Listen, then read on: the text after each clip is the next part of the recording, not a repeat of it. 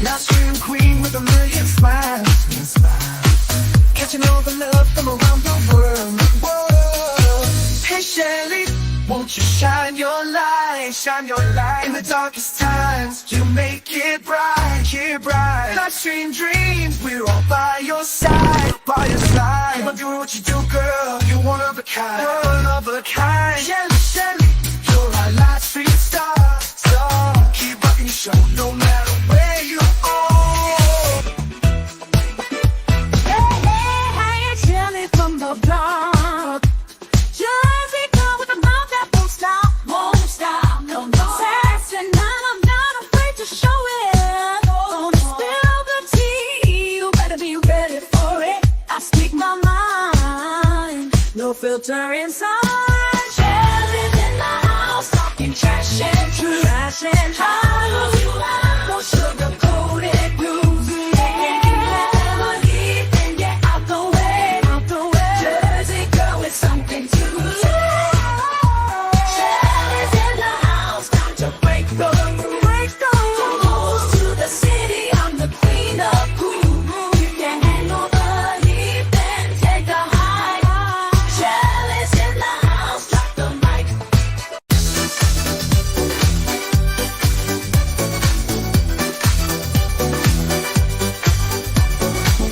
Hey, Shelly in the house tonight.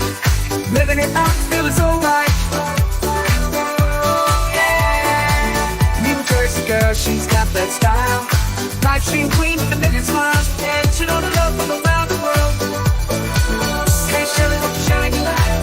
It's time to make it right. Life stream queens with a wayside. You're one of a kind. Shelly, Shelly, you're a life stream star. Keep rocking the show no matter where you are. Yeah.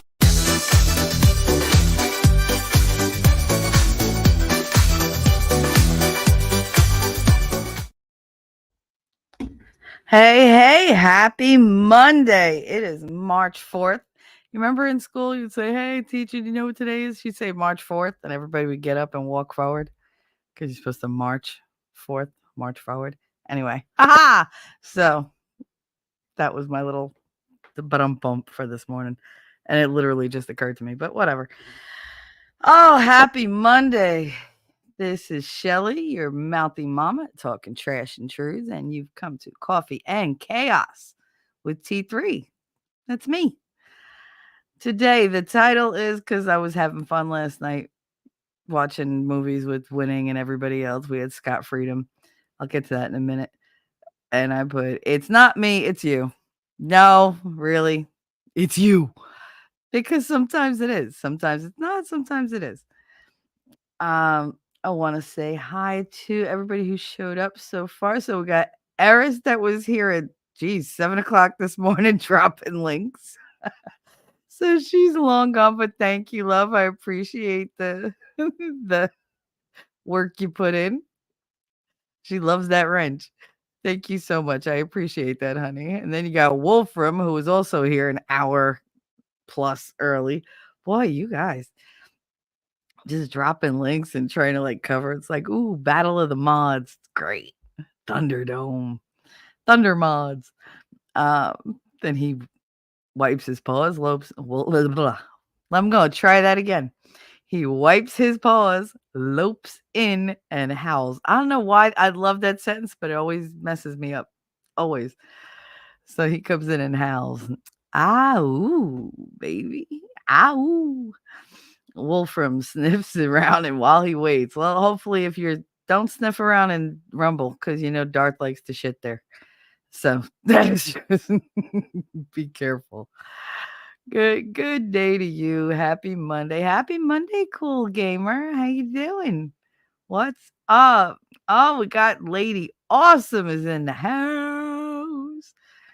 I thought about you a lot this weekend, Lady Autumn. Not anything like in particular. You just kept floating in and out of my brain. And on Friday afternoon, especially, I mean, we were watching like I logged off here with Winning, and we watched the Fannie Willis closing statements on lead attorneys. We had a great time. We were hysterical through most of it. And one of the reasons why I didn't go and do it online with you guys is because I have a lot to say when it comes to that case, and not all of it is, nice. And so it was just better if he was the only one hearing my vitriol because it was, oh my God. I was like, what? I'm like, oh my God. I was cheering on certain lawyers. I was bashing others. I was using all my not nice words. So it was better to just do that privately so I could control myself. I didn't have to control myself because I didn't think I was going to be able to, and I wasn't. So, but we had a really good time. Um, it's funny. Last week we spent most of our week together watching like different things from this trial, and we really had such a good time because just oh my God, the shit that they say, and then you got lead attorney who, guys, if you don't know who the lead attorney is, where you been? Like, he has the best smile on the internet. He is a real individual. He don't care, like he says this thing when he's selling his course because he does this, educational course on how to be a YouTuber and how to make money at it and how to be really good at it. And it's very, low priced, and it's compared to other stuff that's out there, it's very low priced. And he says, "For this amount of money, I put the whole thing in your mouth." I'm like, "Oh my goodness." The first time he said it, I was like, "Oh," because I didn't expect it, and then it was now I look forward to it because I think it's hilarious. But, no, we had a really good time. He's so funny. "In South, we have manners. We have manners, y'all." And he's like, "You know that lawyer was like, 'Boy!'" Like, I love when he says stuff like that. Oh, I woke up coughing today, bro. It's so bad. But anyway, we were doing that all afternoon, and I kept thinking about Lady Awesome. And I not like I said, nothing in particular. It's just you just kept like racing across my brain. And I was like, you know what? And I was thinking about Wolfram after that because one thought, of course, leads to like 900 others. And I was like, oh, he wants me to get that clip with the boobies, like, because he wants the booby, like clip on here for super chats and stuff like that.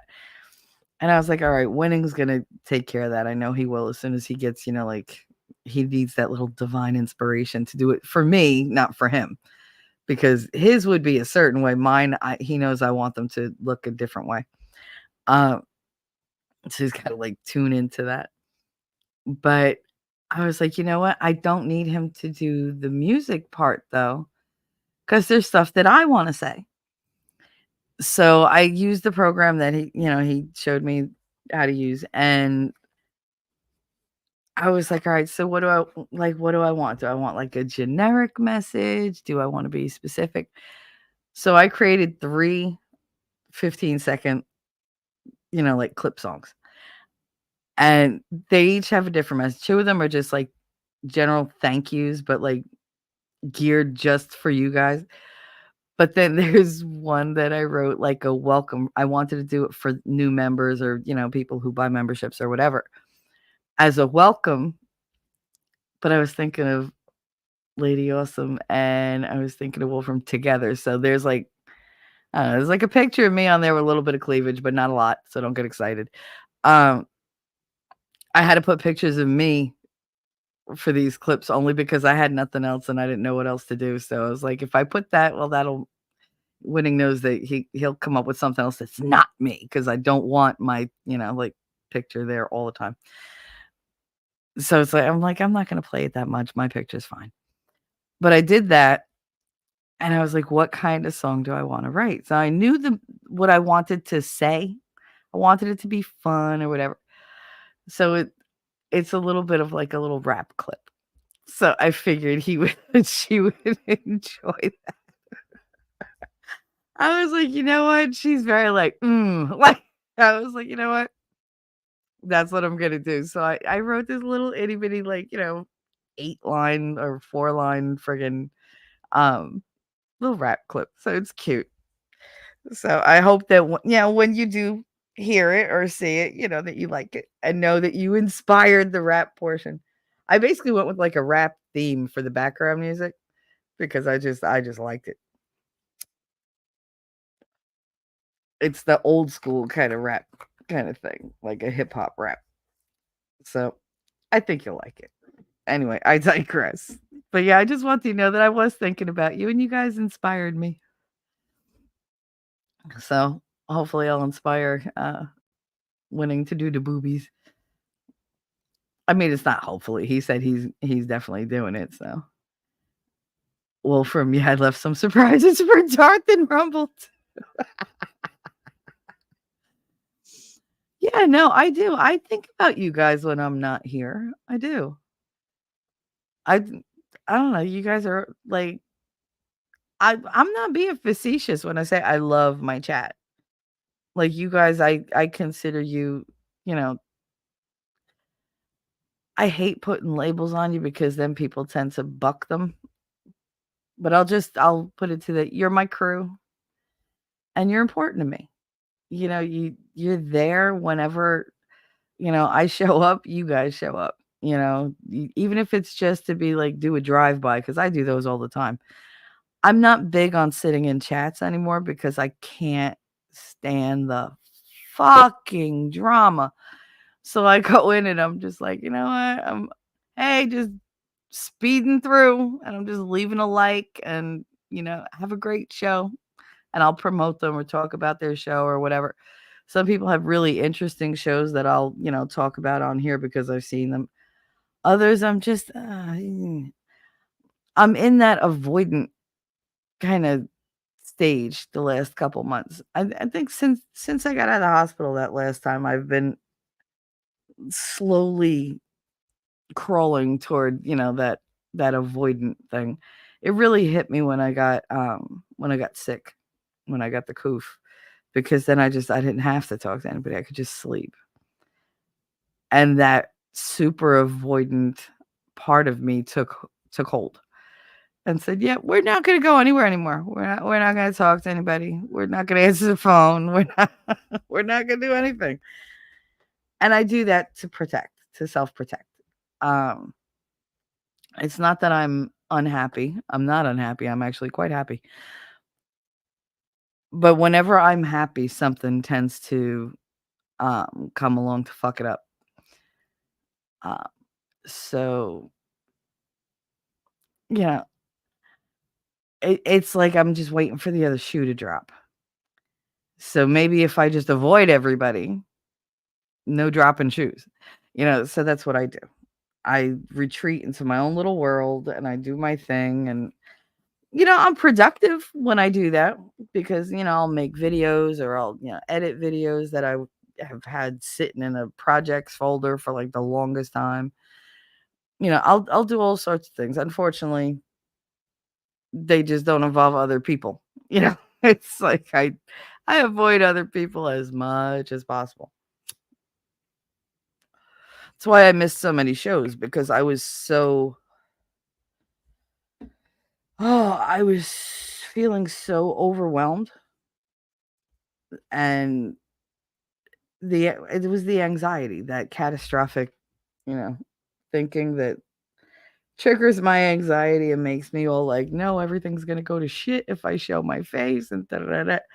Because I think that I'm the jinx. When you grow up thinking everything you do is wrong and the best thing you could do is just shut up and stay out of the way, you shut up and you stay out of the way. I didn't feel good. I didn't want to be a burden to anybody. And the thing is, like, there's a lot of things. You guys know I'm hyper vigilant, which means I observe everything. And my brain automatically looks for patterns. When you look for something hard enough, you're going to find it, whether it's real or not. It's real to me. Does it really exist? I don't know. But it's my perception that it's real. And I see a pattern out in these YouTubes where people are very disingenuous and they're very competitive, which I'm a very competitive person. So this kind of boggles my mind because I'm not out here to beat anybody else and leave them out. Like, I'm not here to say, "Oh, well, I don't want them near me because they could whatever, they're gonna make me look a certain way or they're not, like, the right fit." That's fine. If you don't want to, like, work with somebody, don't work with them, but that doesn't mean you can't be nice to them, be friendly with them. Like, it's weird because when I become friends with somebody and I show I care,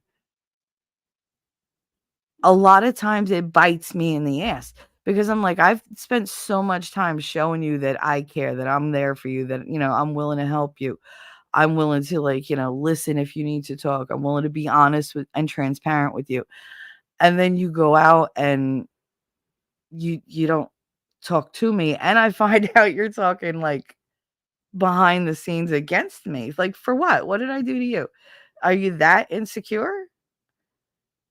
It's a whole thing. So I'm not out here trying to, like, put anybody down. I'm not competing. I'm literally staying in my lane by myself, and people still want to start fucking bullshit. And it's like, you know what?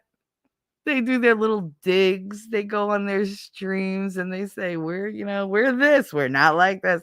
Like, you call me the emotion channel, call me the trauma channel. You could, say whatever you want. I literally am stopping giving a fuck about you. Like, I am literally, like, withdrawing my attention, my friendship, my care. Like, when you cross that line with me, I give a fuck. I do. And then I don't. Because once I close the door, I'm done with you. I'll ignore you like you're dead. That's what you become irrelevant to me. I'm not gonna fuck with you ever, but you no longer matter. Your opinion no longer matters. Your involvement no longer matters. Reaching out no longer matters. And I'm at that place with a lot of people. So I've just been staying by myself. It's just me and winning, like, as usual. And it's good. It's fine. But it doesn't make it hurt less. And that's the whole point of this stream today, like, for me, because I see other people out there getting involved in stuff. And I see people, like, in my 3D life getting involved in stuff, and they feel like they're sucked into the problem, and I'm sitting there looking at them going, "No, like, you ever think some of this is you?" Now, my friends don't like to take accountability. They're like, "No. Oh my god, why would you say that to me?" Because it's true. Like, girl, if you keep having the same fucking problem over and over and over with different people, what is the least common denominator? Bitch, it's you. It's you. You have to shoulder some of this burden, some of the accountability yourself. You are partially responsible for what you do, like what you wind up in. You do the same thing. Oh, but I did this different. Yeah, but then, like, you tried to, like, balance over here, but then you overdid it over here as usual. And now it's like this weird friggin' thing. And now you feel bad and whatever. And we got to go through this whole grief process all over again. Eventually it gets to the point where you're just like, can you just stop doing that? Just stop. Like, take a look at yourself, go get a mirror, talk to yourself, and tell yourself, this is the shit I might be doing wrong.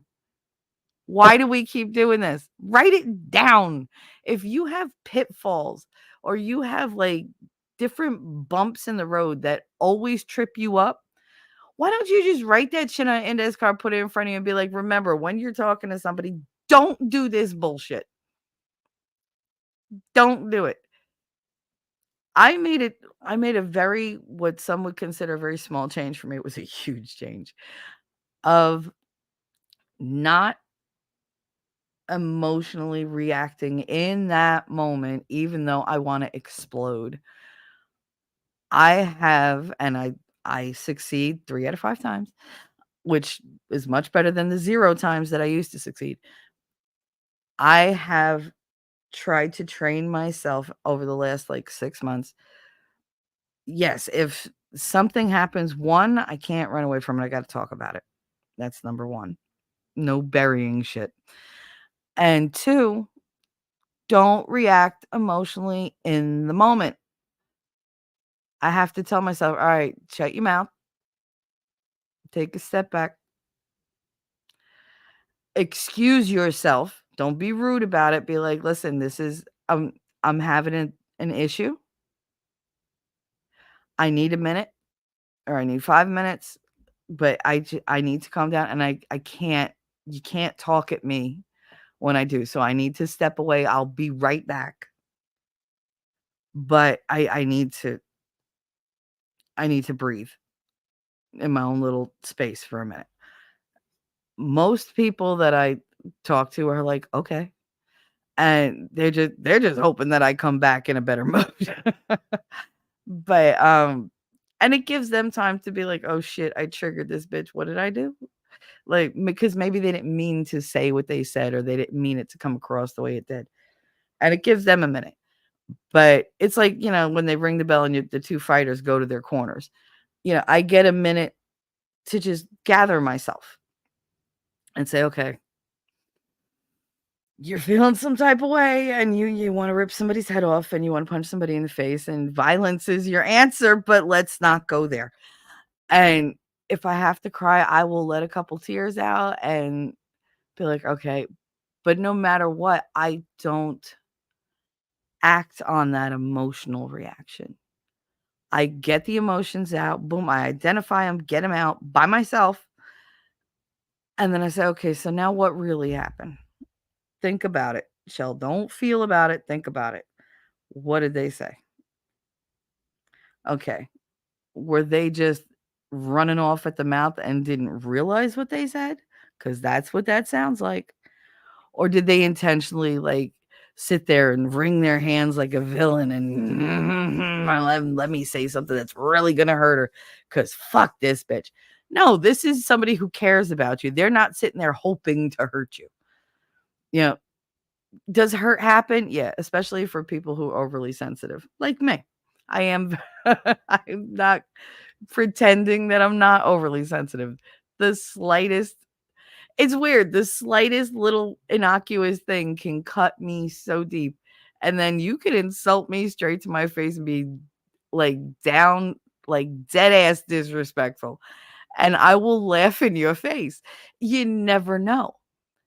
And that's why sometimes we have to be more careful with people. I tend to be there was this line in Roseanne's show that my mother always loves to say, it's just perfect for me.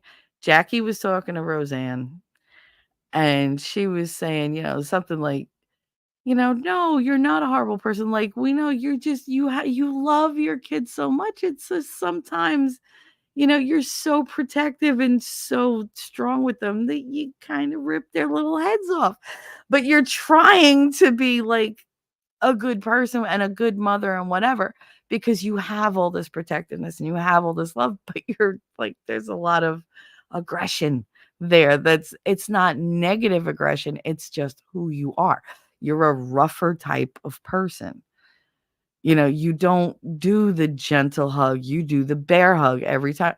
I honestly, it doesn't matter who you are, how big you are, it does not matter. When I hug you, I will almost always attempt to lift you off your feet. I mean, let me tell you something. At work, there was a psychologist that worked at the first school I worked in, and she helped me, get Connor into like a whole program to help him with his issues, his behavioral issues. She got me the teacher I wanted, everything. And she's this little thing, but she's a thicker kind of girl. And her husband could never carry her. And the thing is, she didn't say that. She never said that. I didn't know that before I hugged her the first time. I used to call her my angel. And I saw her after, like, not seeing her for, like, a month, but I had been talking to her, and it was a really stressful month, and she was super helpful. And she really just she just alleviated so many of my worries. And I was so happy to see her that she came over. She was like, "Jelly," and she went to hug me, and I reached down and I hugged her, but I picked her up and I swung her around, and she screamed so loud, like this, not like scared, but she was so excited and happy. And I put her down, and she was just like beaming. Her eyes were twinkling. She was a little misty. And I was like, "What is wrong with you?" I was like, "I'm sorry." I was like, "Did I hurt you?" And she's like, "Oh my God." She was like, "Nobody picks me up when they hug me ever." And I was like, "What?" She's like, "My husband always says he can't pick me up because he's not strong enough to pick me up." I'm like, first of all, you ain't that thick, bitch." I was like, "Second of all, your husband, when I meet him, Imma punch him in the face because that's really fucking rude." I was like, "And third of all, you're light as a feather." And she was like, "Stop." And I reached down and picked her up again just to prove to her, bitch, I mean, if they can't pick you up, it's because they're not putting the effort in. Make him put the effort in. God damn it. And she never forgot that. And every time I saw her after that, she would just be expectant. And I'd laugh and I'd pick her up and I'd twirl her around. Or I'd pick her up and like, like kind of toss her in the air just a little bit, like a couple inches. But to her, it felt like feet. And I mean, it made her day every single time. You could see her walk away with this confidence. And it was like, what a little thing to do for somebody. But apparently nobody had ever bothered. Like nobody ever looked to fulfill that need for her. And I did that. And I was happy to do that. That was now my responsibility. I don't really remember how we got there, but um to the subject of my angel, but it made a huge difference. I am that person. I will throw myself in whole hog, like the whole thing, the whole kit and caboodle. Like I give it my all. I do.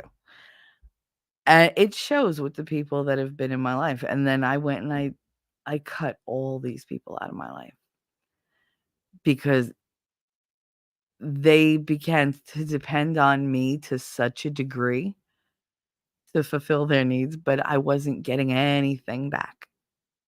I'm not talking about days or weeks or months. I'm talking about years of just me giving, giving, giving, and not having that self-worth that said, "Why am I the one putting everything out all the time for all these people?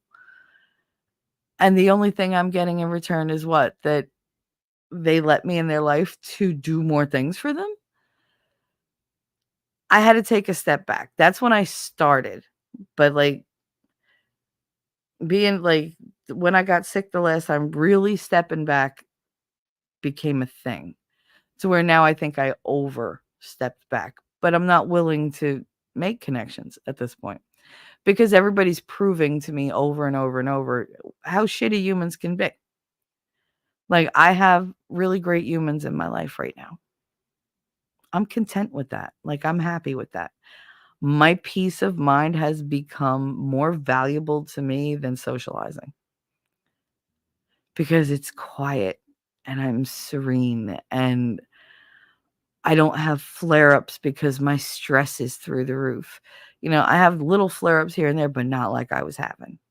I'm not getting open wounds because my body is so stressed from dealing with the mental anguish that it can't deal with the physical anguish. You know, you only have so much energy to give. So you have to prioritize. There are people who don't know how to regulate themselves, whether their emotions, their speech, their thought processes, whatever. And again, I'm still learning like a lot, but I've gotten better. You might not see it, but I know I've gotten better. Um, but there are people who can't regulate themselves. They can't or they won't utilize self-control. So they have to put everything out. They have to, and it's a constant thing, and they're not aware of the situations that they're creating.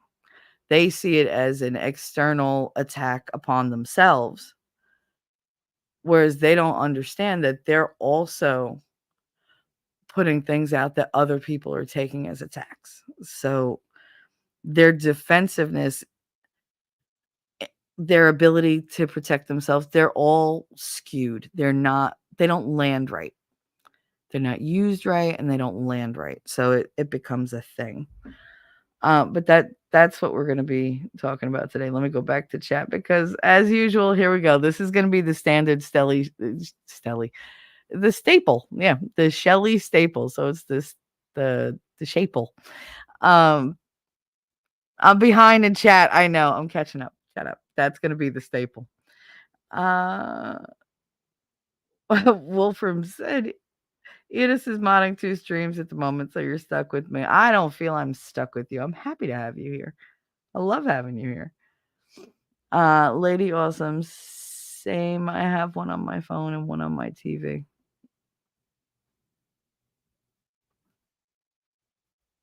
I don't know what that was in reference to. That's okay. Listen, I got like 7.5 hours of sleep, and if I could sleep another 7.5, I would. I woke up in a good mood, but like a little teetity. Perks his ears up. Boobies. Yes, Winning will be working on the boobies thing. Don't worry. I asked for natural. So 3:57. Oh my goodness. Happy Monday, honey. Haven't seen you in a minute. Hope you're doing well. I know last time you had some issues, so I have been thinking about you as well. I just never see you. Welcome to my world, Shelly. Shoe's been lost. Aw, honey. I know. Well, from you are not a burden to the Shelly. Stop it. Oh, you said it the Jersey way. Stop. Stop. I have no idea who or what you're talking about. My give a damn is busted. Yep. Shelly, we stay 0. Aw, it's not me. Well, I mean, that's the whole thing. That's the whole point of this. Like, people are so used to saying it's you. It's not always you. Sometimes it's me, sometimes it's you, but everybody's accountable for part of it. Nothing happens in a vacuum. Like I love when people are like, I had nothing to do. Bitch, you had something to do with it if they brought you into it. Something somewhere triggered something that brought your ass into it, and now you there. Like, that's just where you are. So, I mean, don't say you had nothing to do. Maybe you didn't want to have anything to do with it, but now you're in it. And that's what I hate. That's one of the reasons why I don't talk to anybody, because I'm just like, you know what? Yeah, no, la la la la la la la la la la, because I don't want to know.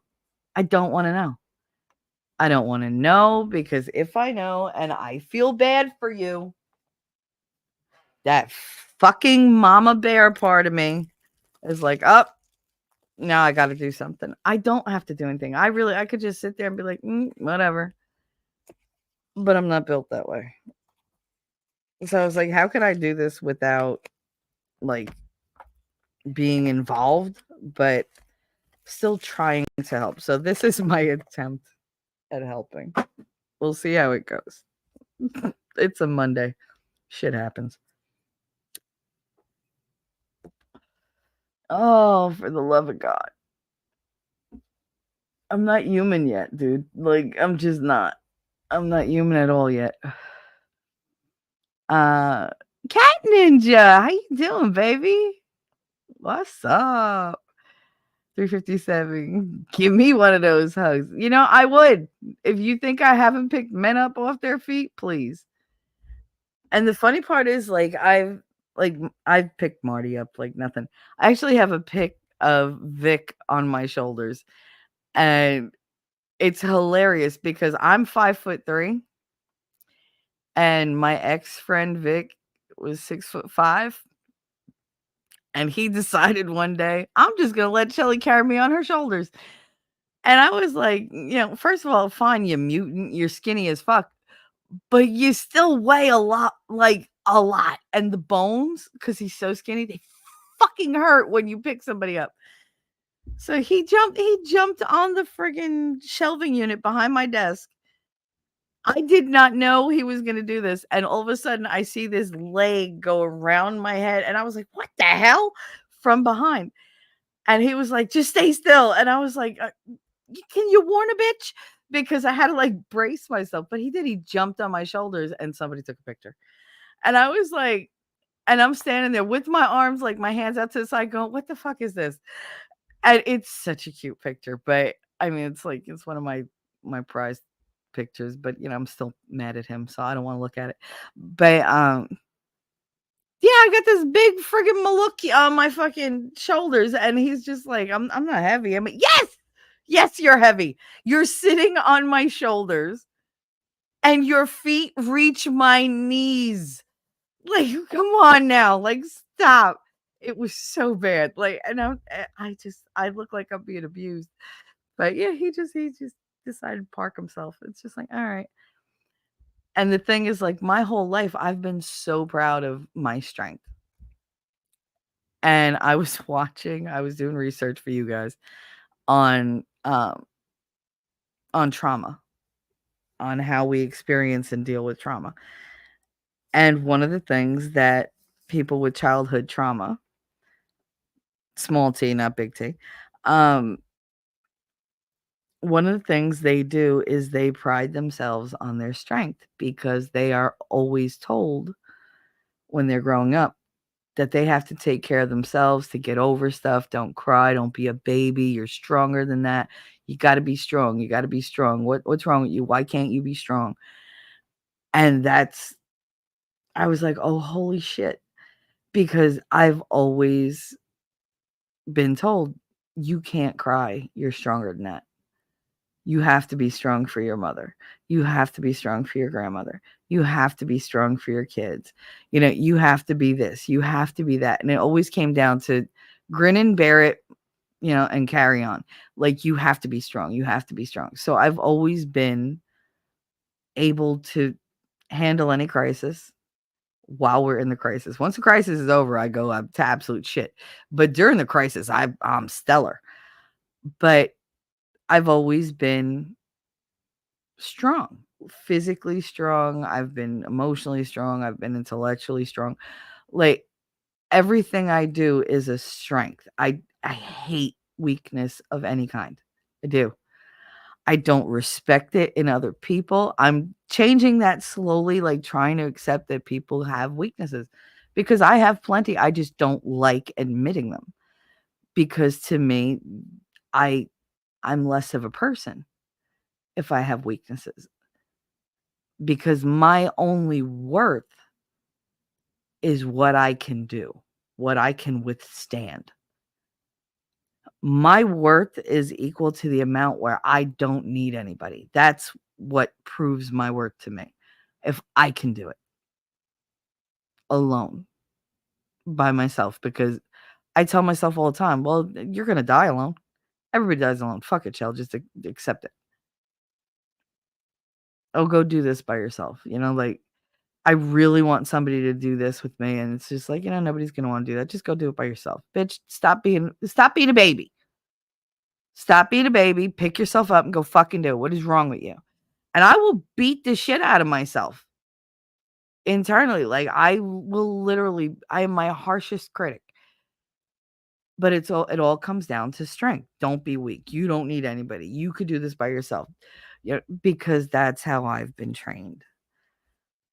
I have to take care of myself so I'm not a burden to anybody. And my only worth is in what I bring to the table, what I can do. So I have to be smarter. I have to be more engaging. I have to be full of good advice. I have to be a good listener. I have to be a good friend, a good mom, you know, a good girl. I have to be a good woman. I have to do all these different things at the highest standard by myself. And I'm not allowed to falter because the minute I falter, I'm worth nothing. There's not a slow, gradual decline. It's all or nothing. I'm either the best there is and everything to you, or I'm absolute garbage.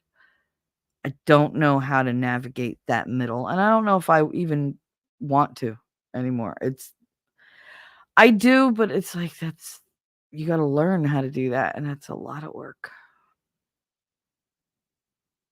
And I know in my head if I had to put that work in to help somebody else, I would do it without even thinking about it. But for me, it's a very selfish use of my time. I could be doing something for somebody else.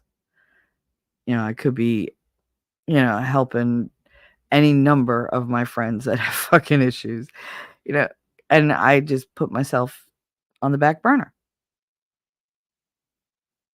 That's how it goes. But yeah, no, 357, I would definitely give you one of those hugs. I would probably toss you in the air, you bastard. Like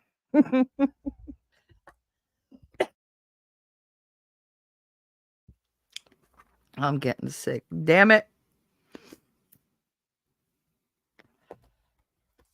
I know I am because I'm getting all stuffy headed. I woke up this morning sounding like a combination of my mother and Fran Drescher. Oh God. I was like, dear God, no, where's my lung cleanse? Where's my lung cleanse? Human looks down and says, oh, well, from you're at least part human. ZD, what's in? Popping in to say hi and good M. It's a geriatric Monday. Aw, I kid because I love the old people in my life. Hope you all have a great day. Toodaloo, Shelly. Ciao, Bella. Ciao, Bella. Have a good day. Buona fortuna. And got Cat Ninja. Wolfkinder, what's up? How you doing? My girl. I got all the wolves up in the house. Pretty soon I'll have the Jacobs in the house, I hope. Oh, I got a rabbit. I caught a rabbit. Stop to hit the light, going to another appointment. Good luck, rabbit. Love you, girl. Thanks for coming by. See, she hops in, she hops out. Quick little bunny. I'm glad you're good, Cat. I'm glad you're good. I want everybody to be good. Just catching up. It's me. I know. It's always me. Mm, it, it's me. Yeah, I know. It's always me. I take the blame all the time, but there's a lot of blame to go around. There is. I know I've been all over this morning for the last 45 minutes, but it's just my brain is going in too many different directions, trying to cover all the bases. And I made the mistake of watching an hour of trauma response videos before before I started this stream. And there were so many things that I was like, "Oh my god. Oh my god. Oh my," because every day I'm learning something. I'm always learning something. And this one guy, he's doing this 20 episode series that I just watched the first one, to see if I'd like it. And I was like, "Yep, I'm in." But he was talking about different trauma responses and, different kinds of trauma, like little trauma, big trauma, like small T, big T. And he was talking about neglect. And then he went down his list of things that people with CPTSD do. And he said, just mentally, check off which ones apply to you. You're going to be surprised. And I was like, why am I going to be surprised? Like, I'm only going to have one or two. Yeah, no, I was one that I didn't have. And he listed 20 things. And I was just like, are you shitting me? I was like, yeah, I do that. Yeah, I do that. Fuck, yeah, I do that. I do that. Yeah, yeah. All right, I get the fucking hint. I was just getting more and more aggravated as I went through the thing, because it was just why didn't anybody, any of the therapists, any of the, shrinks, why did none of them ever say any of this? They never validated any of the things. Ever. They never addressed any of them. They never explained to me what behaviors I had because of whatever. They never even said this is a bad behavior, this is a negative behavior. That none of them. They never addressed any of them. It was just I got to talk and they here's your script. That ain't fair. That's not treatment. That's not therapy. That's you medicating me till I'm stupid. And that's what they did. That's what they did. I mean, look at the GABA script that they gave me. All right, we're going to give you 1 pill twice a day. Okay. Now we're going to triple the dosage and see what happens. What happened to doubling? Like, we just skipped ahead. Yeah, because we want you to be a fucking zombie and sit there and just drool into your lap every 15 fucking minutes. So suffice to say, I'm not on GABA anymore. But I'm not on any of them anymore. So I mean, that's it's a fantastic thing. I take a lot of freaking vitamins, I'll tell you that. But if you go back and listen to my shows from like September or August or July or especially June and May and all those, like I sound disconnected. I have plenty of emotion, but I have no passion. I was completely checked out. And I was just mimicking the behaviors of everybody around me because I didn't know how to be me anymore because I didn't feel like me. I had tons of brain fog. I would forget how to speak. You guys, most of you were here when I broke down when I couldn't type because I couldn't remember how. Because I kept telling my brain, hit the letters, but I couldn't name the letters. That was terrifying for me. For me, especially when my brain is like the one thing they could never take from me. My intelligence, my abilities. They couldn't take that. They couldn't beat it out of me. They couldn't, shame it out of me. None of it. That was mine. I earned it. I worked for every bit of knowledge I ever had. And then I get bit by a goddamn tick that I don't even know about, and all of a sudden my brain turns on me. Yeah, no, that was bad. And then they're giving me medicines that they're like, "Yeah, don't worry, you're not gonna feel the whatever." I didn't feel anything, including my thought process. Like, I had nothing. So they robbed me of the one thing that I was most proud of, that I cherished the most about myself. And to get off those pills it changed so much in my life. I was able to face traumas that I didn't have the knowledge to face before. I had tools at my disposal. I had strength of character rather than strength of, like stubbornness, which was what I had before. I believed in my ability to face them and overcome them. The fear of the fear was worse than the thing itself. The fear of the pain that it would cause. I was afraid to face those traumas. I was afraid of how bad it was gonna hurt. And I gave them more power than they deserved, and it grew over time. So when I was able to face them, it was a huge thing for me because I wasn't really facing that trauma. I was facing the fear of that trauma that I had. And I mean, who said, was it Kennedy that said, "We've nothing to fear but fear itself"? And it's true that nothing happened when I faced them. Nothing bad happened when I faced those traumas. When I talked about them, I cried, I broke down. Okay, that was draining. And you know what else drained away? The power they had over me. I'm not afraid of, I guess, thinking about or talking about the things that happen. Do they still hurt? Yeah, a little. They're always gonna hurt a little bit. For some people, that pain might be enormous, but compared to what I felt before, it's nothing. It's not even noteworthy. It's like a mosquito bite. It's just annoying because it's just there.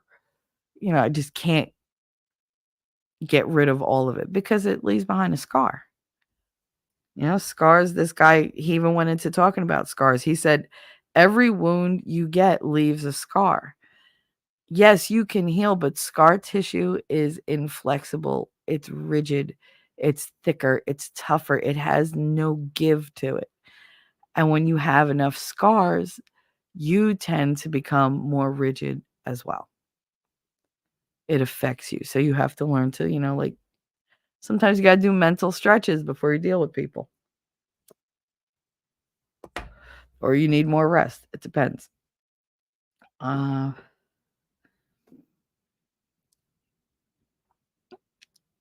Lady also said hi to everybody that just came in. I missed. I'm multitasking. Girl, you busy. It's all right. You could be busy.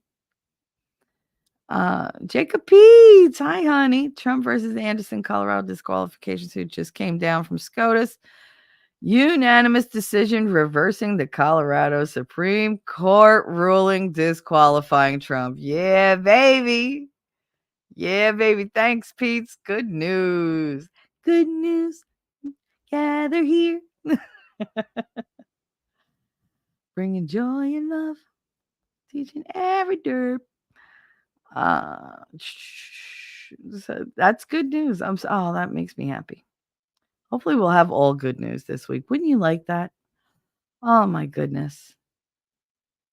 I would love nothing but good news for a while.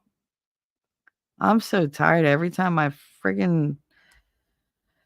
look at the computer, I look at my phone, it's always this person, that person, this open fire here, these many people died, this many bombings, and da-da-da-da, and these people are starving. And it's just, oh my God, can we get some good news? Can we win a little? I'm not talking about individual, like I'm winning every day, but funny. But I'm just talking about like as a people, like just globally even, can we get a big win? Just one to get us through the next bunch of bullshit. Because the level of desperation, you could smell the desperation lately. It used to be you could smell the anger. Now you smell the fear. Like those are the vibes I get off the planet. And it's ooh. The anger when everybody was mad and yelling and everything else. I retreated because I didn't have it in me to fight. But the stench of fear, that whole energy that I can just it does something very, very strange to me. It makes me go into battle mode.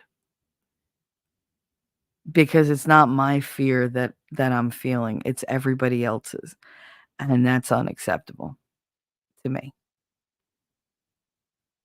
So I kind of want to fight a lot. I'm very protective. It doesn't matter if I know you or not. That's just if something bad is going to happen and I'm there, I'm going to put myself between that bad thing and you. Whether I know you or not. It's a dumb fucking instinct that I have, but I've done it my whole life. And that's what this feels like. This feels like almost like everybody's that scared little kid going, but how did this happen? But what's going on? I don't understand. Why is everything like not the way it should be? Why is everything so difficult? And why does it keep getting worse? And these people I'm watching people that are normally just pretty balanced and chill just spiral down into these weird places. And it's because they're afraid. They're running scared and they're trying to like adapt, but I think they're overcompensating and overdoing it. And it's chaos to me. Like this is coffee and chaos, but you're supposed to be dealing with the simple chaos that's in my head. That was what this is about, this whole show, but not the show, but like the premise, like the idea of me creating coffee and chaos was to deal with the chaos in my head. And it's turned into being about so much more than that. It's about everybody else's chaos as well. It's about all the emotions that are going high and low and people who can't deal. And, sometimes there are people who have so much on their plate, and I do this all the time, that dealing with my shit makes them feel better because they can give an opinion. They don't have to deal with it if it's going on in their life. They could project it onto me and go, well, you know what? This is what you should do. And then they start thinking about, well, I told her to do this, or da da da da, or we talked about this, she talked about this. And that it plants the seed. That's all it does. That's all this was ever meant to do. This is not, I have no professional advice to give. All I have is motherly advice. That's basically what I do. I mother the world. Mother, smother, whatever. It's, you say potato, I say patata. But, and I don't say patata. I actually do say potato, no patata. That's not my accent. But what I'm saying is, like, I feel a lot of fear coming off the world now, whereas before it was crushing anger. I'm not entirely sure which one is better for me, but I think the anger was actually better for the world because, well, I mean, they had a lot more fight to them, but I think the fear that they're feeling is that they're starting to see all the things that their anger masked before. So I'm going to reverse my opinion. Maybe the fear is better because maybe the fear will motivate them to change and to demand changes from others. Maybe they'll stop being so angry over petty bullshit and start worrying about, like, the big stuff. This all comes down to, this is why I have this channel. And I really, it bothers me when people belittle it. When they're like, oh, nobody wants to be, like I don't want to use the words that they use, but, like, they're basically saying, like, this is like the depression channel. This is like, oh, this is all about the trauma and talking about the bad stuff and whatever. And I find that really offensive, really fucking offensive. Like, you don't need to promote your shit by putting down what I do. It's not an either or. People can enjoy both. And it really pisses me off because, I mean, it comes out of the mouths of people who I think are friends, and then I find out they're not. And it's like, you know what? This is why I don't fuck with people. Because everybody's, like, so two-faced. It's like, I'm being nice. I'm putting your shit out. I'm whatever. And you're going to slam me for, all right, well, whatever. It is what it is. But I just think it's better if I just stay doing what I'm doing. I come here, I talk, I go on Winnings, I talk, and I just stay out of everybody else's periphery. Because if you're not going to be genuine and be a friend to me, don't expect my fucking friendship.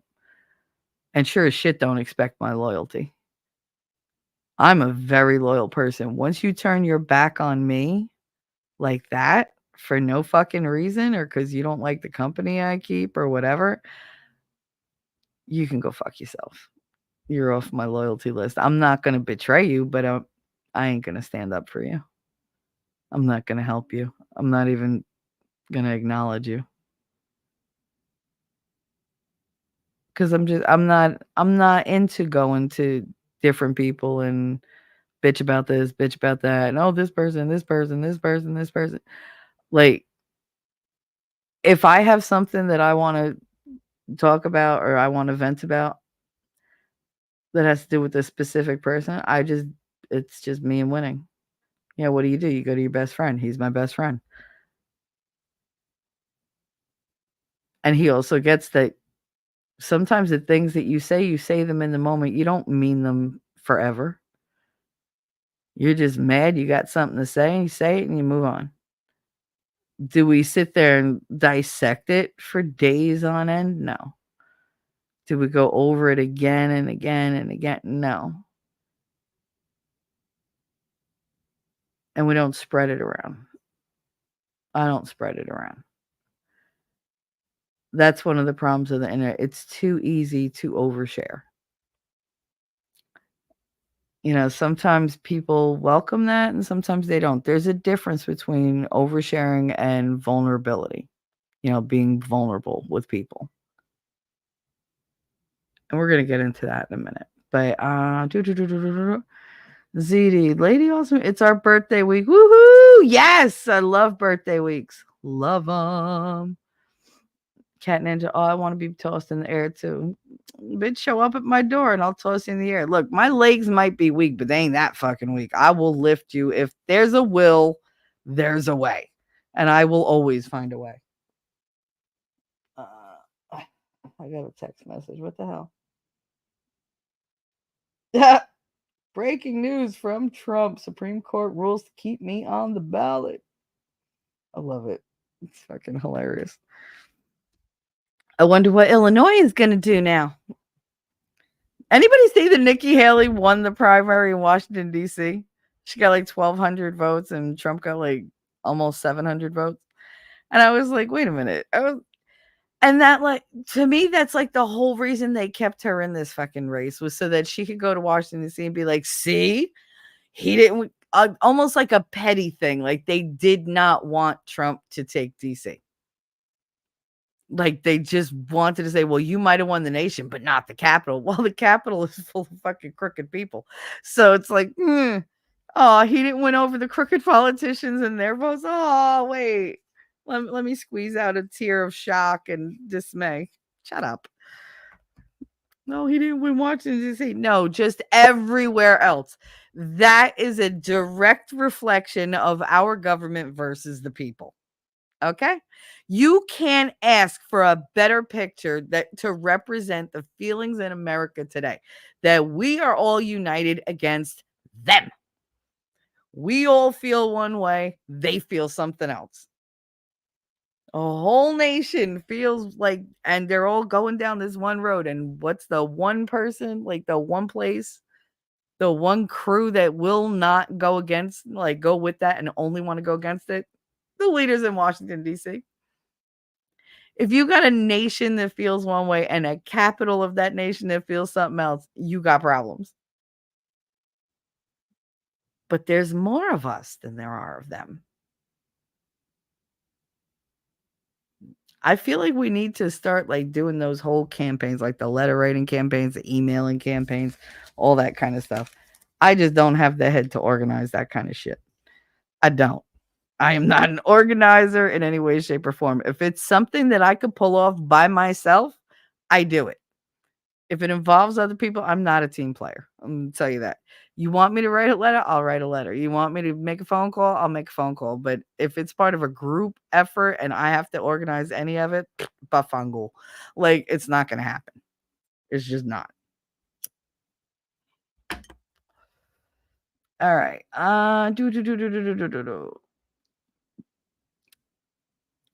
Lady Austin say, hell yeah, happy birthday week, fellow Pisces. You know what? Because she's just so damn awesome. Let's play her thing. She likes this one. I deserve good things. I am entitled to my share of happiness. I refuse to beat myself up. I am an attractive person. I am fun to be with. Because I'm good enough, I'm smart enough, and doggone it, people like me. But because it's your birthday week,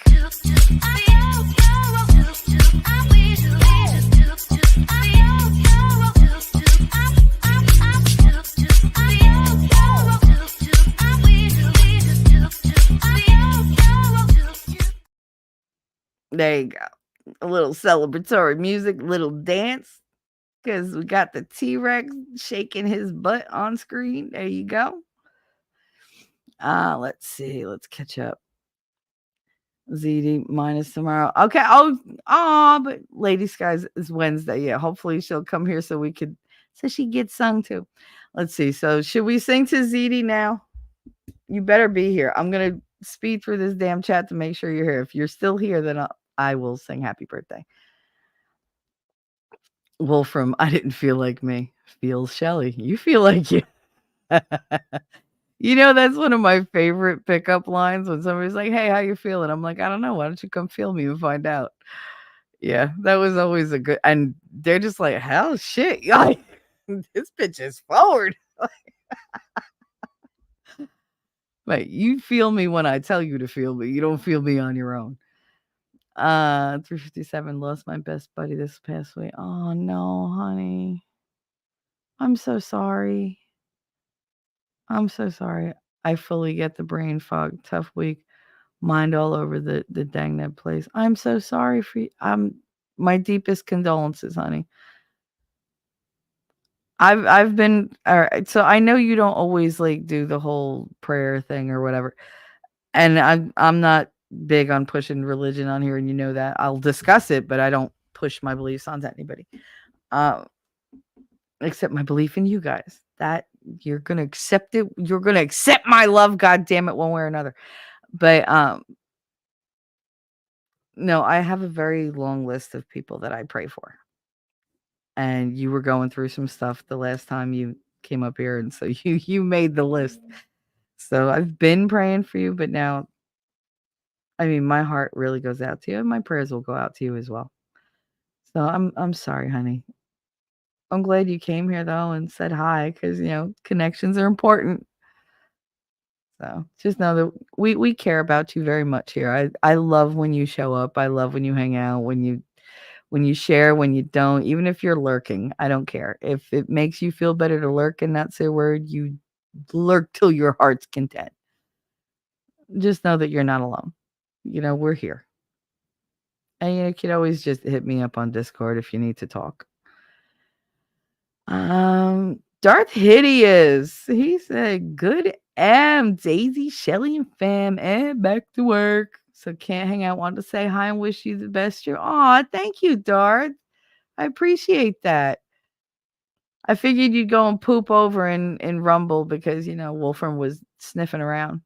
He likes to sniff around once in a while. So I figured you'd leave him a present. But I did think of you when I started the stream this morning. Hope you had a good weekend, honey. Have a good day at work, dear. Have a good day.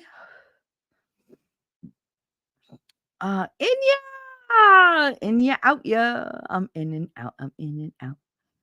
She's another one that likes to inspire me to freaking listen to music I normally wouldn't. So she'll post stuff. I'm like, oh shit. Oh shit.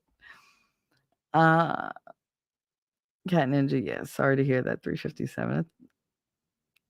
You're a good dude, man.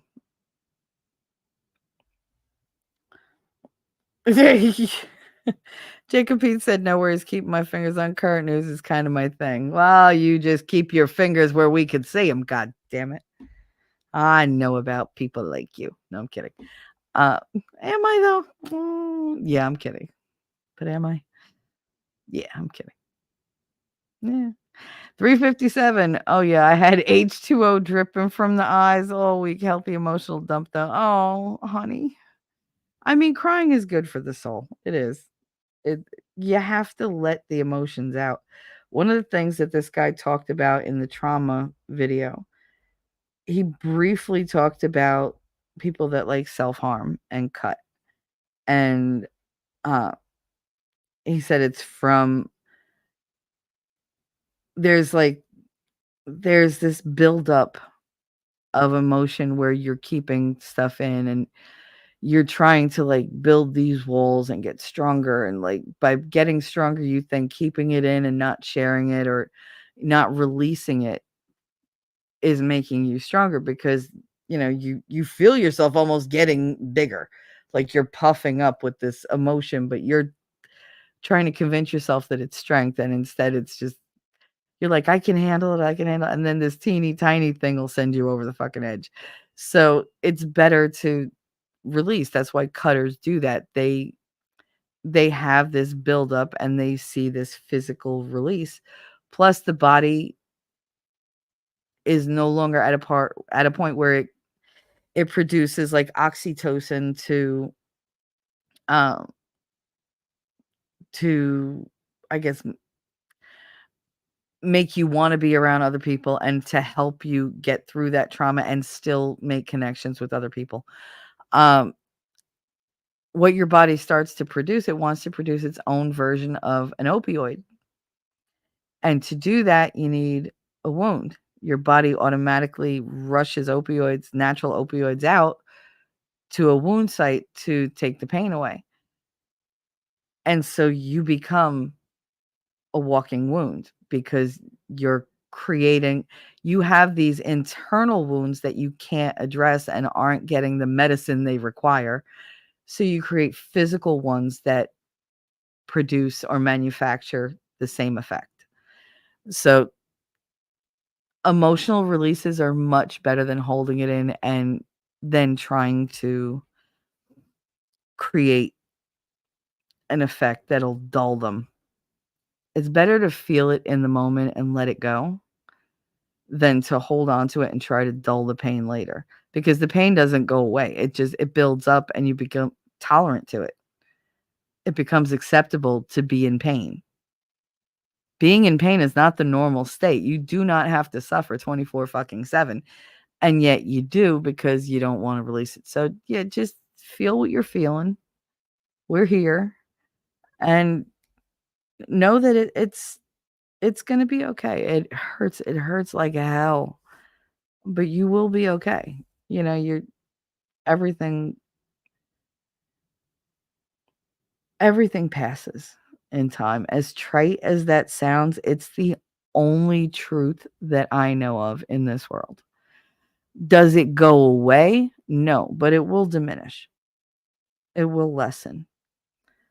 I mean, I still cry over losing my stepfather. And that was what, 37 years ago? 4 times longer than I knew him. It didn't matter. Like, he meant that much and it still hurts. It doesn't hurt like it did.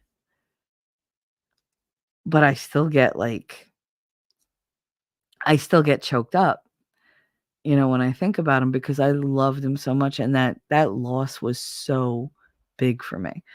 And I didn't deal with it in that moment. So I am so proud of you for being emotional about it, dealing with it.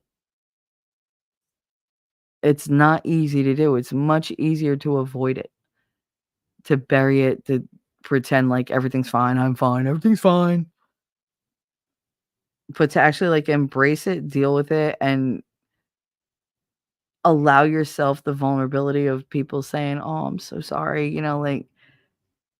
I hope you're okay. It's going to get better. Let people be trite. Let them give you their platitudes.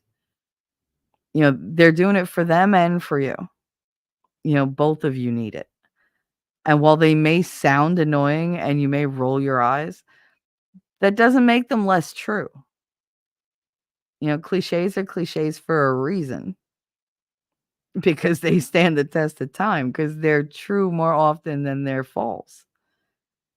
So there's a reason why people say the same things over and over, because we hope they're going to help, because we know nothing is going to take that pain away from you that we can say. But what we could do is say something to show you that we care. As much as you might not think that somebody does, they do. They care.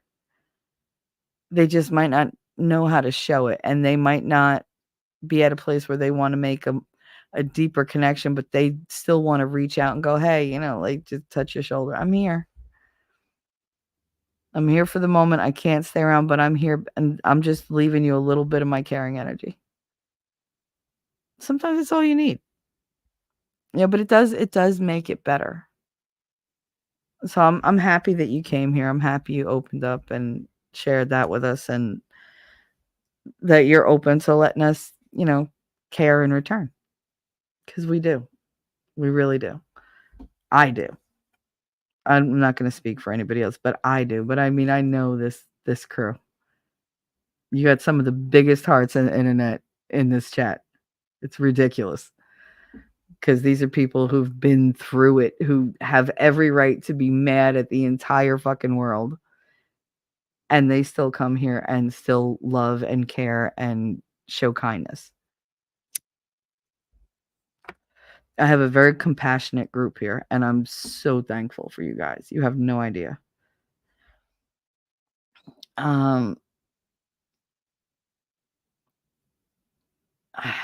Actually, you know what? I'm not going to wait for the super chat for that, because I did do this thank you. And it's not a good picture of me, but I really don't care. Here you go. You sticking by me through high and low. You the whole damn reason I even do a show. I'ma take a quick breath to sweetly say I love and appreciate y'all each and every day. You keep me grounded even when my sanity is thinning. It's cause of you lovies, I'ma always be winning. See, I wrote that for you guys. I hope you enjoyed it. So I do. I love you guys. I really do. I appreciate you more than you know. And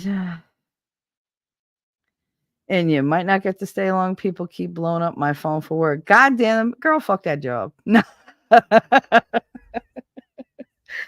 I tell you, Monique did that in a comedy sketch once. She was like, we'd be like, girl, fuck that job. Girl, fuck them kids. Fuck that husband. Like, they're just like, fuck that, fuck that, fuck that. I want to be like that some days. Be like, fuck it all. I don't care. But yeah, no. That just made me, I amuse myself. It's fine. And humor is, hey, Cat Ninja, I missed Dart's stream the other night. Didn't get a notification. I haven't gotten any of his new notifications. So I never know when he's live. He was live the other night, and I was in the middle of a show with Winning, and it just was like, oh, Darth went live? I was like, I didn't get any notification. I didn't get the 30-minute one. I didn't get the he is live. Nothing. So he has been buried. What should we call it? The wife's birthday was just last week. A lot of Pisces people in here. My birthday's the last day of the month. I'm going to be 50. 50! I am a half a century old. God damn, I'm old. I don't feel old, though. On a good day, I feel like 16, 17. On a bad day, about 12. On a really bad day, I just turn into a 3-year-old, and I just curl up on the couch with my pillow and my blanket and a cat or two, and I'm just like, the world, leave me alone. Just leave me alone. I don't want to be bothered. I just want to watch cartoons and just leave me alone. Actually, I don't even do that. I put on something like Supernatural or whatever. It's like, something with monsters. The other day, I watched nothing but Godzilla movies because I was like, I don't want to think about nothing. I just want to enjoy some stupid entertainment. And I had Godzilla going in one corner, and I was editing videos in the other. And I was like, all right, this is mindless. This is great. It was exactly where I wanted to be in that moment. Mimsy! Good. Not good M. Good M. Good M. I almost said the word. But good M. Happy Monday. Because it's just another manic Monday. I wish it was Sunday. Nah. I already did Sunday. Sunday was a lot of work and then a lot of fun last night. I mean, that's what I didn't talk about. This weekend was really good. Like I said, Friday I spent with Winning, going over the Fannie Willis closing arguments, which were fire. Good God. Oh my God. The old men were so impressive. So impressive. Yeah, the one guy that stood up for his wife. Did anybody else know that Ashley Merchant was married to the old lawyer? I didn't. Hands up. If you didn't know, I didn't know. I was not knowing. I was of the not knowing variety. And then you had Boots get up there, Trump's lawyer. And then you had this really old dude that I was like, oh, here comes Mr. Magoo over here. Like, he looked like some mad scientist. He gets up there and, man, he was just spitting facts. He was like, you did this, threw the paper in his folder, closed the folder, and walked off like a boss. I was like, damn, he did my mic drop. I was like, fuck y'all. And she just walked off like, yep, nailed it. That was the epitome of nailed it. It was great. And then her lawyer gets up there and he started strong. He did. And then this dumb bitch comes down from her office in her red dress. She looked good. She looked good. I was like, oh, look at the stress of finding out that you paid $600,000 for a dick you claim don't work. Look at this stress because you lose so much weight. Look at you. Like she's literally melting before our eyes. It's phenomenal. Either she found stress or she found Ozempic, but either way, bitch lost weight. And I was like, oh, look at her. And she bought a supportive bra. Bravo. Not to be punny, but thank God, because your titties look flat as pancakes.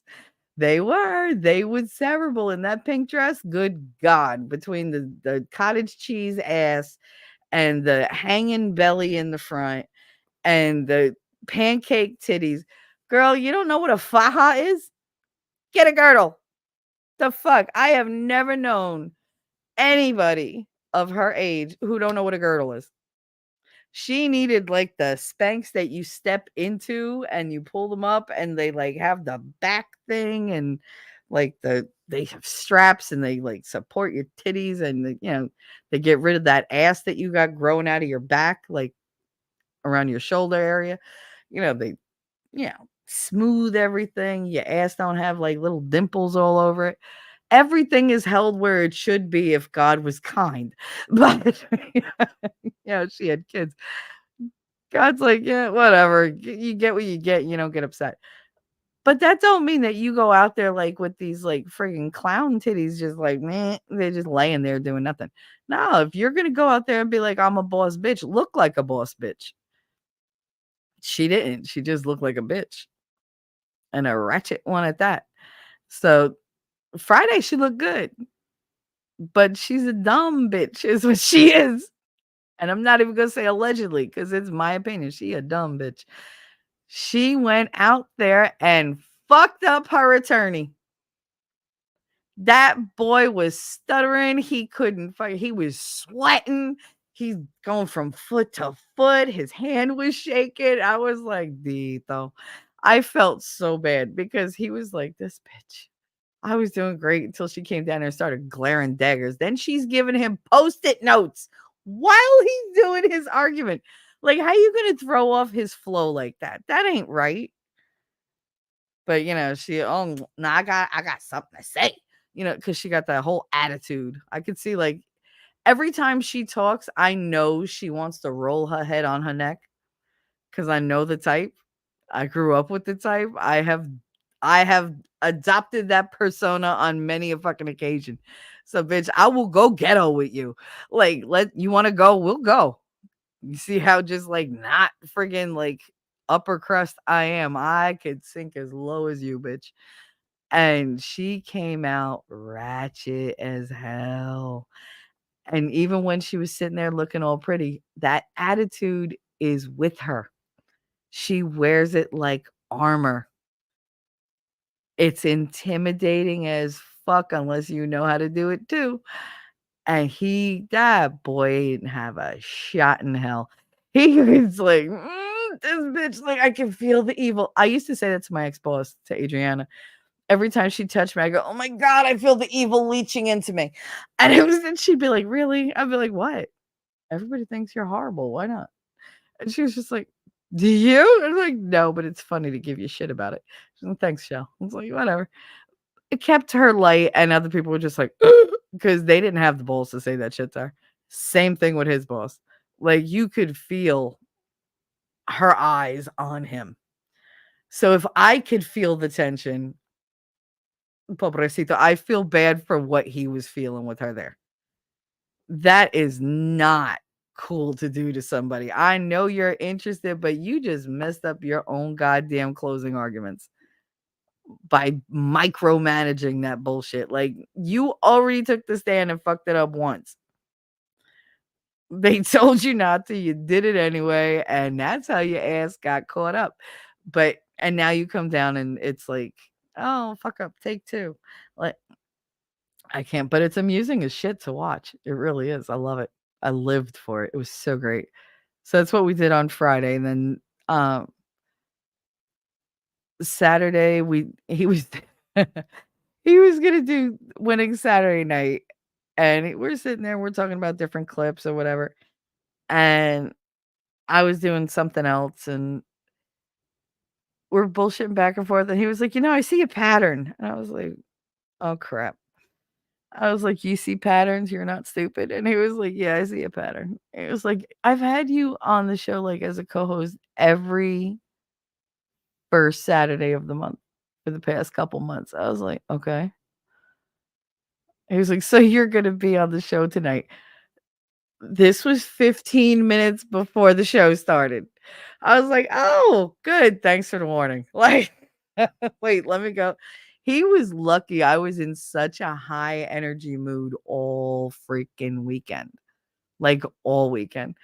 And I don't know why. Sometimes our energies match. Sometimes when he's low energy, I'm super high energy. I just know we can't be low at the same time because ain't nothing getting accomplished.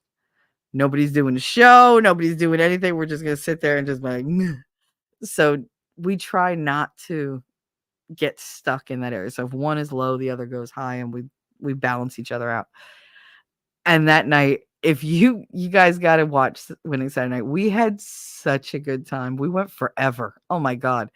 It was like the longest thing, but I laughed through the entire goddamn thing. It was hilarious. He was super spicy. I was super spicy. We were just in a spicy kind of place. And for once, we like the banter that we always have behind stage, like happened on the show. And it was fun. We just had a whole bunch of fun. So I definitely recommend going and checking that out if you're part of the rewatch crew. And then Sunday we did, the old school documentary, even though this one was new. It came out in 2023, but we really wanted to watch it. And it was like a whole Canadian theme. So we had Scott Free Freedom on there. We had a great time with him. We watched Canada is Dying. And then we watched Strange Brew. And then we watched Viva Fry's Permanent Vacation. So we were on to like, I want to say it was like 12:30ish, around there. All I know is we got off there and we were like, okay, how do the numbers look? Do we need to do whatever? Like, I'm all right, here we go. Let me set up for tomorrow. Okay, I'm going to sleep. And I fell the fuck out. I I was so like like the whole freaking night that as soon as he hit end stream, I was like, that was it. I was dead. I was not moving. I was like, I'm going to sleep. I was like, it's okay, right? He was like, yeah. I was like, all right, because it's really fucking early. And I'm just like, but I was like, I gotta go to bed. He was like, go ahead, go to sleep. He was like, you get good sleep. Okay. But it was a great weekend. So I really recommend those two shows. And tonight we have chapter 8, 9, chapter 9. I think it's chapter 9 of Control Oligarchs. I don't remember what it's about. But that'll be good. We always have a good time with that book. And then Tuesday night we will be he'll be covering I say we because he does the show, but I'm always in the chat. He'll be doing Super Tuesday. He'll be covering that. So we'll see how that goes. And then of course Wednesday is Unveiling Reality. I'm sure he's got something set up for that. And Thursday and Friday, I don't know what he's doing, but I'm hoping that he does another daytime stream this week because I think he enjoyed that. And I think you guys enjoyed it too. It gave him a little bit of a wider reach. And it was nice. It was a nice break to the afternoon. It made me stop early. Because I was like, oh, he went live. Oh, I'm gonna stop my show and go join him then. I was like, why not? So that's what I did. But yeah, no, we had a really good weekend. So if anybody wants to throw those links up to Winning's channel and to his Saturday night show or his Sunday night show, that would be much appreciated because we had a really good time. But Saturday night was really funny. We had a really good time for Winning Saturday night. So I highly recommend you watch that one. That was definitely like the most I've laughed in a really long time. Like it wasn't like my 15 minutes of just nonstop giggling. I laughed through the entire goddamn thing. So let's see. Yes, happy birthday to Jacob Pete's wife. Uh, yeah, I love the good news. Love the good news. All right, thank you. 357. We left on good terms. He has an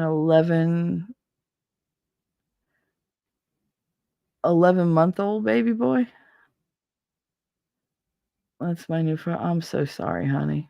It's good though that you're gonna tell him all the stories. That's what they need. That a lot of the kids get forgotten by the best friends. Like the best friend moves on because it's too hurtful or whatever. But I mean, if that's your intention, that's really sweet of you. You got a really good heart, bro. Wolfkinder. Okay, weird news.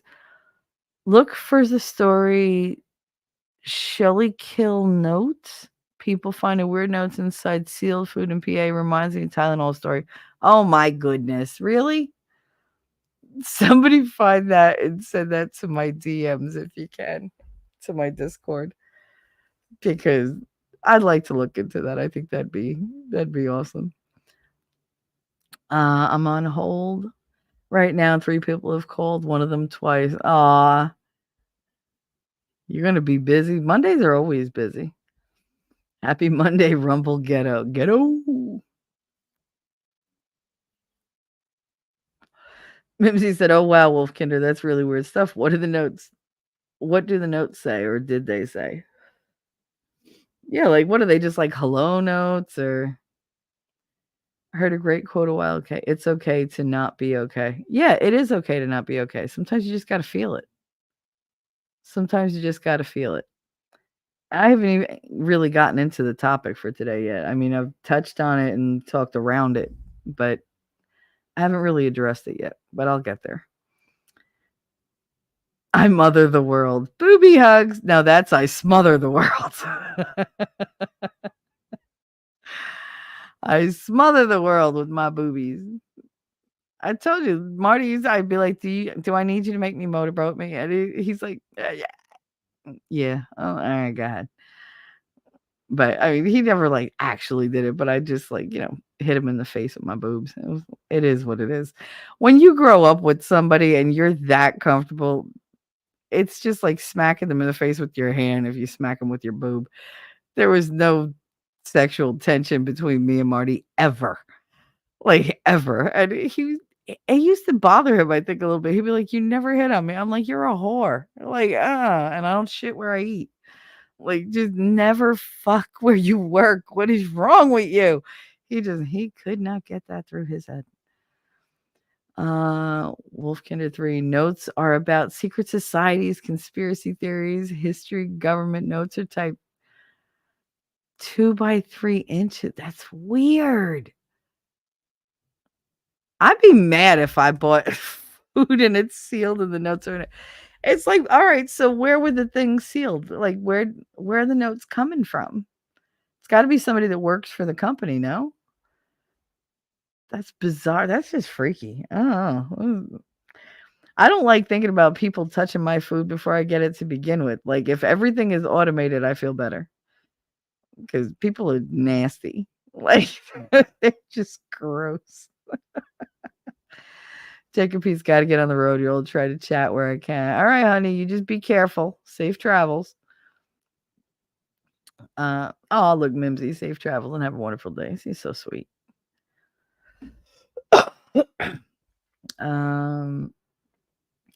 Notes have also been found in state parks and on hiking trails. Oh my goodness. Oh my goodness. 357. That's my dream, Shelly.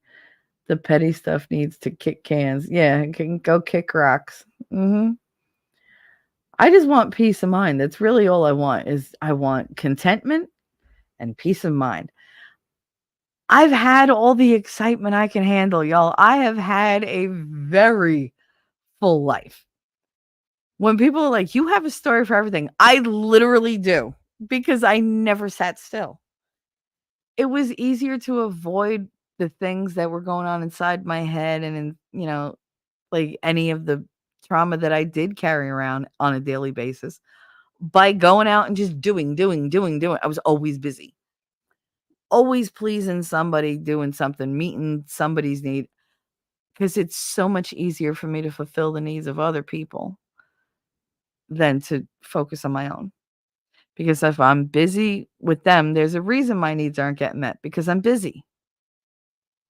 Like, I'm busy with other people. I'm busy giving. I have no energy left to focus on me, but I also have no energy left to dwell on me. Because you might say, well, you're focusing on your issues and you're dealing with your trauma.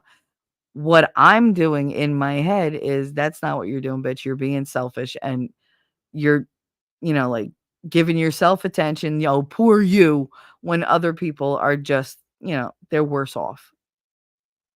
Like, why? When I have people coming to me that are worse off in the moment, in the present, and all my worse off shit is in the past, I feel extremely egotistical and selfish to address my stuff when everybody else is more pressing. At least that's what I tell myself. That's what I've convinced myself. So while you might think I should be a priority to me, the last person who gets to be a priority to me is me. Because anything other than that is selfish. And if I'm not doing for other people, I have no value whatsoever. That's the God's honest truth. That's not an opinion. That's fact in my head. It's a belief. And it's really hard to change a belief. Ideas are fluid and ever changing. Beliefs are set in stone.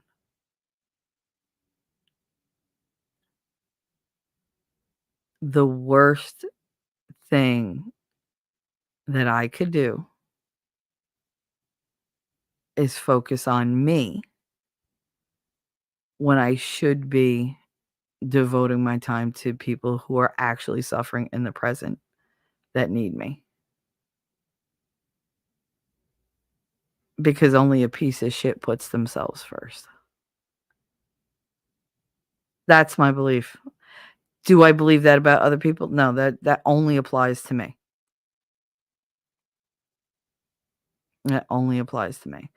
If you don't have time for me because you're, like, busy working on yourself, I would actually encourage that. But I would never do that. For me to do that, I'm a horrible person. Obviously.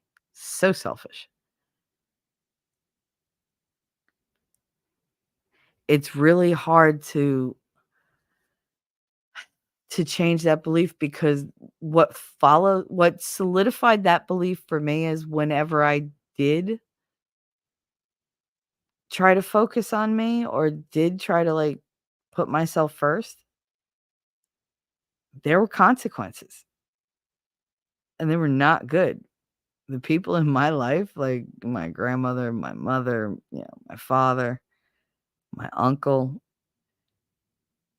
my husband, they made sure that I knew what a piece of shit I was for being so egocentric and being so self-centered. And not everything is about you. You only take care of yourself. You only think of you. Hell, even Tommy, I didn't do one goddamn favor for him. And he immediately flipped that fucking script on me and said, you know what? You're not any kind of friend. What kind of friend are you? You're only my friend when it's good for you, when there's a benefit for you. Bitch, you're in jail. What benefit were you giving me? What benefit that you would interrupt every goddamn thing I was doing to call me 20 fucking times a day because you're lonely? You're in jail, so I gotta be too? It don't work that way. I did one goddamn thing where I stood up and said, no, I don't want to talk to your ex-wife. I am not dealing with her bullshit. And he lost it on me. 30 years of friendship of me doing for him, and all of a sudden I was the most selfish person in the fucking world. That's what happens when I say no. That's what happens when I don't meet everybody's needs. It's an instant betrayal, instant hurt. And I just don't have it in me to fucking pay that price anymore. So now I don't do anything, any of it. I don't interact. I come here. This is it. This is it.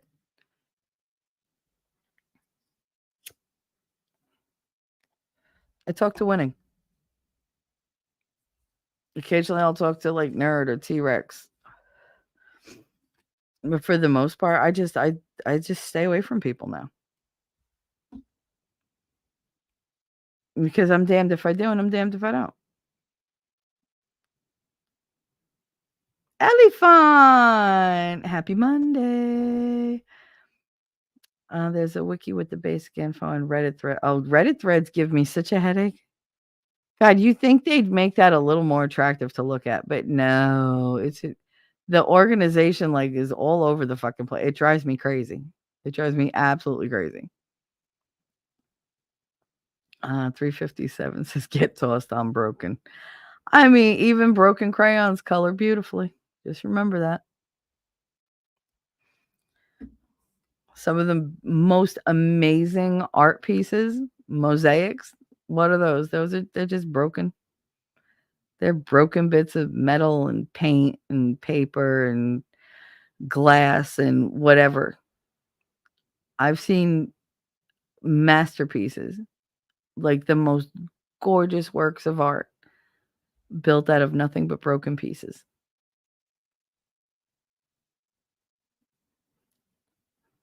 Getting broken isn't that bad. Every time you put yourself together, you just add more character to it. It doesn't make you weak. It really doesn't.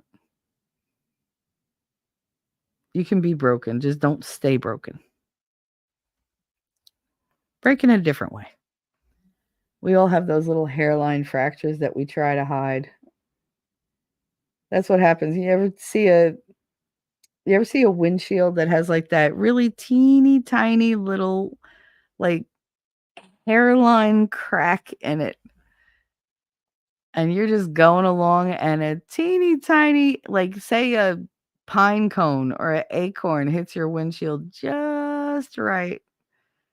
Now normally it wouldn't do anything. It would just bounce off. But no, you got those little fractures that everybody can't see. And all of a sudden now it hits it and poof, your whole window is just a spider web of broken glass. It's still held together, but you can't see through it. You know, you're afraid it's going to cave in at any minute and it's going to be messy and somebody's going to get hurt.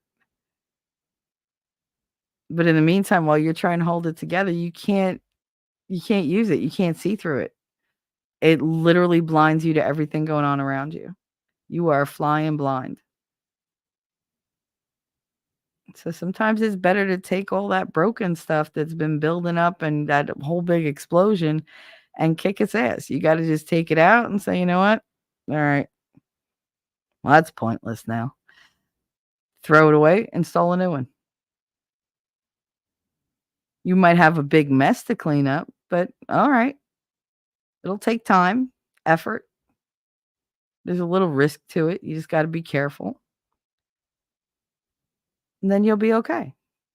You'll be able to get right back in where you were and keep driving down the road. Think of it that way. You know, it's not so insurmountable if you think of it as just a little mess that you got to clean up. Is it a pain in the ass? Yes. Are there going to be little bits and pieces that you miss? Yeah. Trust me, you'll find them later. It'll be super painful. You rip them out, put a Band-Aid on, and go away. Because they're tiny.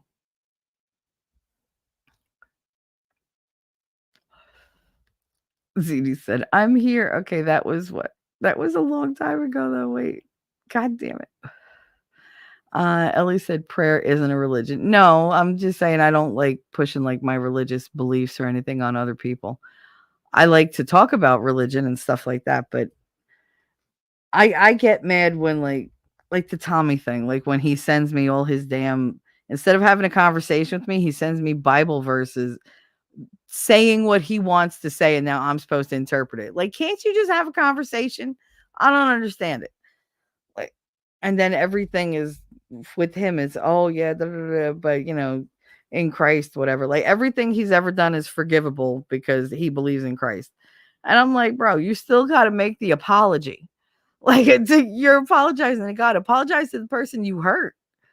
But he won't do that. Like that's, it's like his get out of jail free card, except he's still in jail. So it's just that. Oh, that irritates me. But no, I mean, I do, like, I don't get up here and go, I think about God all the time or whatever, and I do. People don't believe that because of the mouth on me. But I mean, you can be many things at once. One does not negate the other. Don't sing I'm good. It's not the right time. Focus on their loss. Oh, he's not, trust me, he's not gonna mind. All good. It's like, yeah, no, he's okay. Castro, what's up? Gutters Pub, happy Monday. Laura Lang's over on Rumble. I'm trying to catch up. 357. Yep, I'm supposed to be the tough guy in the family. Real men cry. Yes, they do. Yes, they do. They don't, like sit there in the middle of like everybody and blubber constantly, but what you cry. You feel the appropriate emotions at the appropriate time, or just let them out. I'm well aware that I have made men cry on here. Probably they didn't cry over my stuff, but it was like a permission for them to release whatever the hell they were holding in. I don't think I have platypus. Can you tell me where mine's located? You don't think you have a platypus?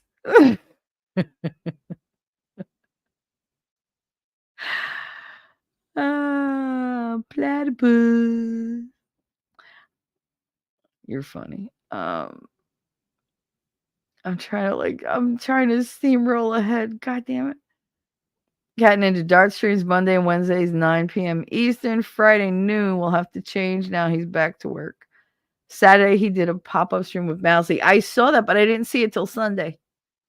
I got no notification for it at all. I was very mad.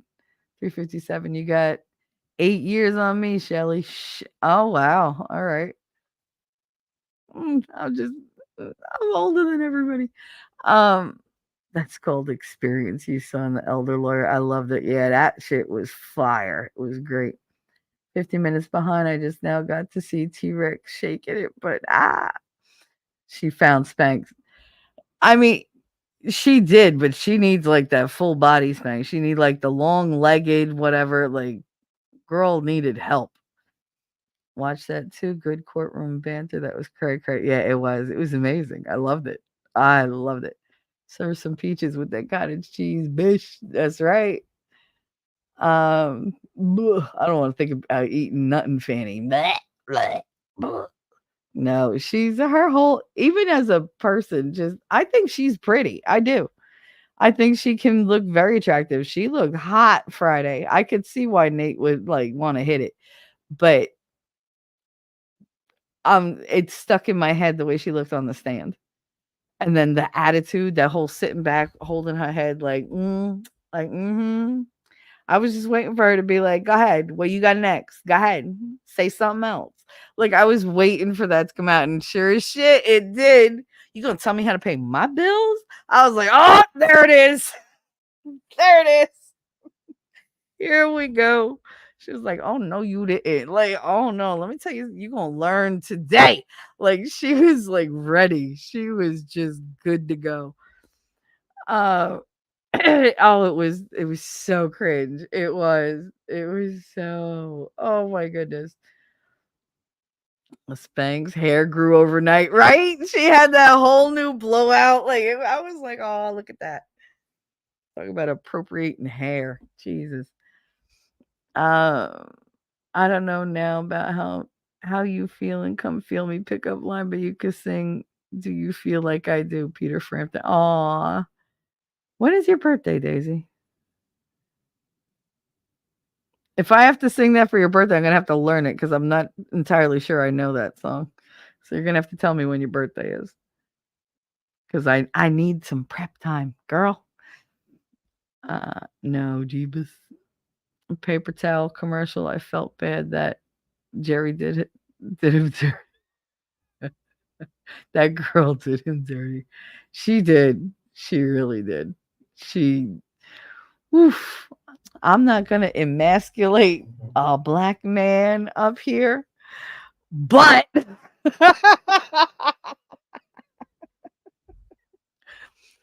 girl, you might have said that his dick ain't working and you ain't getting the D, but you still paid him 3 times your own salary. Girl, stop. Like you bought him 2 houses basically. Those are 2 really good houses for him not delivering the D. There's something wrong with you. I don't trust your judgment. You shouldn't be a lawyer. Uh-uh.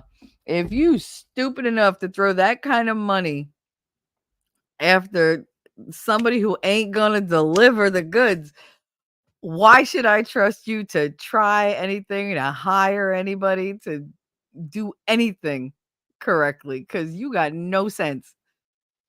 You got no sense. That is 10 pounds of crazy in a 5-pound bag. No. 600 plus $1,000 and he ain't delivering? No. Mm-mm. Talk about fucking putting money into a money pit. Oh no. And he can't like even lie on the stand just in there, dude. I swear, like Benny has a whole meme that he has when Nathan looks up and he's like thinking about his answer. But when they're like, he's like, did you ever spend time with? He's like, ever?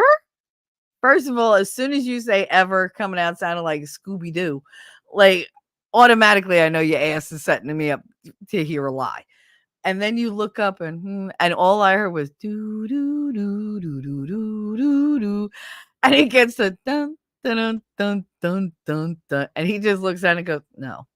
Like, and I'm like, wait, all that time for a no? You know, if you have ever been to a cabin with somebody you are bumping uglies with, you just know. I'm sorry. It's not like this was a question that came out of left field and he was like, I haven't thought about our relationship in forever. Dude, you literally just spent the last 2 weeks obsessively going over the details of your relationship. You know, if you went to a cabin with her. Okay? You know. You did not require that length of thinking, and that was just your way of being everybody's gonna know I'm lying. Oh, but I want this bitch to be nervous. No. Like, and that was it. Ridiculous. Fucking ridiculous. It was, 357. Yeah, pobrecito for sure. I mean, really, I felt so bad for that lawyer. You hate when your boss is around. Imagine on TV too. When you know you are now going to be fodder for every roaster out there. And we all roasted him. Everybody had something to say. They were all like, this poor dude. Like, I mean, this boy, I hope somebody sent him a fruit basket or a cake or like alcohol or something because he had a rough day at work. I mean, when you talk about a rough day at work, Friday was a rough day for this boy. Like, I felt bad. I was like, "Aw." I was like, "I don't even like you. You're working for the opposition, and I want her to fail spectacularly, but I feel bad for you because I've been in your shoes." Like, oh, man. And it just made me dislike her more because there was no need for that. There was no need for that. She shot herself in the foot. Mimsy, hey, Wolfie, those are T3's words. I drop a milk bone instead of a casket. Nice. Winning is good people. Winning is very good people. I I honestly don't know where I'd be at this point without him. He did a lot for me selflessly. And people don't see that. They don't judge him that way. They like to assume things. And all those people can go fuck themselves. Because I planted my flag and it's in his camp. So where he goes, so goes my nation. But that's reciprocal. It's not a one-way thing. You know, we like he'll be the first one to tell you, no, like we're a team. That's what we do. There's no competition. There's none of that. Like we literally collaborate on pretty much fucking everything. It's just a constant exchange. There's nothing going one way and not the other. It's always a back and forth. You know, but there's a good balance. We get on each other's nerves sometimes, but I mean, you do that when you spend all your time with somebody. Oh, look who's here, Mike. Happy Monday. Happy Monday. Happy Monday. Happy Monday. Stream links. She said, I got to dip in 2 minutes, try to check in on Wednesday, but I start the 18 weeks of jury duty in case I miss Wednesday. Happy birthday, Lady Autumn. Ciao, chat. Oh, God, I can't believe that time gets away from me. ZD, I hope you have the best birthday tomorrow. I got to write that down. ZT birthday. Tuesday. So I remember to send you a DM at least, and then last on Wednesday. If I don't write it down, I'm not going to remember. I have brain issues, guys. Like things go in and out of my brain, and I've been squirreling for days. Good luck on that jury duty. Good God, girl. I don't know how you're going to do it. That's a lot. 18 weeks of jury duty. I would rather like stick myself in the eyeballs with needles. 357. I'm going to tackle the day. Love all you nerds. Smile, my people. We love you too. Mwah. Have a wonderful day. And just remember, you're in my thoughts and in my prayers. So I'm with you, honey. I'm with you. I'm that specter over your shoulder all day long. Oh, he's 11 years. Oh, well, you said baby. You threw me off. But no, that's good, especially that age. He's going to need a man around to, you know, show him the ropes. And yeah, telling him about his dad. Like all the stuff that he's going to miss with his dad, he'll get to do with you and with hopefully like maybe his grandfather and uncles and whatever. I know that my son missed out on a lot because I'm not a father. I can be the best mother on the fucking planet. I can't be the mother and the father. I can only be me. And if he takes it the wrong way, well, I had to do double duty and it was a job nobody prepared me for. It was different with Katie. Katie, she had my ex-husband, for a while. And then, I had tons of male friends that, were married to like my female friends, whatever, who they showed Katie what men are supposed to be, like by the way they treated their wives and everything, because they treated them really well. And I made sure that Katie knew that the men, the way they treated me, that was not the way it should be. That was not acceptable. I could only show her the bad examples, but I was honest about it and said, this is not the way it's supposed to be. This is not for you. Do not put up with this kind of bullshit. Like, if you see this, you shut the door right then and there. Like, it's not worth the hassle. You're not going to be happy. And it was different with her. With Connor, it was harder because I just couldn't do what he needed. And the few people that I had around that were supposed to be mentors to him, they fucked up too. They wound up being, not the people I thought they were. So it's like, just be there for him.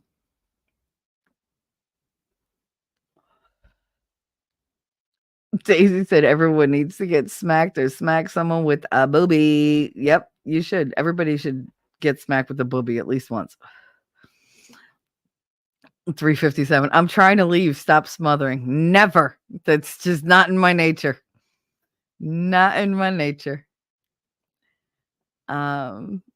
We'll carry your friend's legacy. Absolutely. Amen, Shelly. I love your heart, Shelly. Always looking out for others. You know what it feels like to suffer. You don't want others to feel that way either. I really don't. But the thing is, like, part of that desire to put everybody else first is a desire to put myself last because that's been labeled a good thing in the past. That's the only acceptable thing. So that's what I do because, I'm nothing if not well trained. Never rob yourself of a blessing by caring for others. I like caring for others. I mean, I'm good at it. Uh, thank you for the links. Oh yeah, remember to turn top chat to live chat. For on the iPad, it's so hard to do. Sometimes it just won't let me. There's so many things that the iPad won't let me do. I can't even get in my settings in the iPad. It's just like, nope, I press the button, nothing happens. I'm like, see, it just sucks. iPad sucks. I hate it. We have a saying in tabletop D&D. She has a charisma of 18 until she opens her mouth, then it drops to a 3. Oh, I know you talking about Fanny. Yeah, because she looked great, but then that personality, it's like, nope, not worth it. Not worth it. You ain't never gonna be nothing but brown-eyed agony to any man. Like, no. Even as a friend, you realize this bitch can't hold on to friends. I bet Fanny is something else in bed. I bet she grudge fucks everything. Oh yeah, Daisy, you know it. You know she's an angry fucker. You know she's like, I am the boss. I am gonna get what I want. June 18th. Is it really June 18th? I gotta write that down. That's either my mother's anniversary or mine. I can't remember. It's not my wedding anniversary. I think it was my anniversary of being with Miguel. I can't remember. My mother has 2 anniversaries in June. June 12th and 15th or June 12th and 18th. I can't remember. I think it's the 12th and the 18th. I don't know. She's been married so many goddamn times. Well, from fanny drops to a -20. Yeah, she really does. That bitch is ratchet as hell. Daisy girl, if you hold your head steady, I'm gonna milk the cow. Damn. Damn, that's Fanny. You know she was riding that big old bullhead. Yeah, I know. That's probably why his face looks smushed in like that. Daisy girl sandwich equals BJ. Well, I mean, sometimes for me it's the other way around. Either way you're eating, somebody's eating meat. That was so dirty, but whatever. That was a little too dirty for a Monday morning, but anyway. How's it going, honey? I need sun. I was just thinking that, Edis. Oh my god. I was like, I wonder if I should buy a sun lamp because I really need some kind of color. I miss the beach so much. So much. I miss like just going out and just laying in sand and just be like, ever leave me the fuck alone. Goddess Pub Winning and Shelly are like, you suck a mine, I suck a yours. You ain't kidding. You ain't kidding, Gutter. Like, trust me, that boy, that man is something else. But yeah, no, you scratch my back, I scratch yours. And if we do it at the same time, it's kinky. But the sun makes me feel so much better. Yeah, I really, really want to be outside, and I just can't in this fucking neighborhood because these people are just, there's so many of them. They're like ants on a little ant hill. There's busy and running around and bleeding their emotions all over the place. That's one of the things I really don't like. I've never been that person who soaks up everybody's fucking emotions. I've always been able to block them out. And since I addressed so many of my traumas, all I do is suck up people's emotions. And I'm like, I don't want to feel what you feel. Like, I feel enough shit. It's hard for me to deal with your problems if I'm dealing with your emotions too. Like, let's just get to the root of the issue. Because for a long time, I just turned off the emotions. And now that I feel again, like I'm feeling everything. And it's so destructive sometimes. It's just like, oh my God, can you just feel a little quieter today? Like you're a lot. Like, and they're like, well, let's hang out. I can't. I can't because you're exuding way too much. And I can't carry it all. I just can't. I know my limits now. I mean, not know them, but I have a clue, which I didn't before. And when you have a clue, you could draw boundaries. I was never good at drawing boundaries because boundaries are bad. I'm supposed to be 100% available for anybody for any reason at any time. I learned that like before I could crawl. Like you gotta be the quiet baby because otherwise they will just leave you there for hours upon hours and just let you cry yourself, stupid. Just don't cry. When you cry, your stomach gets upset and you're mad all the time and your throat hurts and you're snotty and you're icky and nobody wants to be around you. So crying doesn't get you anywhere. That's what I grew up thinking. It's such a weakness. Oh, you gonna cry, big baby? World's gonna eat you up. I know some people call it tough love, but it was just mean. Like you can give tough love, but balance it with something else. With real like soft love, with like gentleness, tenderness, something. Just a constant attack of tough love, just that's not love at all. That's just you being fucking mean. There's a reason I curse so much because that's where my anger bleeds out in my speech because I can't go around punching people in the face because it would be wrong, I'm told. But I also don't have that kind of energy.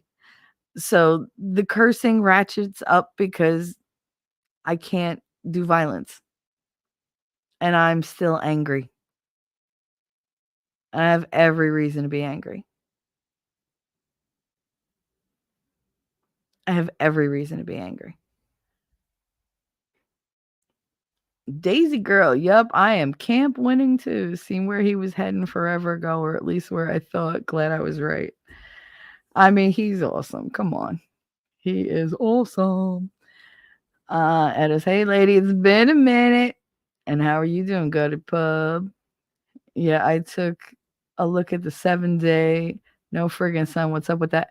Yeah, it's been so like overcast here and icky. It's ugh. I just waiting for Shelly to catch up to chat. Kisses shells. Sets up a huge fan to blow away the clouds. Oh, well, from you, so sweet. So sweet. I'm almost there, guys. I'm like 4 minutes away from being caught up. 7 minutes out. Look, you're doing a countdown. I hate you all. I hate you all. I didn't mean rain, just gloomy. Yeah, the gloomy is the shitty part when everything is gray. Ugh. I would rather it rain and be gray because at least then you have the umbrella. You're walking in the rain. You're walking through puddles. I used to love to go for walks in the rain. Used to love it. I mean, you couldn't keep me in this house. Now I feel like I haven't seen the sun probably since November. I haven't left the house.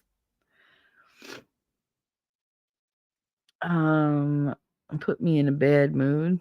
Cold down home yesterday, sunny and 70. What the fuck? Oh, damn. Oh, not so bad then.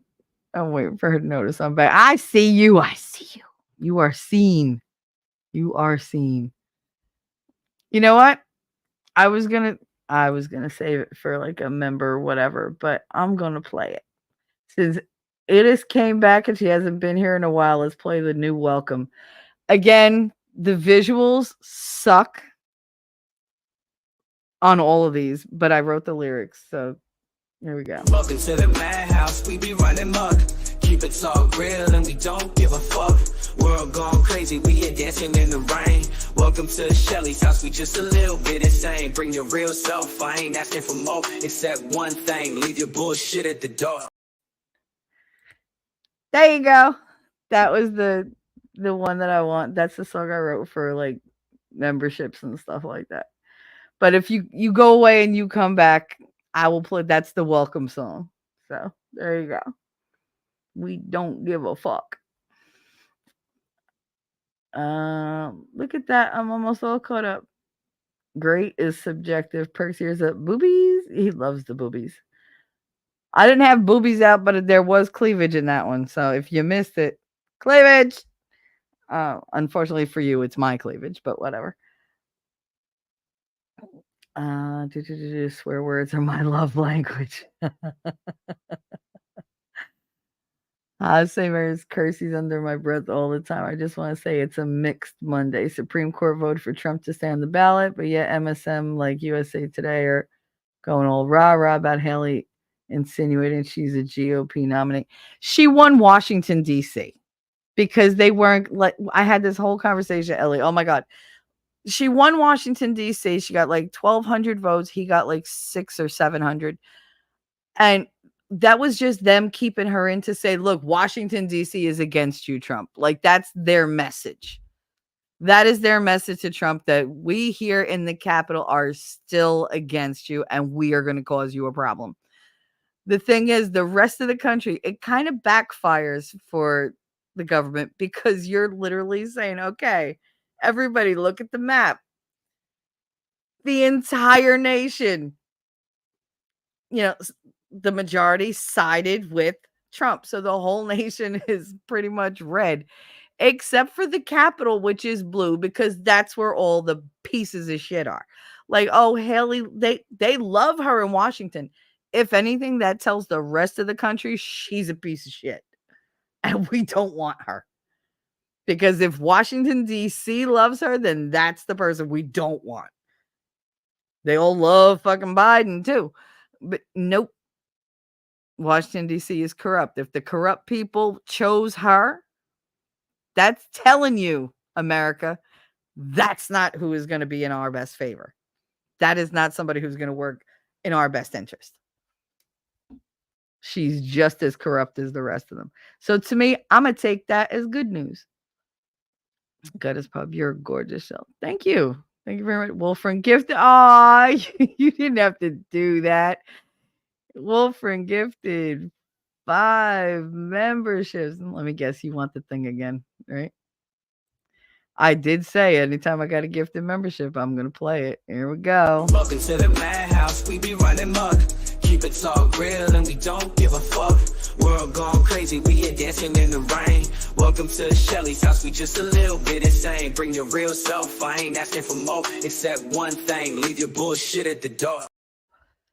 There you go.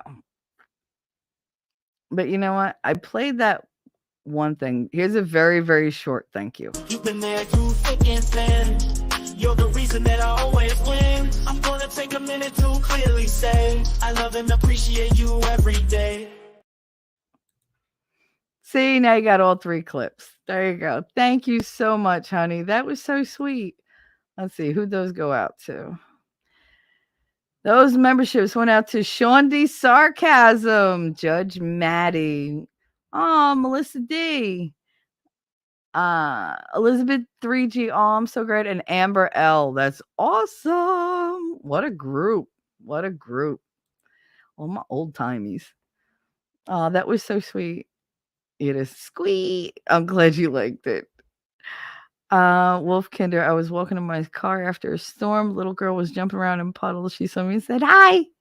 Did you come out to dance in the puddles?" Oh, I love that. I hope you dance in the puddles. I really do. My son and I used to love to do that. We'd go to school the whole way, just like splashing one another. I'd go to school ready for work. They're like, "What happened to your legs?" "It's raining." But I'd just be like, just splashed from like the knee down. Like my pants are just dripping wet with rainwater. And I was like, well. I was like, yeah, but we had fun. Meanwhile, all day long, I'm walking around and all I hear in my sneakers is squish, squish, squish, squish. I'm like, ugh. My sneakers were so waterlogged one day at work. I just took them off and walked around in my socks all day long. They're like, you feel fucking comfortable like that? Yep, sure do. Like, I'm fine. Because we couldn't go anywhere. It's not like we were going outside. I was like, if there's a, drill or something, I could throw my shoes on. but I was not trying to trail water all over. They sat on the heater the whole damn day, almost melted. But it was funny. We have fun. I mean, my son and I always had fun. I've never been that, "Oh my god, no, don't do that. My hair, I've never been that woman ever. Like, I'm literally the one that I'm like, "Great, my mascara is down to my chin, but I'll be hysterical laughing the whole time. I don't give a fuck what my makeup looks like." Because nobody's gonna remember what the fuck the makeup looked like. What I'm gonna remember is how I felt. How much I laughed. I wanna know that I look back at my life and be like, "You know what, bitch, you laughed a lot. Like, you cried a lot, but it was nothing compared to how much you laughed and how much you made other people laugh." I don't want anybody to be down in the dumps all the time. What we do here, it's not it's not that we're sitting here, "Oh, I'm not gonna bring out all the bad stuff in my life and, like, make everybody, be depressed." No, people don't deal with their stuff. They're too busy having a laugh and having a good time to deal with their actual issues. Here, you get both. I want you to come here and talk and listen and cry and laugh and share and mock and whatever. Whatever it is you need to be better, it can happen here. It can. I welcome it. But by you doing it here means you're not dragging it all over the place. You're not bleeding your feelings on everybody around you because you're addressing it here and now where it's permitted, where it's accepted, and where it's absolutely valid. You're not going to get put down for having a feeling. Nobody's going to, like shame you here ever for being human. You're allowed to be angry. You're allowed to be sad. Whatever it is you're feeling, this is one of the places you go to feel it and to unload it, get rid of it, and laugh. If you leave here without laughing, I'm doing something seriously wrong. I will make myself be like this giant goofball just to make you laugh because that's always my goal. I just want you to feel better. So I know there's people out there who like shit all over the concept or whatever. And it's like, you know what? You want to call me like a chick channel, whatever, go fuck yourself. Like, I can't help it that, you feel competitive. You want to go compete against somebody else. You can't compete against me. I'm not in the contest. I'm not playing the game. I'm going to sit here day after day and do what I do.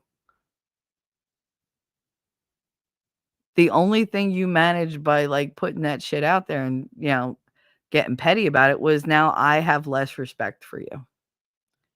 And now I don't see you as somebody that I'm willing to do anything for or to be nice to. You've become an annoyance who is just hurtful when I didn't do anything to warrant it. So it's like, okay, so you can go fuck yourself. How about that? How about that? I'm tired of playing nice with people. I really am. It was so much better when I was just a bitch. But that would mean I'd have to go back in my journey. And I'm not going to let anybody pull me back to places I don't want to be anymore. Was it easier when I was a bitch? Sure. But it wasn't better. That's because the sun will come out tomorrow. Oh my goodness. That's actually, I think, the very first clip that Winning ever put me into.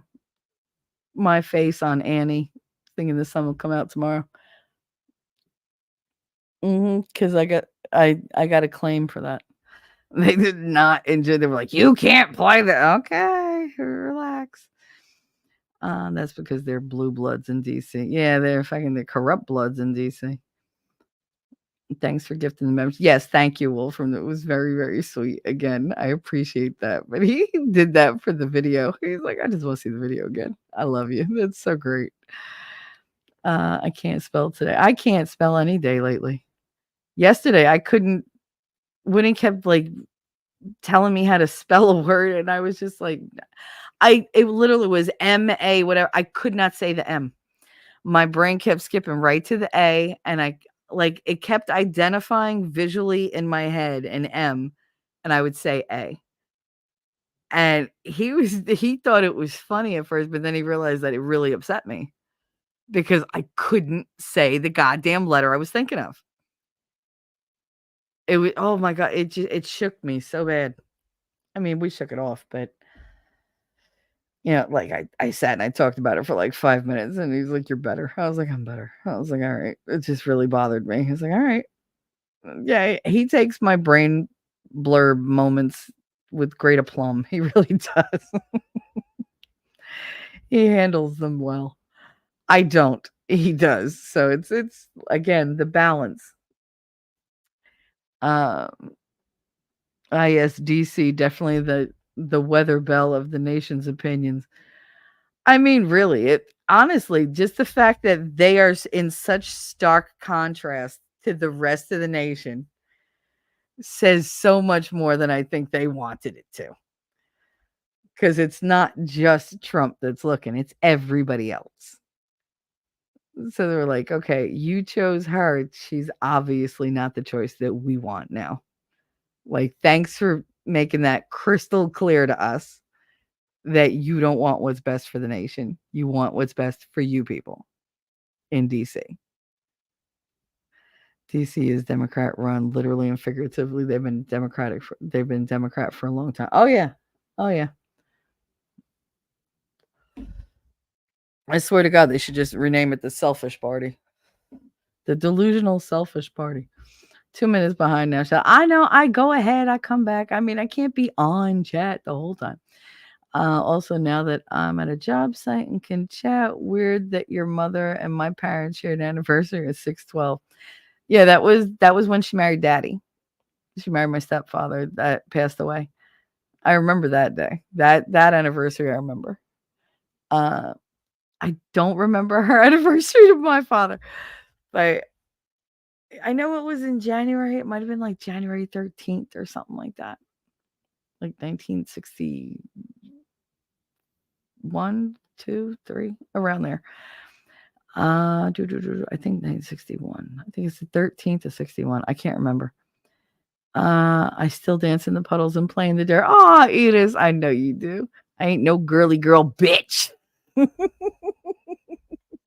And the proof is on Discord. That's hilarious. I'm just glad the Supreme Court ruled that he could stay on the ballot. There's that at least. Yeah, there is that. And I mean, at this point, we're just like, just keep giving us the wins. We're just going to keep racking them up and just keep leaning in. And we're not going to give up. We're not going to give up. Wolf Kinder. I remember my grandmother putting clean bread bags over my socks before we put our feet in boots. Yes. Oh my goodness. So our feet stay dry. Those Wonder Bread bags were perfect. They weren't too big. They weren't too small. You didn't have to wrap them around.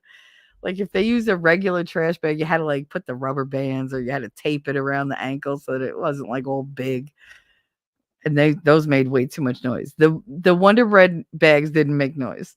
They were great. Your feet were like, ugh. But yeah, no, I remember that. Oh my goodness. Yes. That's so funny. Mimsy, it would have been a little funny though for other states to remove Biden from the ballot. Yeah, I know, right? Doesn't matter. He's gonna remove himself soon. She said, Edith, that's what I love about you. I do. I love that about her. That childlike glee that she still has. You have to hold on to that. I love gleeful people. I mean, these are usually like the rough and tough people who have been through it. And when they do enjoy something, it's a sight to behold because they do it with their whole selves.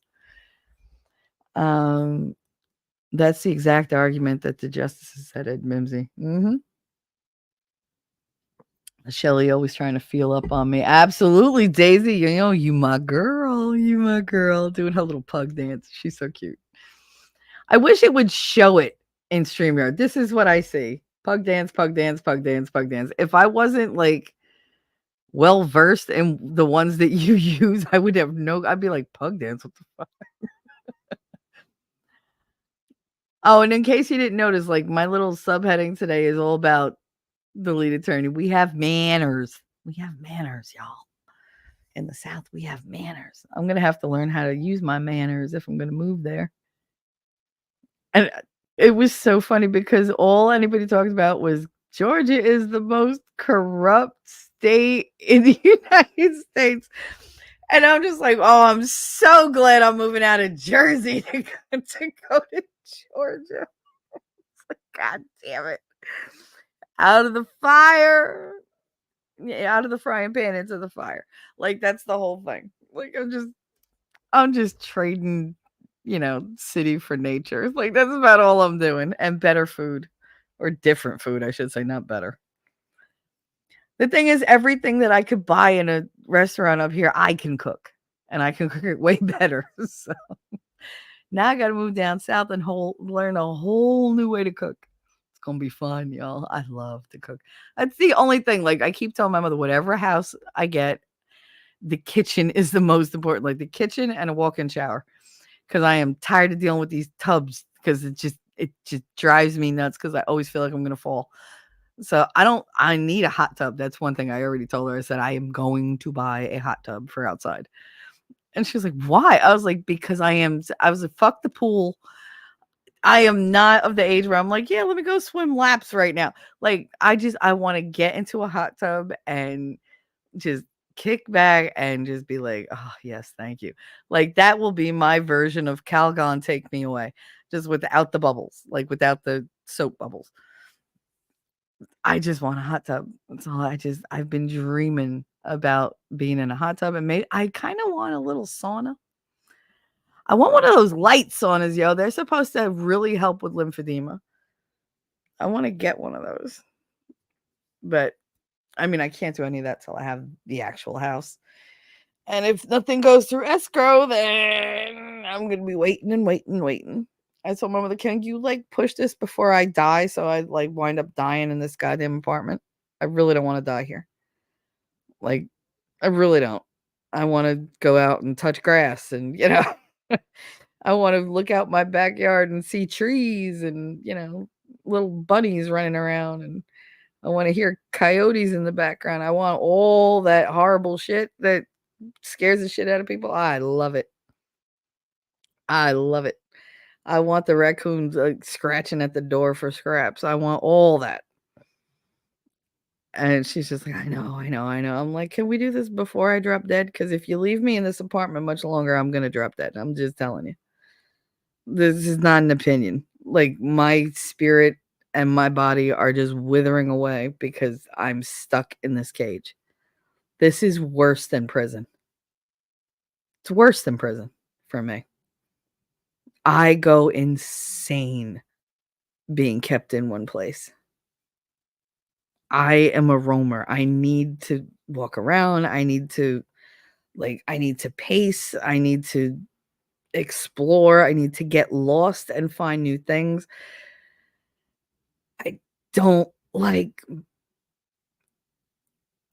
being made to stay somewhere. If it's my choice to stay home, that's different. It's my choice.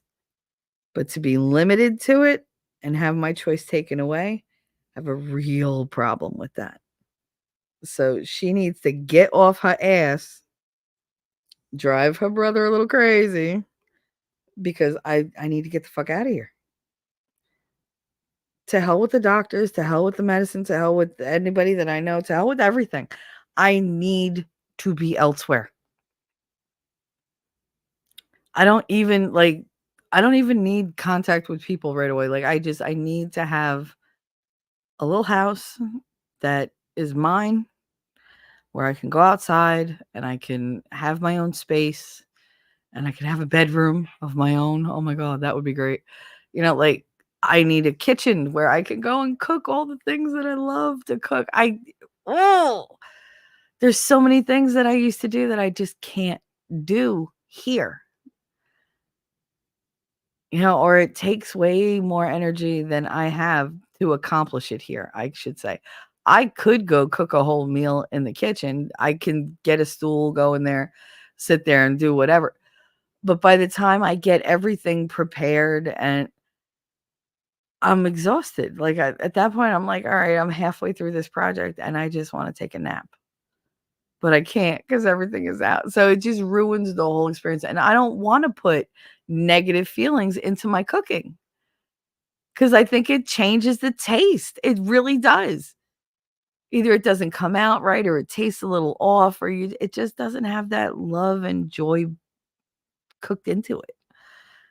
And I really do think like people taste that in my food and in my, in my baked goods because I enjoy it so much. And I just don't enjoy it right now. Like I want my kitchen where everything is like right there and I can move around and it's bright.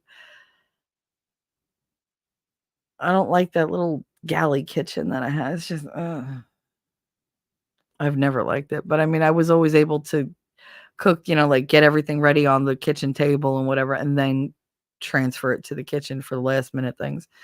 But I can't do that. I can't do the back and forth. And it's just,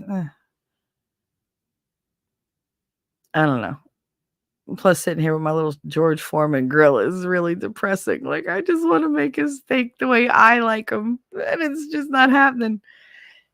Like, they're good, but they're not like my fucking steaks. Like, it's not like my London broil, the way I do it on the stove and in the oven and with all the butter and the marinating and it's so good. Oh, Lord. Anyway. I'm catching up. Been busy. I miss all my favorite peoples. Aww. We missed you, Edith. We did. All that argument just laughing about Leiden being left out. I love that she calls him Leiden. Live from the Leiden basement. It is bullshit. Okay, love you, Shells. Got to get back to work, honey. Have a great stream. All right, I'll see you later. Mwah. I'm glad you came by. Thank you so much. I miss you. See you around the tubes, hon. Canon Hotep plays his YouTube and Rumble chat mixed on stream. He shows the pug dance. I'll ask him sometime when he chill if it shows pug and if he pulls up individuals, see what he's using. He probably uses OBS or Streamlabs. I don't use those. But it's just some of the things just don't translate on StreamYard. They're very slow in catching up to what everybody else has. Like you still can't see a lot of the super stickers. It's weird. You can't see Rumble rants in StreamYards. Although it's been less than a month that you could actually see Rumble in StreamYard. Like regular. Before you couldn't see shit. I used to have to keep both of them open. Daisy girl, damn, wish I had you here so bad. I've been cleaning some brush, pulling weeds. You can teach. You're funny. She's always pulling weeds. Last night she was like, I'll be back. I got to put my leaves away. She had to like rake up her leaves and bag them before they like went all over again. We play music really loud here in the boonies. Two of my neighbors DJ, sometimes one of them speakers makes my RV vibrate. Oh my goodness. Well, I mean a vibrating RV. That's convenient. Lighting live from the basement with the deer in the headlights. Look, what's the frequency, Fred? The fact that he was on TV just standing there trying to talk with an ice cream cone. I wanted that ice cream cone to fall in the worst way. You have no idea. I was like, fall. Because I kind of wanted him to cry. Because he would be like, my ice cream fell. Like, oh, would you look at that? It fell. It fell. Somebody give me ice cream. Hello, little girl. Can I sniff your hair? Like, no. Stop. I would never let that man to an ice cream shop. That's a prone friggin' place for children. No, no. Take him away. You better take his ass for some froyo. I'm on break fixing to start back. Fixing to start back. You reckon? I reckon. Dude, the first time I used that word around my friends here, I was like, well, I would, I reckon that if they were like, I'm sorry, you what? I was like, listen, I just got back from Kansas like 3 years ago. Shut up. Like, I still talk to people over there. They were like, I'm sorry, no, go back. Say it again, Jill. Say it again. You reckon? You reckon? I'm like, fuck y'all. What? Oh, y'all. She got that one too. I have been saying y'all since I lived in Kansas. I picked that up 2 weeks in that my husband was like, you already went native. I'm like, whatever. He used to laugh because he's like, you really do absorb people's accents. I was like, I really do.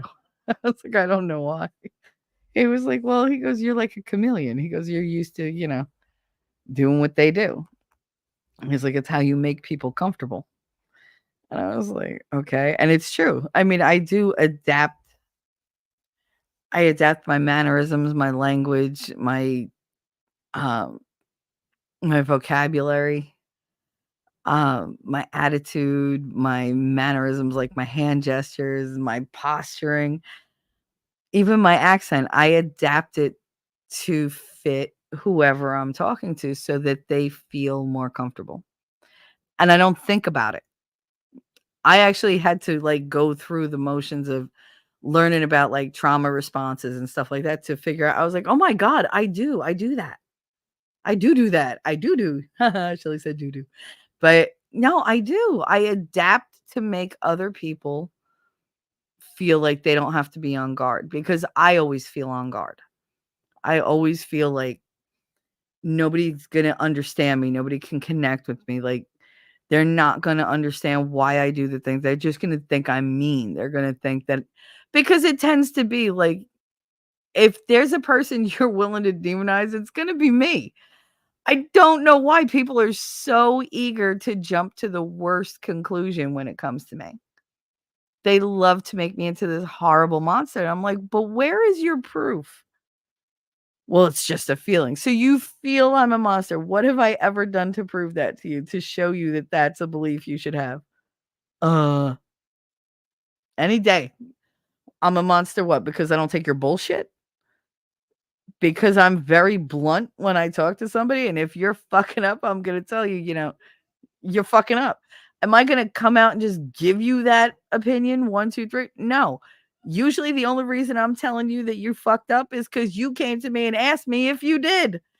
And then I'm the mean one for saying yes and telling you how? Shut up. Like, I am so sick of people being like, tell me. Oh, can you believe she said this? Bitch, you asked me. Like, I mean, if you didn't ask me, I wouldn't have fucking volunteered the information. Now you're being all butthurt and bitchy about it. Fuck you. I can't. Oh, just see, this is when I want to do violence because this is the kind of fucking stupid, hypocritical bullshit that I'm dealing with on a daily fucking basis. And it's annoying as shit. It's annoying as shit. The hypocrisy, the lack of self-awareness, and the lying. And this does not pertain to one person. This is across the fucking board for so many people. None of you fine people, obviously. But otherwise I wouldn't be sitting here like, I'd been like, listen, yeah, I'd have called you out. But and I would. I got balls of steel. Like, you want to go, we'll go. But I'm gonna kill my son. I allegedly, hypothetically, metaphorically, he's loud as shit. And I don't understand why he has to be that loud. I really don't. It's a new, like, recent thing where he has just lost all control over his volume. he laughs and he said, "Well, there's a hole under the door." Of course you hear it. No, bitch, there ain't no hole under the door.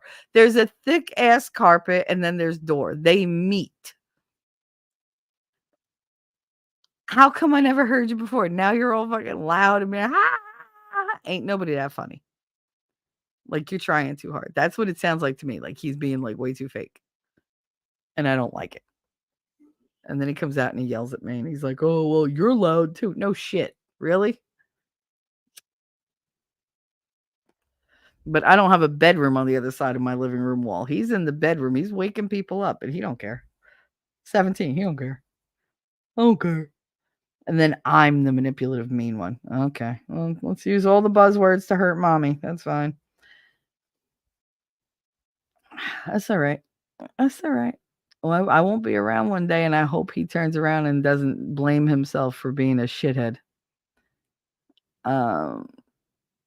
Daisy girl, weeding, not jamming. I mean, you could do both.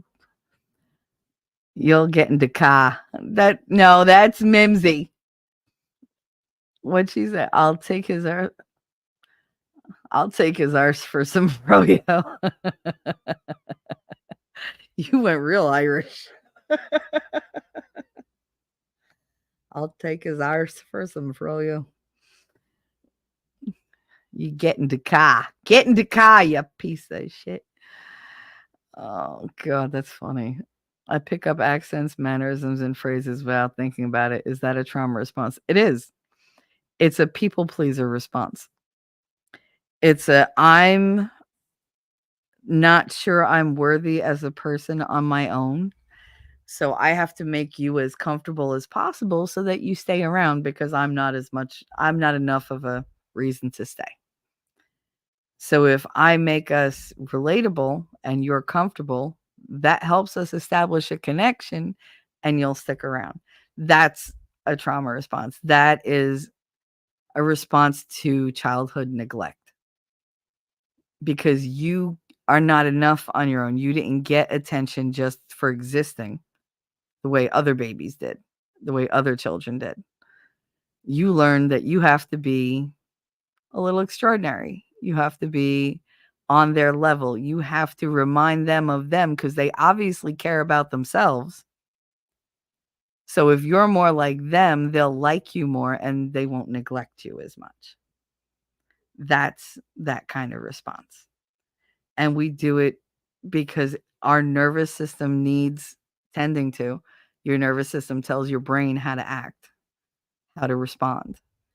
And it sets you up that way. You are now hardwired to do that automatically. Now, see, the mimic thing isn't about hiding. It is, but it isn't. Because if you relate to somebody else, if you're like them, then you're not yourself. So you're not standing out. You're just like them. But why can't you just be yourself and just, just exist? Like, it's not enough.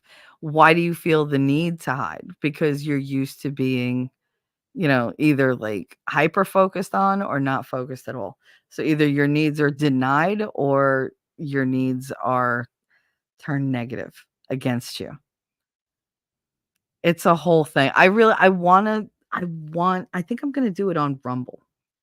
I want to stream this guy's trauma series and go over each and every freaking point that he makes. But I don't want to do it on YouTube because I don't want to get hit. So I think I might start like an afternoon, maybe like once or twice a week, an afternoon Rumble exclusive thing just for his series. Because I really want to talk about it and I really do think it would help like a lot of people to explain why they do the things they do. Because in 45 minutes, I had like 10 aha moments. Like it was just, and he's so good about it. He's so to the point, stays on task, and he just boom, boom, boom, boom. It's not like me, like I'm stories about this, stories about that. Like, but I mean, he's good. He's really good. He kind of sounds a little bit like Darth. If you don't look at him, you almost think it's Darth. Just the accent. So it was weird. Like he was talking, I was like, wait a minute, he sounds so familiar. I was like, oh, he kind of sounds like Darth. But no, I do want to do that. I do want to do that on Rumble because I think that would be really helpful to a lot of people. I mean, it's already helped me to understand so much more than I did. Yep, I said ka. Are your kitties sitting with you, Shelly? No, the one is asleep. He's got his paws over his face because I have the light on and he just hates the light on. And Snips is off with Connor. I guess he's loud and she got attracted to the sound and went in there. But yeah, she's over in there doing whatever.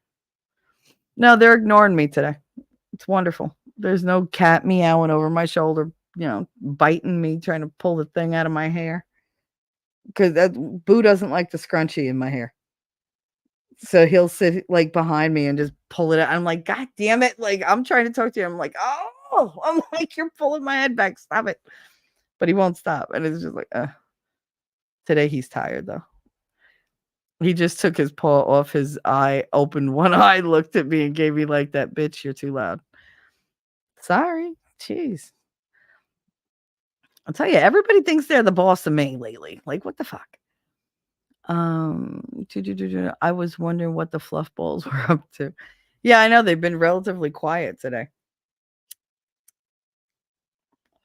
I haven't eaten though today, so it's like usually they come over. They're like, "What do you got? What do you got? What do you got?" That's one way you always get Snips to come running out anywhere. You just say, "You want some?" and she just appears from wherever the fuck she was. She's like, "Who said want some? I want some. Give me. I want to taste it. I want to smell it. I want to taste it." Boo is not like that. Boo's just like, "Nah, you keep your shit over there. Like, I'll smell it, but from over here."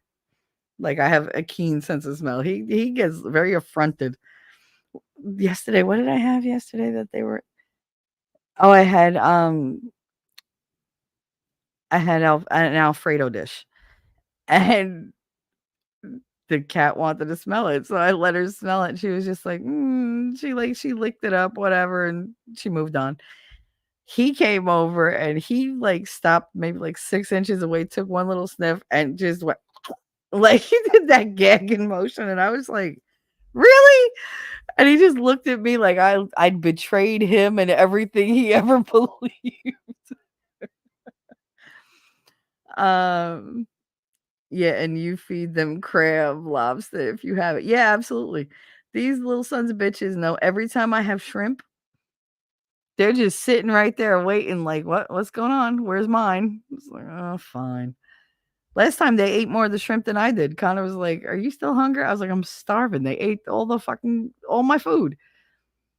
I always used to let my kitty smell my food. He always put his nose up, but it was funny to watch. No, that's Boo. Boo puts his nose up, but Snips is like, "I want some. She'll eat anything. She don't care. She really don't. And if you don't give it to her, she takes it. She's already stuck her whole paw in my coffee, like, boom, mine now." I'm like, if you think that's gonna stop me from drinking my coffee, you crazy. Like, But see, she's definitely the more affectionate, more outwardly affectionate cat. Like Boo will rub up against you constantly and he'll sit next to you and just look at you like he adores you. But he does head bumps. So to tell you he loves you, he bumps his head into your head and then rubs his whole body across your face, which is really annoying because his hair makes me itch. It's just something about his hair. I don't know what it is. But Snips comes over and like stares at you until you turn. You're like, "Oh my God, what?" And then she'll like lean forward, get all in your face, and she'll kiss you. She just she does like a little like a bump with her nose at her mouth, and she's like, "Aw." And then she'll like lick your forehead. That's a thing. She likes to lick temples. Like she goes over, it's like her little like kiss on the forehead kind of thing. And she always does that with me. She comes over and I'm just like, okay. Like she's standing on my shoulder at one point and just like licking the corner of my temple. And I'm just like, all right, thank you. Like, I love you too. Now get the fuck down. Like, I'm very much a cat. Aw, thank you for the affection. Now stop it. Like, I have a line. Get off. Where you going? Come back. You just said, yeah, get off me, but don't leave. Like, sit next to me. I might want to touch you. What you doing? Pokey, pokey, pokey, pokey. What you doing? What you doing? Laugh. What you doing? Pay attention to me. Look at me. Play with me. Oh, you want to play with me? Not right now. I got things to do. Like that. That's totally who I am. Everything's on my terms. So I'll let other people do what they want to do. Like if somebody's coming to hug me and I see they're coming, I'm like, all right. I don't necessarily hug them back depending on my mood. Like if I'm doing something and you feel like hugging me, yeah, knock yourself out. But don't expect me to reciprocate. I'm just gonna. It's a one-way thing. Go ahead. And then like maybe I'll like tilt my head against you and give you that little like bus. But otherwise, it's just no. It's on my terms. Wolfram said, "Welcome, watchers. Please consider subscribing to the channel and hit that like button." I want to play that welcome thing again. I like it. I hope you like it. The Insane Asylum. Welcome to the madhouse, we be running muck. Keep it all real and we don't give a fuck. World gone crazy, we here dancing in the rain. Welcome to Shelly's house, we just a little bit insane. Bring your real self, I ain't asking for more. Except one thing, leave your bullshit at the door. There you go. There you go. Leave your bullshit at the door. It's funny because I wanted the AI thing to write the lyrics, and it did. And I was reading them and I was like, "Oh, these suck. I could do better than these." And then I rewrote the whole goddamn thing and I was like, I was like, "All right, it's time for me to get in that mode." So I had to like put that hat on. And I was like, "All right." So it took me like 2 minutes and I kicked that out, and then I went back and changed like a word here or a word there because like the beat didn't fall right with what he was saying. So I had fun writing those. They were cute. But I wanted one about the madhouse because this is I called it T3's house, I called it the Mouthy Mom's house, but Shelly's house fit the best in beat and in feeling. So I was like, yeah, whatever. That's like Saturday night when I was on Winning Show. I didn't go as T3. I went as Shelly. So I changed my avatar and it was, the avatar he made me, which appropriate. But I didn't feel like being T3. I didn't want to be open and accepting and like that wasn't the personality I felt that night. And if people tell you you're supposed to be one thing all the time, that's some bullshit. Everybody has facets to their personality, and that was one of them that I didn't feel like leaning into. I just wanted to kick back and have fun and not worry about anybody. I needed like 2-3 hours where I just focused on the show and, being in the show and being present, following his lead because it's his show, and reacting genuinely to the things that he was showing. And so that's the way I leaned. And I was Shelly. That was just pure me. And there is a difference. Like if somebody invites T3 up to their panel, they're not inviting me. They're inviting T3. They are expecting, a little more, deviancy, I guess. Like they're expecting the wilder version. They're not expecting the calm, like, yeah, I'm cool, kind of like just let shit happen version that I usually adopt. Cause that's my default. When I go and I do like this super dirty talk and whatever, usually it's because I'm at a loss for anything else to say. And that's just a wealth of information. Like there's a wealth of material there. So I can always fall back on that. Perks his ears up. Boobies? Always with the boobies. Always with the boobies. But yeah, so I mean I was just Shelly on Saturday night and I had a really good time. I enjoy that whenever I'm with him, I'm just Shelly. But when I'm here or when I go on somebody else's panel, I'm T3. I have to meet certain expectations. When I'm Shelly, I'm just myself. It's just me really relaxed and kicking back. We had a really good time. But I can't do that with a lot of people. I really can't. Even like before in 3D life, I couldn't do that. Relationships are really hard for somebody like me. It doesn't matter what type of relationship it is. It could be para, it could be platonic, it could be romantic, it could be sexual, it could be, like just familial. It does not matter. Friendship relationships are very difficult for me to navigate. They're very, very difficult for me to navigate. Both the shows this weekend were great. Oh, well, from thank you. They were. We had a really good time, him and I, this weekend. It was just a really fun. I mean, we spent like the whole day together putting our shows together and doing research and watching videos and movies and whatever. Farrell, what's up? Welcome, welcome, welcome. Oh, were you here before? Because now I got to play the thing. Well, I'm not going to play the thing. Well, I kind of want to play the thing. Farrell, you ready for a little video? Don't take the visual to heart. That's only until winning makes a better one. I made this one, so it sucks. Welcome to the madhouse, we be running muck. Keep it all real and we don't give a fuck. World gone crazy, we here dancing in the rain. Welcome to Shelly's house, we just a little bit insane. Bring your real self, I ain't asking for more. Except one thing, leave your bullshit at the door. There you go. There you go. That was for you, Farrell. Only because, like I said, it's for people who buy memberships. It's for people who gift memberships. It's also for people who've been away a while and come back after, a bit. And I haven't seen you in a hot minute. So you got the new song.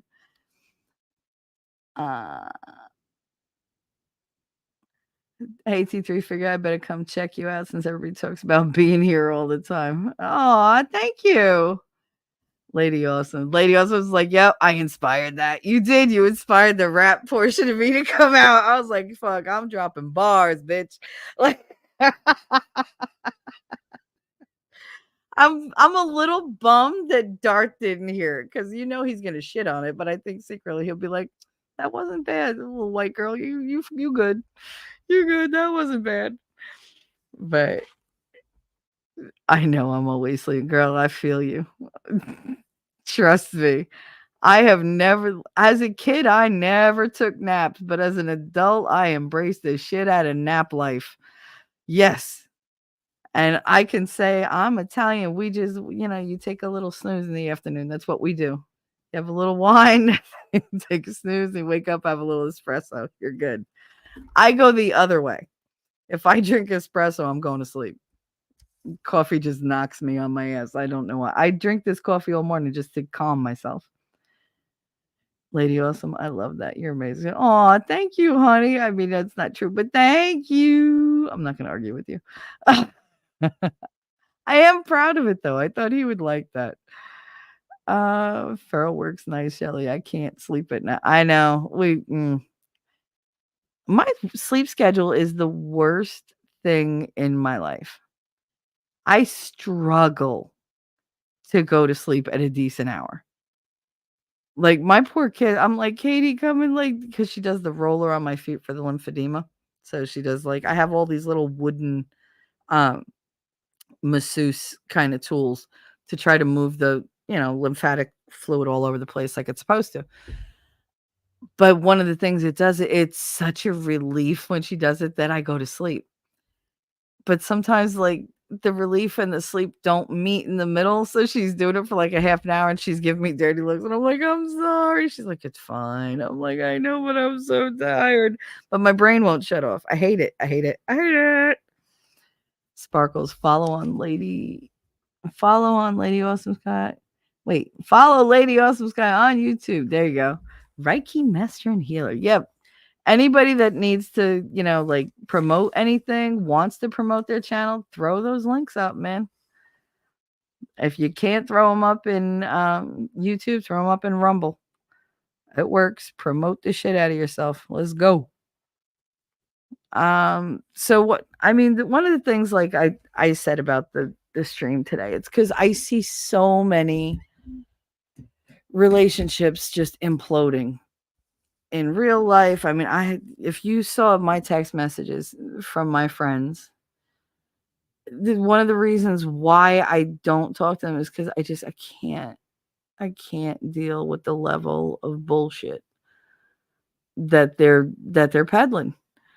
This one's scared, that one's scared, this one's upset, that one's upset, and it's just like, okay, one of you, I want one of you to start a conversation or at least end a conversation with, so Shell, are you okay?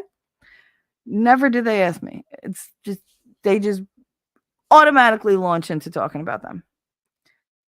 And I'm like, wow, that's, thanks. Like that, at least I know where I fall on your like priority list. Like you're literally only here to bitch and have me tell you everything's going to be okay. Like tell yourself it's going to be okay. Cause like I'm tired.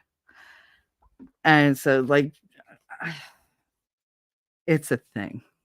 It's a thing. There's way too many people in 3D world who want me to reassure them and don't even ask, are you okay? Not do you need something or whatever, just are you okay? They don't even bother. And it's just like, oh,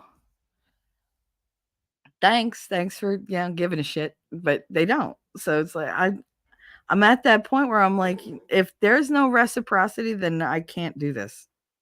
I can't constantly give. I have to have boundaries. It doesn't matter what you mean to me. It doesn't matter how much I love you. If you don't feel something like genuine for me back and you're not going to show that, then why would I bother with you? Why would I keep you in my life if you're just going to drain me of everything? Like I can't. It's really hard to be around people like that who constantly have nothing but negative thoughts and negative reactions to things. Like I have one friend who every time she does something, she's always afraid. I'm always afraid. She's afraid. She's afraid. She's afraid. She's afraid. Okay, I get that you're afraid, but at some point you gotta do it. You gotta shut the fuck up and do it because it's a part of being a grown-up. None of us like the adult jobs we gotta do. Adult responsibility sucks. It's hard. Life is hard. But you got to do what you got to do. You can't check out all the fucking time. You can't break down every minute. You got to be able to function. Obviously, you talking to me the way you've been talking to me for years is not working. How about you get help? And well, they put me on whatever. Yeah, pill's not going to help you. Especially, I love how people start on like antidepressants and they're like, it's been a week and I don't feel any better. Bitch, that shit takes like 6 weeks. Keep going. Like, just hold on. You waited this friggin' long. You could go 6 more weeks. Come on. Just get through the next 10 minutes with me.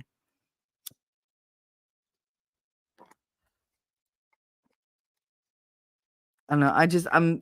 I've started to wilt under the weight of expectations. Other people's expectations of my behavior. Like they expect certain things from me and I just can't always do it. I just can't. Pearl said you're the listener, so they want to come to you. Yeah, and that's great. I have no problem listening. I have no problem giving advice. I have no problem sharing my experiences. But then they don't listen.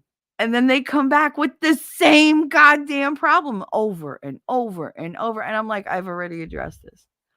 And I'm really not a person who likes repeating myself. I will talk forever. Don't make me say the same shit over and over. Because that just means I'm talking to nothing. I'm talking to the wall. Like, hello, wall. Nice to talk to you. I'm glad you listened. Because it's going to do more of what I told it to than you will. It's just so draining. So draining. Outpost nerd. I ask if you're okay just to make sure. Yeah, this isn't about you. I said 3D people, like in this world, like that actually I have to like, they have the intention of knocking on my door. Or well, not the intention, but the ability to literally hang up the phone and 5 minutes later knock on my door and be like, bitch, open this door right now. It's a little different, nerd. These are also people I've known for, 10, 20, 30 years. So it's like, I expect a different kind of exchange with them. There is something in my eye, y'all, and it's driving me insane. I want to like pluck my eyeball out because I can't get it, whatever it is, and it hurts, and I can't see the damn chat. Now my nose is gonna start running because I'm like sticking my finger in my eyeball. Yeah, their energy sucks. Their energy does suck. Mike, I love you, Shelly. I love you too, honey. You're so sweet. And he loves you too, Farrell. See, Mike is always around to spread the love.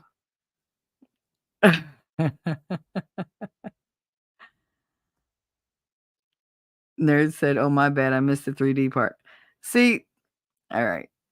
You tend to internalize everything. Like everything I say, you're like, I didn't do that. I know you didn't do that. Did I call you out, nerd? Did I call you out? No, you know what I do with you? I don't call you out. I just make you dance.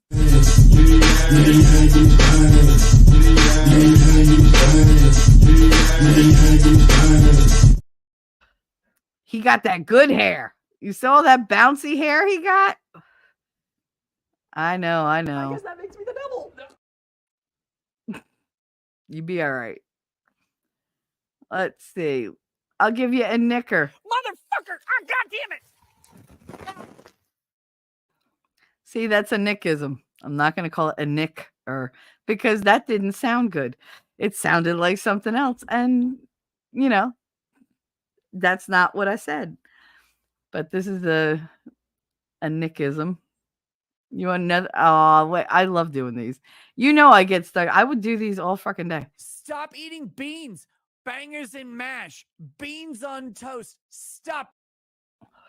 I love when he tells people to stop. It's hilarious. I do really like this one, though. Fuck you, you weird. Go away. Good luck. We're all counting on you. Oh my goodness. See, these are just fun for me. I just enjoy all these little clips.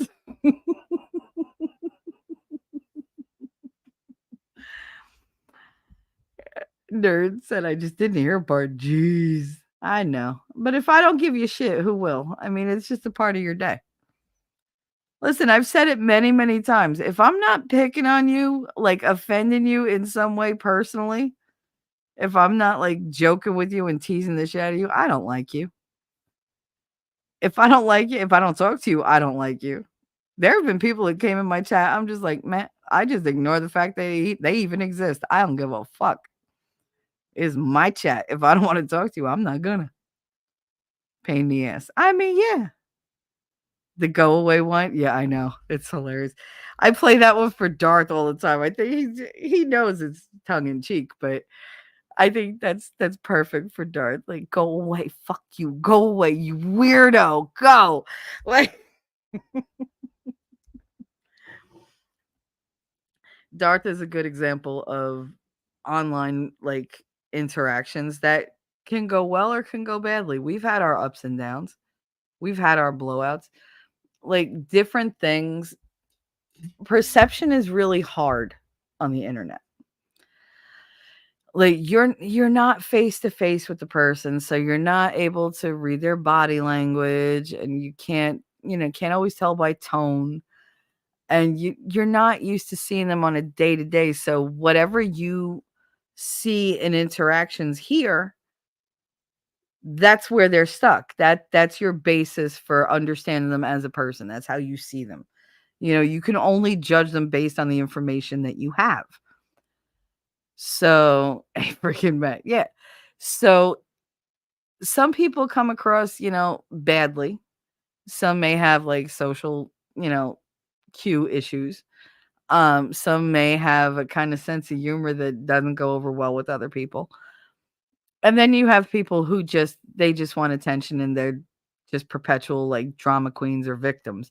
Like there's tons of those. And I think it's hilarious because they're everywhere. They're everywhere. You see them out there, men, women, child, vegetable, animal, mineral, it doesn't matter. They go out and they're like, "Oh my God, I'm going to be this way. And I don't care if anybody likes it. And everybody can go fuck themselves." And then they're the most easily butthurt people in the world. Like everything that happens, they're like, "Oh, did you see what they did to me? Shut up. You've been doing it to everybody. And now suddenly when it's done to you, it's a big fucking deal. Go fuck yourself." Like, I can't. It's the whole, oh no, like, "Oh, I'm wonderful," or "Oh, I'm this," and da da da. And then people bleeding their emotions everywhere. I come here to my channel and I talk about my emotions. That's what my stream is. I talk about my emotions. I talk about my trauma. If somebody wants to say it's a downer or if it's depressing, guess what? Don't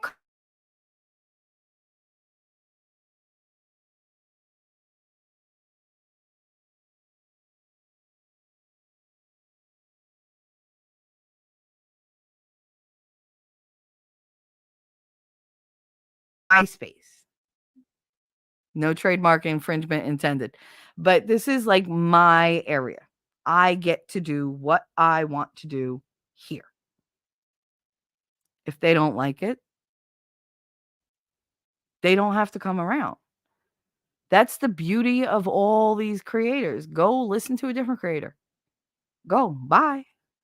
Like, what? What was weird? Hello? What happened? Did I go somewhere? That wasn't me. Nothing on my end changed. Like the mic was, I didn't even move. What happened? I'm gonna have to go back and figure it out. She said, then they're crying all over the place. Yep. Wolfkinder said, "I was listening to Tug talking about a podcaster who used botometer to find which YouTubers were really bots. I kept hearing botometer." No, that's just a certain superhero. He's the only botometer that I know. Although you never know. I don't wonder about Drex. I think Drex would be down for some ass pie. I do. Just of the female variety. But no, I think Drex would be an ass eater. I do. I don't know why I do, but I do.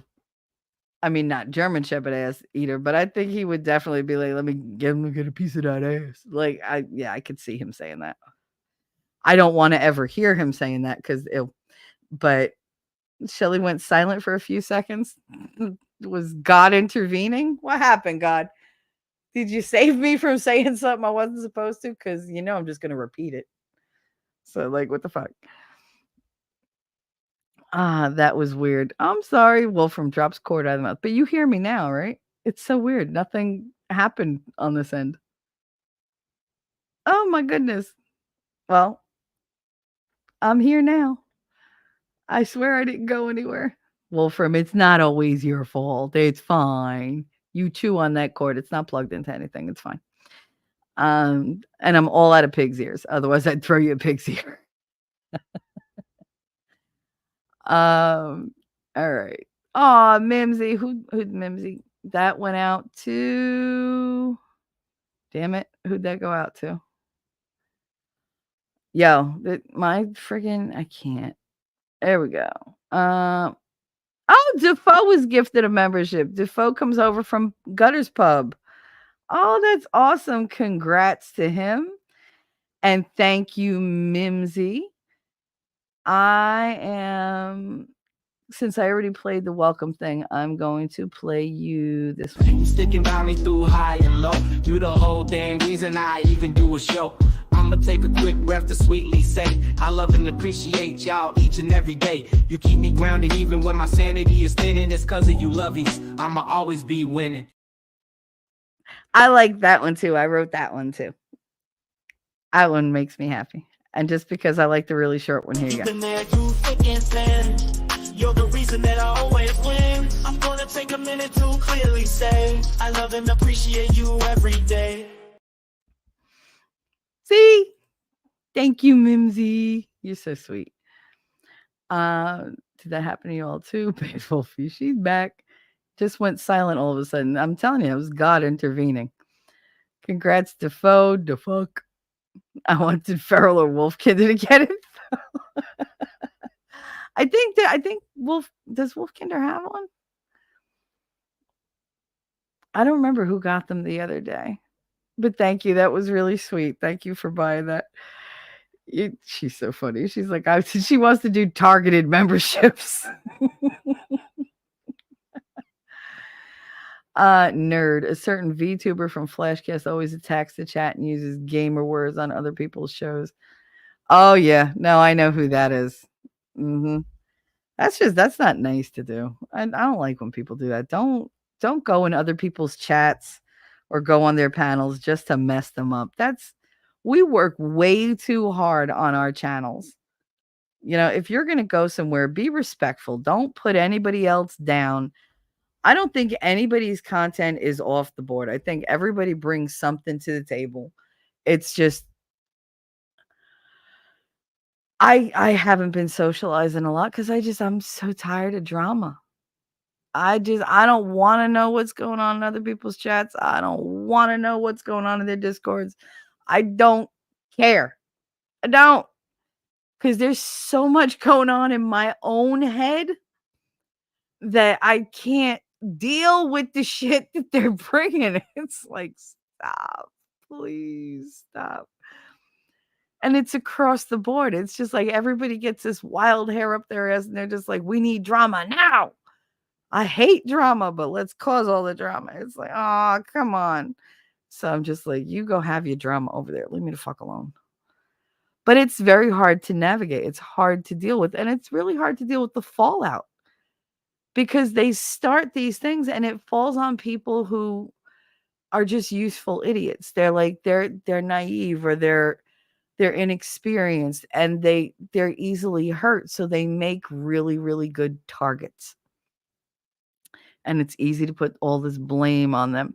Whereas, you let somebody go and be themselves and you encourage them to do it more and more and more, and you feed the beast. And then all of a sudden you want to chain up the beast and send it to exile because it got to be too much for you. You fed it. And now it's hungry all the time. And now you mad. Why? Why do that? There's so little kindness on the tubes and just on the internet in general. I could be the meanest bitch in the world. I don't want to be. If I'm mean to you, you pushed me to that shit. Either you pushed me to her or I've watched you long enough to see the patterns. Because I see patterns. I'm not stupid. I see the patterns. I see how you're playing the victim card all the time. There are people who go and they pull out their plunger and they dredge up old shit that didn't bother them in the moment, but now it's convenient to bother them. Fuck you. There should be a statute of limitation on bullshit. There absolutely should. If it didn't happen today or yesterday, it don't fucking matter. Let it go. And you don't get to bring that shit up 3 months down the road and be all butthurt about it when you were fine with it for the 3 months in between. Now it's suddenly a thing. People do it all the time. They nitpick. They're like, oh yeah, let me just bring this thing. I've been saving this in my back pocket for so long. I hate that shit. I hate it. That's why I'm so blunt about things, because I want it addressed now. If I go away mad, I ain't coming back in a better mood. I can guarantee you that. If we already have like an established relationship or whatever, and I feel comfortable talking to you, and you do something to piss me the fuck off or hurt my feelings, and I walk away mad, and you let me, when I come back, it's not going to be better. I'm just going to be more resentful and sure of my anger and have a whole lot more to say. And then I'm going to be bleeding emotions for like hours. I don't want to do that. If it happens, address it in that moment, squash it, kill it. It's dead. It's done. It's gone. Don't bring it up again. Don't make the same mistake. If you're uncomfortable around people, don't go near those people. You're not obligated. The only obligation we have are to take care of ourselves. You are responsible for your own survival. And if somebody out there is part of your crew or whatever, and you're constantly getting negative feelings around them and they're constantly hurting you, or you're constantly feeling like, oh my God, I'm so unhappy here, don't be there. Don't be there. Get out of there. Like, just move. You don't have to, and it doesn't have to be life or death or like all or nothing. It doesn't have to be extreme. Don't be permanent about it. Be like, you know what? I'm feeling some type of, I'm going to go away for a little bit. Like, I'm going to take a couple days off and go do something else. Clear your head, start a project, pick up a show to binge watch for 3 or 4 days to get out of your fucking head. Something. Don't languish in a place where you're unhappy and then bemoan about it incessantly. So you're now drowning in it. You're not going to shake that feeling off. It's not going to get better if you just keep swimming through it. I always tell you guys, when you're going through hell, keep going and come out the other side. But some people are like, oh, I'm going through hell. I'm just going to walk in circles around here and just rant about it the whole fucking time. And I'm going to draw you all in with me so you'll experience it. That's too much. Don't ask that of people. In this world, there's so much going on. If you're upset, yeah, talk about it. But if you're going to lay in it and just, that's all you're going to do, and you're going to allow the same people to do the same thing over and over and over, I'm not the problem. You're the problem then. And I'm not saying I'm the problem to begin with, but it's not me. It's you. No, really, it's you. But from different perspectives, it's always going to be somebody else. From the person who's being hurt, it's not going to be them. From the person who's doing the hurting, it's not going to be them. But there are people out there who manage to make themselves the victim when they're hurting other people on purpose. And then there's people who can't not think of themselves as the victim when they're the ones being hurt, but they embrace it to the point where that's what they remain. Like Lady Awesome always said one thing to me. She was like, don't be a victim, be a victor. Turn that shit around. And I leaned into that advice. I was like, you know what? I might have been like, I'm not Amber Heard. I'm not going to say I'm nobody's victim. I've been a victim. But I've also been a victor over that. They don't get that power. They don't get to keep me a victim. And if you're going to victimize me at all, see ya, bitch. Bye, Felicia. Like, be gone. Get behind me. Get thee behind me, Satan. Like, just away. I ain't got time for that fucking bullshit. I just don't. Oh, I never get to play that one anymore. Nobody got time for that. Nobody got time for that. Nobody got time for that. And you know why? Because I'm good enough, I'm smart enough, and doggone it, people like me. There you go.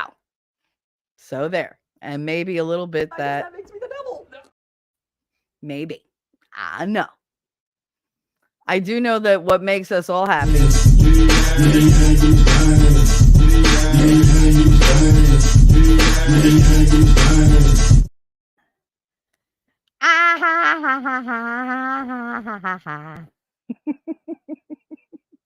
Those just make me happy. Oh my goodness. Oh my goodness. Wait, I'm almost caught up. Wait, I saw it.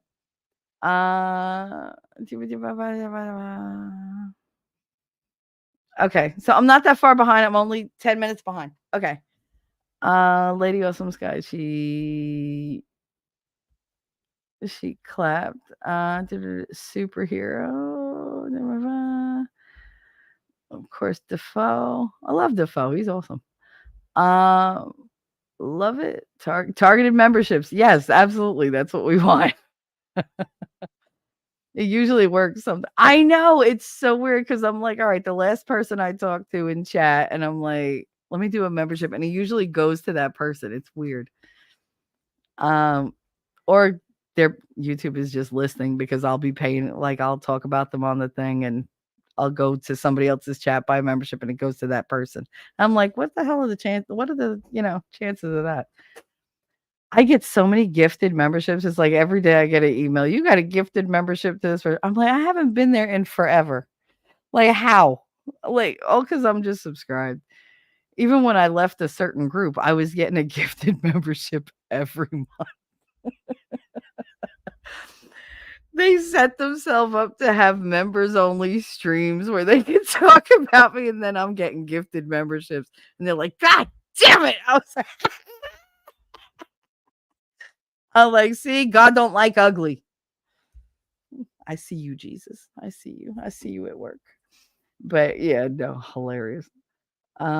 He thinks he's not doing anything wrong, and that's the problem. Wait, what? It usually works well sometimes. I usually get gifted memberships when I'm lurking somewhere. I love lurkers. I love lurkers. I do. I don't mind. There's a lot of people who just don't feel like interacting with people. They just don't. I get that. I lurk all the time. I'm always in Dart's chat lurking. He knows it because he'll say something. The first time I did it took him by surprise because he was in the middle of one of his laws of power and he was talking about something and he was like, oh yeah, I heard there was this list of these bitches don't want to be taken to like, and he was talking about like the list of unacceptable places go on a date. And he was talking about it and they're all, and he was like, yeah, I don't know. There was a whole list. And so I DM'd him the list.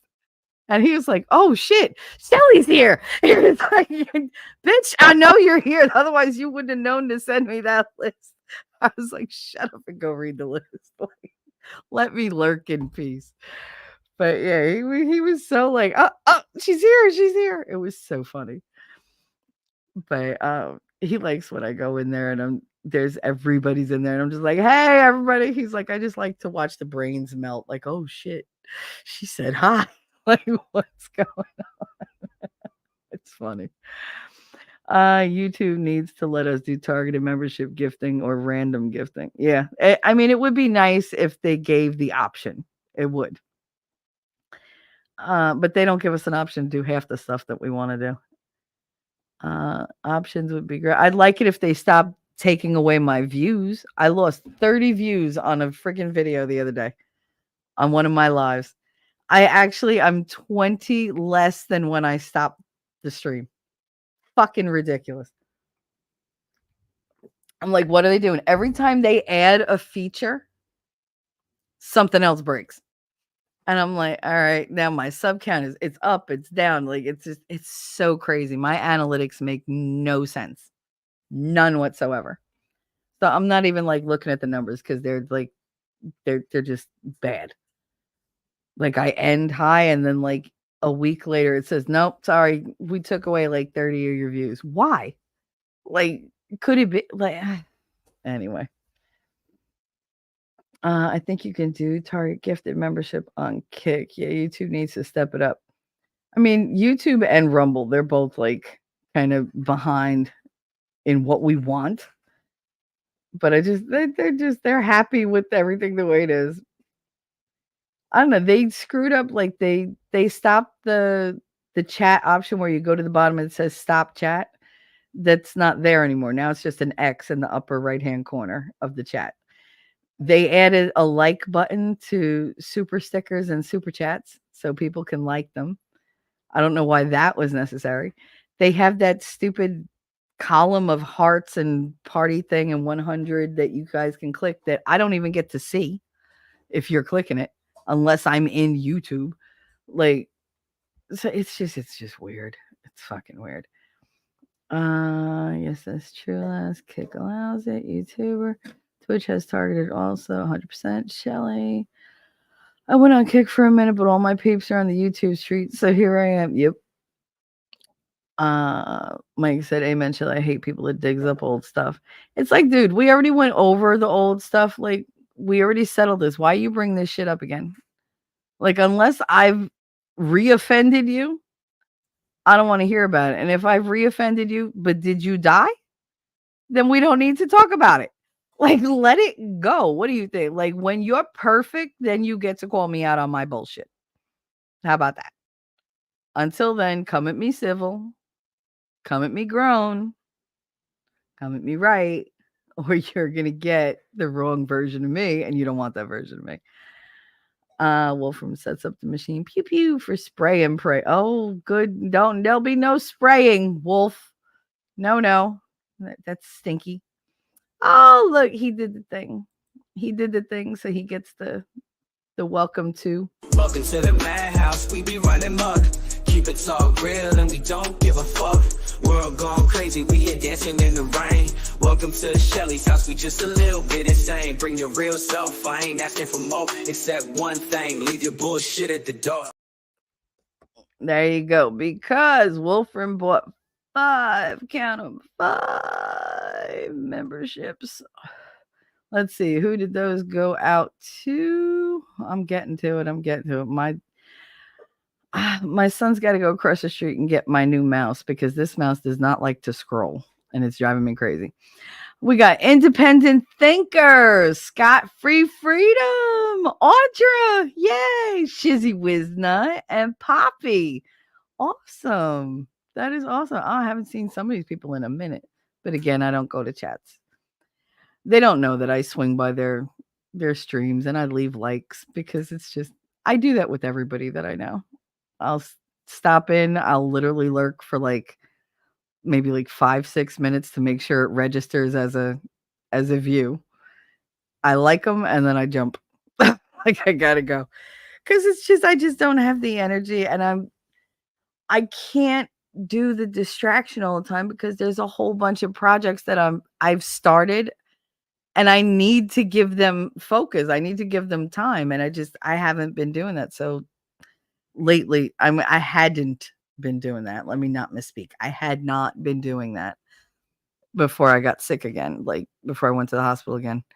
And then once I got sick from the coof, I was just like, I didn't have the energy to deal with anybody, y'all. I couldn't even lift my head up for a week.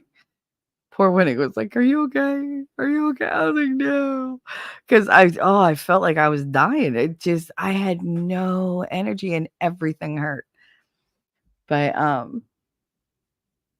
thank you, Wolfram. You're so sweet. Always a sweetie. So thank you for those gifted memberships. I really wanted Winning's gonna come up with something peppy and titified for me, just for you. Welcome to the new members. So glad I could bring a little joy from that. That makes me happy. Back to work later, y'all. Bye, nerd. I don't care that he don't like that dancing thing. It makes me happy. I like it. It does. It's not because it's him. I like the whole did-it-um, did-it-um, did-it-um, did-it-ang. The fact that it irritates him is just a bonus. Listen, I never said I wasn't a ball buster. I'm no fucking saint. The hell.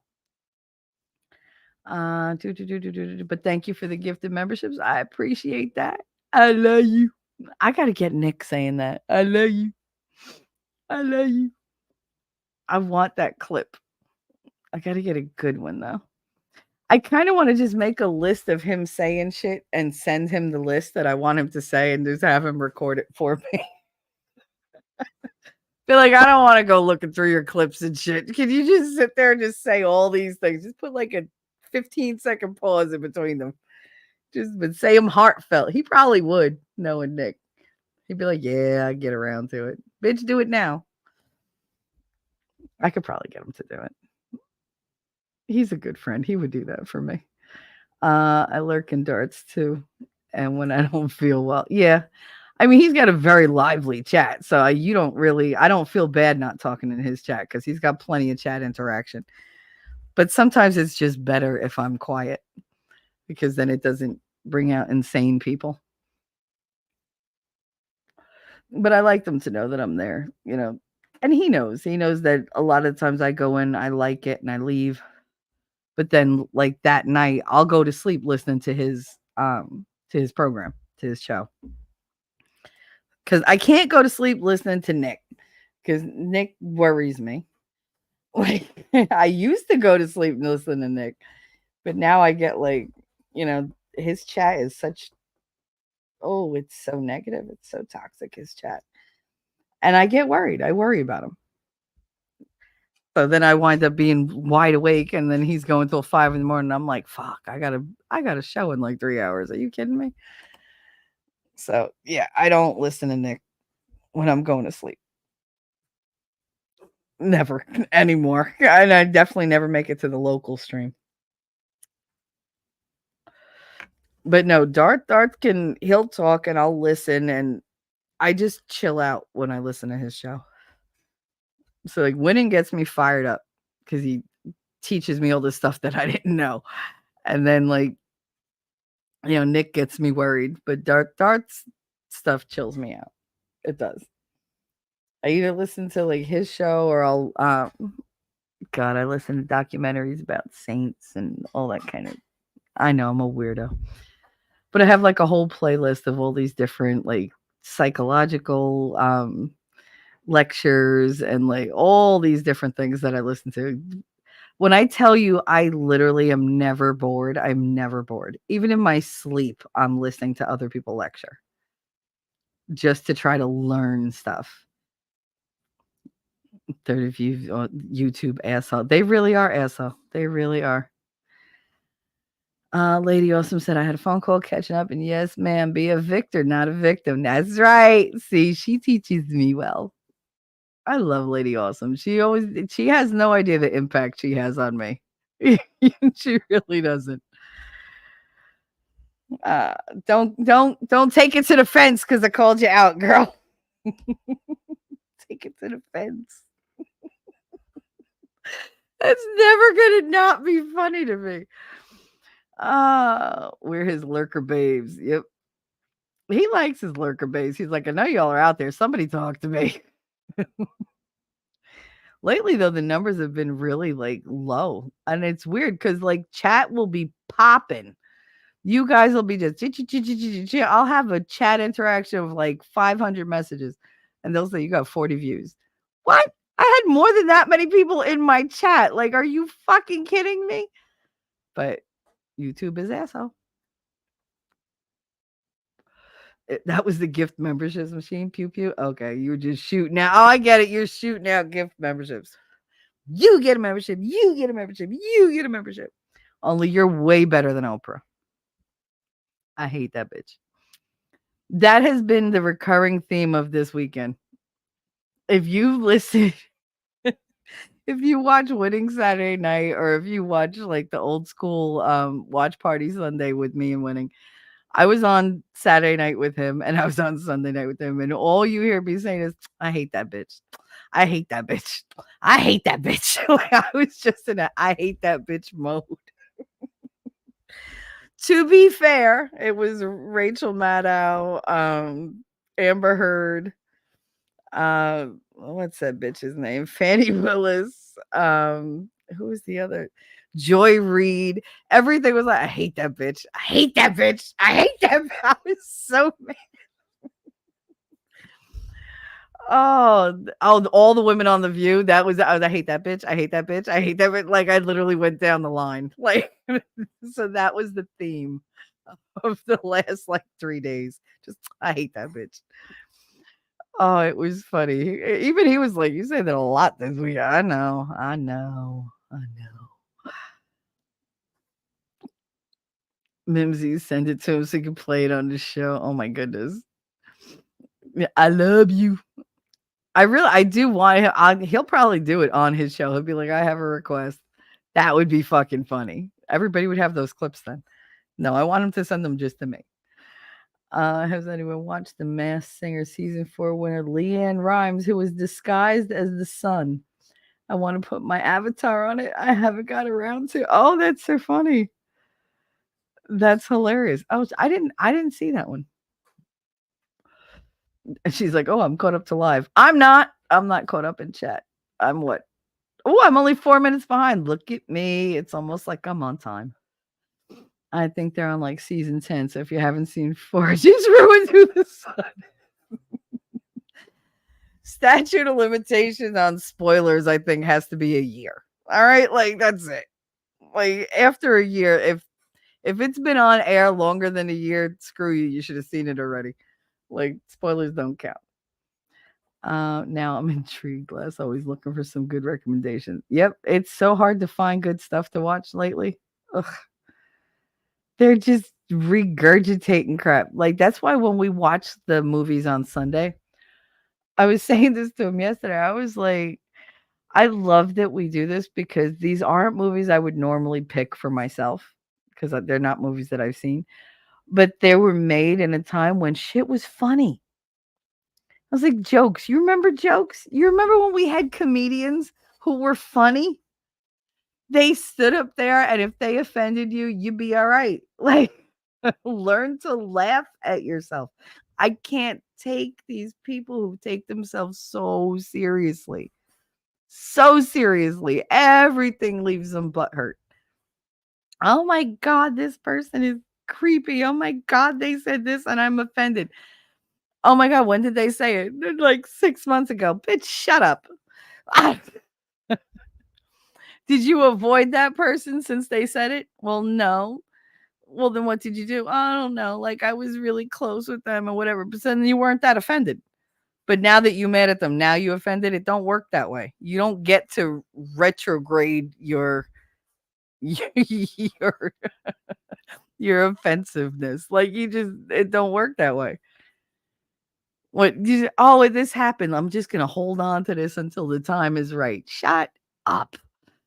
That's how you manufacture your fucking victimhood. That's how you go, oh, look at me. And then you turn everybody into a goddamn victim because everybody's got to deal with the fallout. Like, if your drama is your drama, I don't like drama, then why are you causing it? Because I don't want your fucking drama to touch me. I don't. And the fact that I got to deal with the bullshit fallout pisses me off when I don't want to have nothing to do with it because it was avoidable. It was unnecessary. I hate when that shit happens. And it's been happening for months, months and months and months. And it's just like, oh my God. Like, is there anybody here who's a grown up? Anybody? And then I find grown ups and then we get pulled in because we're the grown ups. It's like, oh, here, fix everything. No. Like, I got my own shit to fix. I love you. Deal with your shit. Stop talking about it. Stop, like, stop pulling shit out of the shadows. This is not for one person, just so everybody knows. This is across the goddamn board. You don't like my channel? Stay the fuck away. If you slam my channel on yours, I'm gonna find out about it. And it's gonna piss me off. Why do you want to do that? Why not just stay in your own goddamn lane? Mind your business. Mind your P's and Q's. Because I can get mean too. I don't wanna. I hate disliking people that I liked so much. I really do. Because there are people out there that I have put time and effort into. I have put trust into. I have promoted. I have collaborated. I have helped out. I have soothed and comforted. I have, held them in my confidence. I've shared, like stories with them. I've shared traumas, information, like whatever. I've been a friend to them. And then they just turn around and just, for some reason, Shelly's a demon, apparently. It's like, wait, what did I do? Did I do something to you? Well, no, but then what is your fucking problem? Like, just be nice. If you don't want to be involved, don't be involved. But I don't want to catch my name or even the threat of my name coming out your mouth. Like I said, I can go ghetto real fucking quick. You don't want me to go there.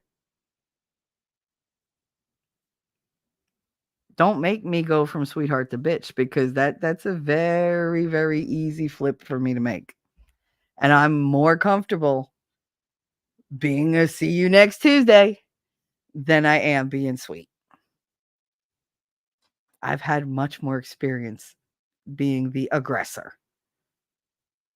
So it's like, I don't want that fucking kind of crap. I want peace in my life. Go away. If somebody hurts you, okay, let's talk about it. Don't talk about it incessantly, though. You got to take action. You can't live in it. I know it's hard. It's really hard. It's hard to figure out who you are. But that's something that nobody can do for you. You're going to do it when you're ready, when you want it bad enough. And it's going to develop over time. And this whole shit with labels, I hate all these people use labels. I'm this, I'm that, I'm that. I don't say I'm a victim of whatever. I have been victimized as a child. As a child, I was victimized. As a child, I was hurt. I am not, how would you say it? I'm not any of the isms. That's not who I am. Is it affecting me? Yes, it's part of what I'm going through. Like I'm not my depression. I have depression. Am I a depressed person? Not necessarily. Depression comes and goes. I'm not going to throw that label on myself like I can never be happy. I'm not going to say, oh, I'm afraid of this, so I'm never going to do this. No, I'm afraid of it. Eventually, I'm working toward facing that fear and overcoming it because it's not going to become part of my goddamn identity. You know what's my identity? Fighting against the things that scare me the most. That has always been who I was. For a while, I got too low to fight anything because I was overwhelmed. I was on a lot of fucking medications. I had all this goddamn sickness. So, I was being attacked on multiple fucking fronts. So, no, I wasn't myself. But I'm much more myself now than I think I've ever been. Am I the old me? No, she's gone. She had her time. Trying to cling to that is just an act of futility. It's insanity. My body is different, like it's the weakness and whatever. I have to deal with what I am now. I can't cling to what I was because then I'm just disappointing myself. And if I'm disappointing myself, that just opens the door to depression. It's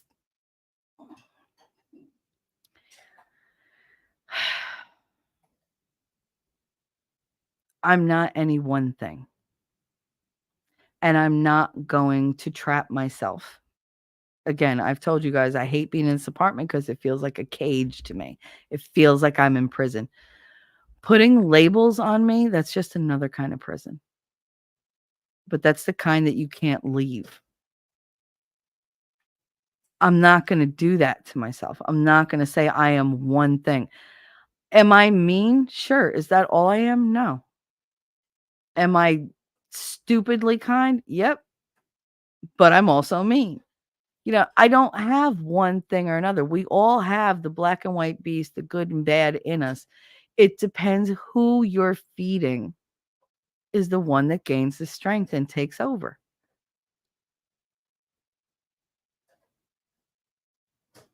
I don't want that fighter wolf in me to die. I just kind of wanted to sit back and take a snooze for a little while. Like, chill, bitch. There ain't nothing going on. I don't need you at the attack right now. Save your energy. Go rest. Go hibernate for the winter. But when I need her, she's there. Just throw that bitch a pig's ear and she's good to go. But for the most part, I want the tranquility. I want the tranquil wolf. I want that white snowy wolf that just kind of lopes along, kind of like Ghost in Game of Thrones. Like can be vicious, but really for the most part is just I'm just here to keep you company, dude. Like we're good. Let's just chill.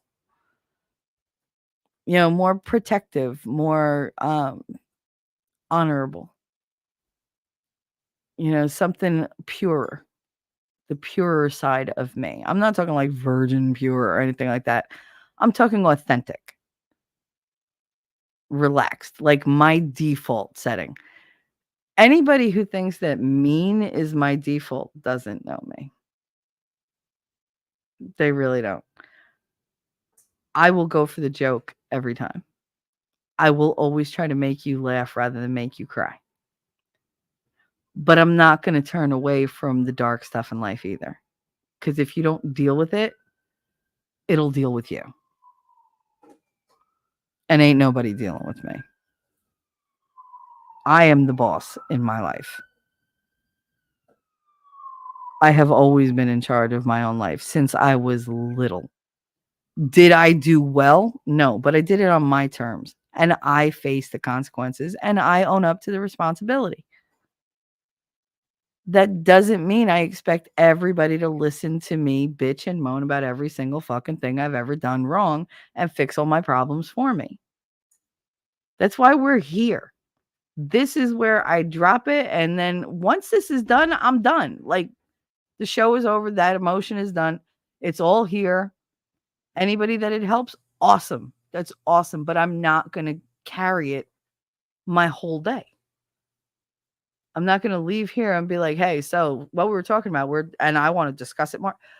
Occasionally that happens when it's something like really like ongoing or like a current thing that's always evolving. But if I'm just dumping feelings, I'm just, here we go. Let's deal with this. Like, this is what's on my mind today. And what's been on my mind today is the amount of bullshit that's going on out there in the real world and on the tubes. People languishing in their misery. And misery loves company, so they bring other people into it. And they overwhelm them. And then when they lose that support, that's even more hurt for them. So none of this is good for them. I'm not saying they're wrong to do it. I'm just saying it's not healthy. It's not good for them. There are better ways. Like, look into YouTube. YouTube has help videos on like everything. Trust me, they've helped me a lot more than the goddamn therapist did. I mean, I love my therapist. Don't get me wrong. I should say the shrink a lot more than the shrink did. But there are ways to improve yourself. There are ways to get out of your head and to solve some of your problems and to face your traumas and to fix yourself that don't involve you oversharing to everybody else. There's a difference between oversharing and being vulnerable. Being open and admitting things and being accountable publicly or whatever, that shows a certain vulnerability and trust in others that is healthy. It's good to see. It encourages other people to do the same. Oversharing to the point where you're overwhelming, that's where you need to establish boundaries. You need to maybe look up some videos of things not to share with people. How not to overshare, how to not there's a word I'm looking for. How to not self-sabotage, because that's what you're doing. By doing that, you're self-sabotaging your relationships with other people because you're overwhelming them. And while you're doing it, you don't stop yourself. You're being told you're being too much and you keep going. And that's not a healthy thing to do. You can't just forge ahead and expect everything to be okay. You can do whatever you want, but the consequences are not going to be good for you.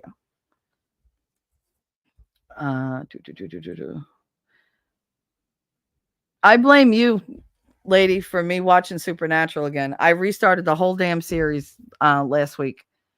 I'm on, I think, season 5. I think season 4, because I only watch it like sporadically. But yeah, no, I restarted it. Woman, I totally blame you, because I love me some Dean. Ooh, son of a bitch! Like, I just love him. You're caught up. You've watched every season. I think around 10. Nice Lady Autumn Sky, right? I know I'm going through chat. That's what I like about Masked Singer. There's not 3 shows just like I know. I often forget like which show that I used to like watch, and I'd be like, wait, am I watching Who's Got Talent, or am I watching? Is it The Voice, or is it like American? Which fucking one is it? So it's like I couldn't remember who I saw what on because they were all the same. Hollywood seems a hit, and they try to reproduce it. Yep. Yep. Countdown check to see how long it takes Shelly to get here. I'm only 11 minutes behind. Sky, have you ever watched Upload on Amazon? No, haven't heard of it. Did you lose your night? Mike said, did you lose your naivete because you were a child? Because I lost a lot of things. I don't think I lost my naivete or my gullibility. I am actually very naive when it comes to things. Like, it takes me a while to see the truth of things because it's so scary to trust that I actually push myself to trust people before they've earned it. I think not because I'm in such a rush to trust them, but because I'm in such a rush to get to the point where they betray me and prove me right that I can't trust anybody. It's a thing that you do when you're used to being abused. It's,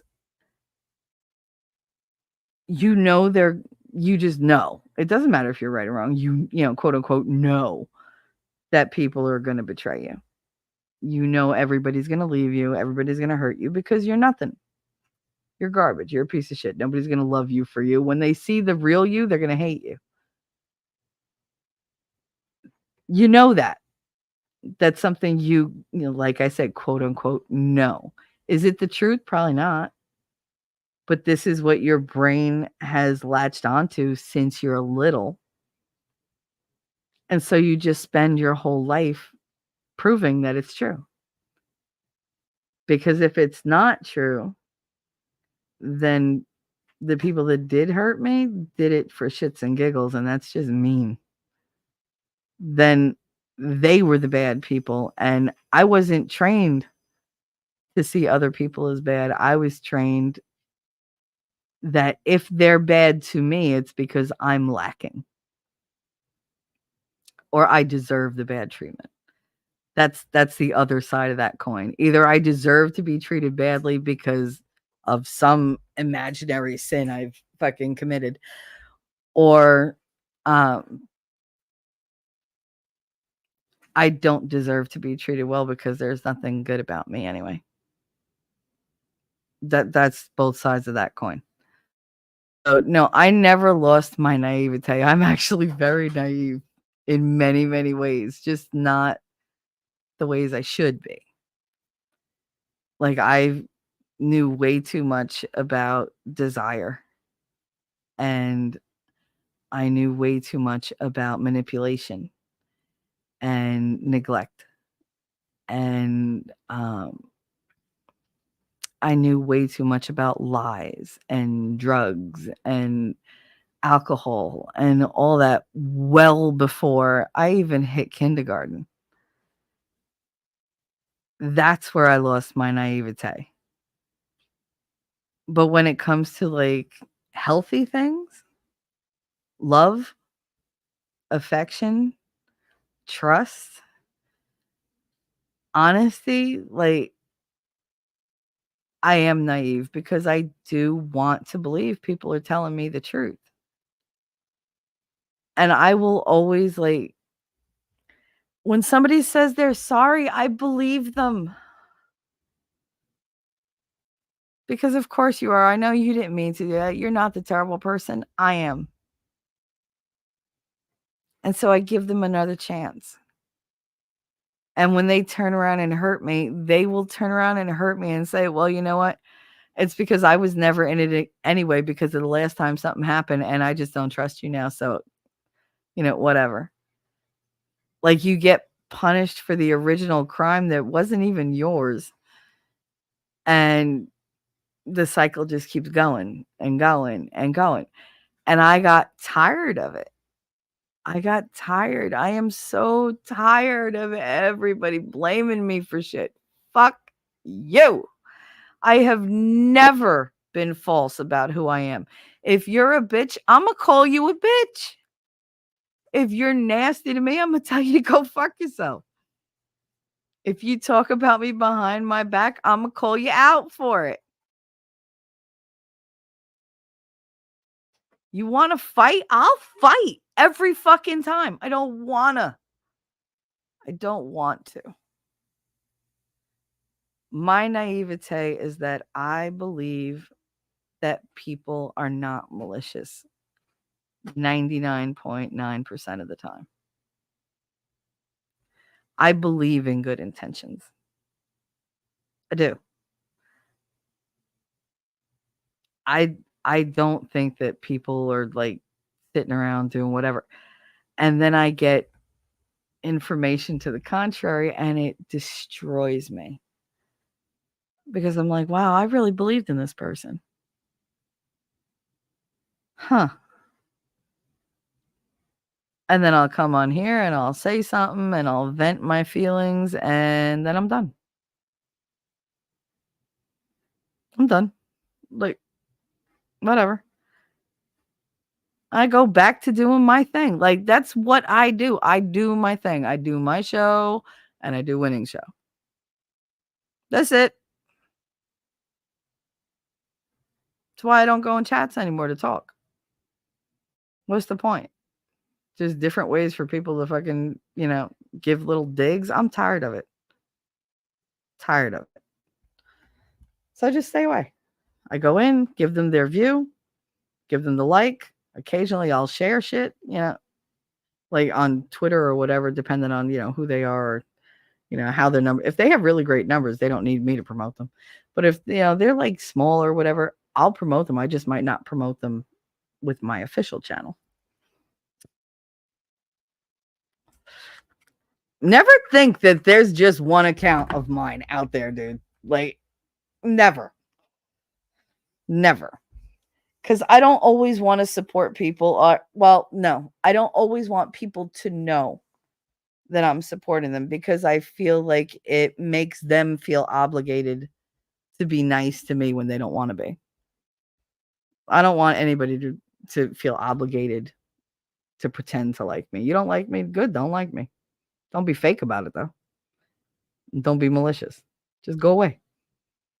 That's all. And stay away. Don't do that thing where you pretend and you drop in once in a while and it's all, hey, whatever, we're all coochie crunch, but we're not. Because in my head, that sets up a whole false, visual. Like I have a whole false sense of security. And then I'm all sad about it later when it turns out to not be true, even though that's the impression you gave. So I just don't like fake people. Like, there are people that I don't like. They don't like me, but we're civil to one another. We're not like, oh my God, look at you. Like, no, there's none of that fakeness. It's the, oh yeah, look, there's T3. Oh yeah, look, there's whatever. Hey, that's it. It's called being an adult, a little maturity. Say hi. How you doing? How the kids? Awesome. Gotta go. Like, I can do that. I like doing that. I don't want to be combative with anybody. But apparently I'm fun to fight with. Or I'm fun to, mock or whatever. It's the the passive aggressive just kills me. Like, don't be passive aggressive with me. Like, if you want to come at me, but be prepared for me to come back at you. That's all I'm saying. Don't poke the bear. One sec. Sorry, there was a child. And now there's a cat. God damn it. Lady Awesome Sky. Premise is people, mostly those who are dying, can upload their consciousness to a VR world. Really? And living people can interact with them. There's a murder mystery in the plot. Oh. It's actually pretty funny. Yeah, I don't know that I want my consciousness to go anywhere when I die that people have access to. Because y'all don't, trust me, you don't need to know what's on my mind, like, truly. You get the first, like, 10 levels.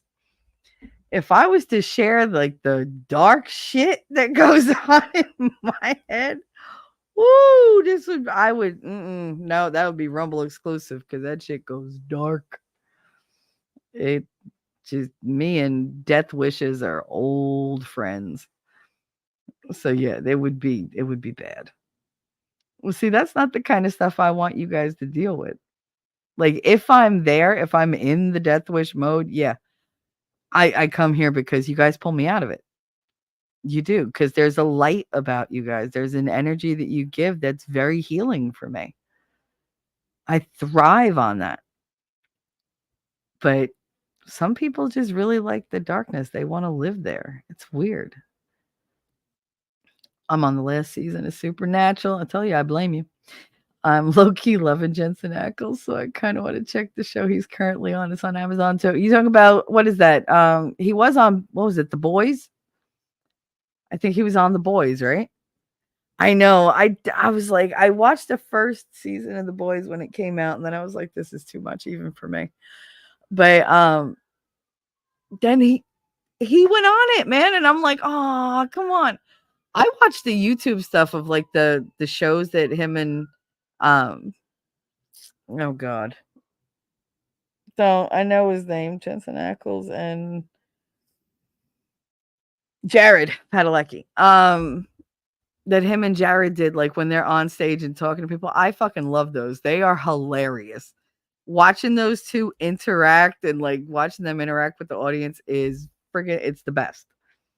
Especially when they get like, when he starts like, yeah, I'm drinking tea. Yeah, because it's tea. He's drinking straight up whiskey. He's drunk as hell on stage and they're dancing. And there's one where they did like the Harlem Shuffle. Was it the Harlem Shuffle? No.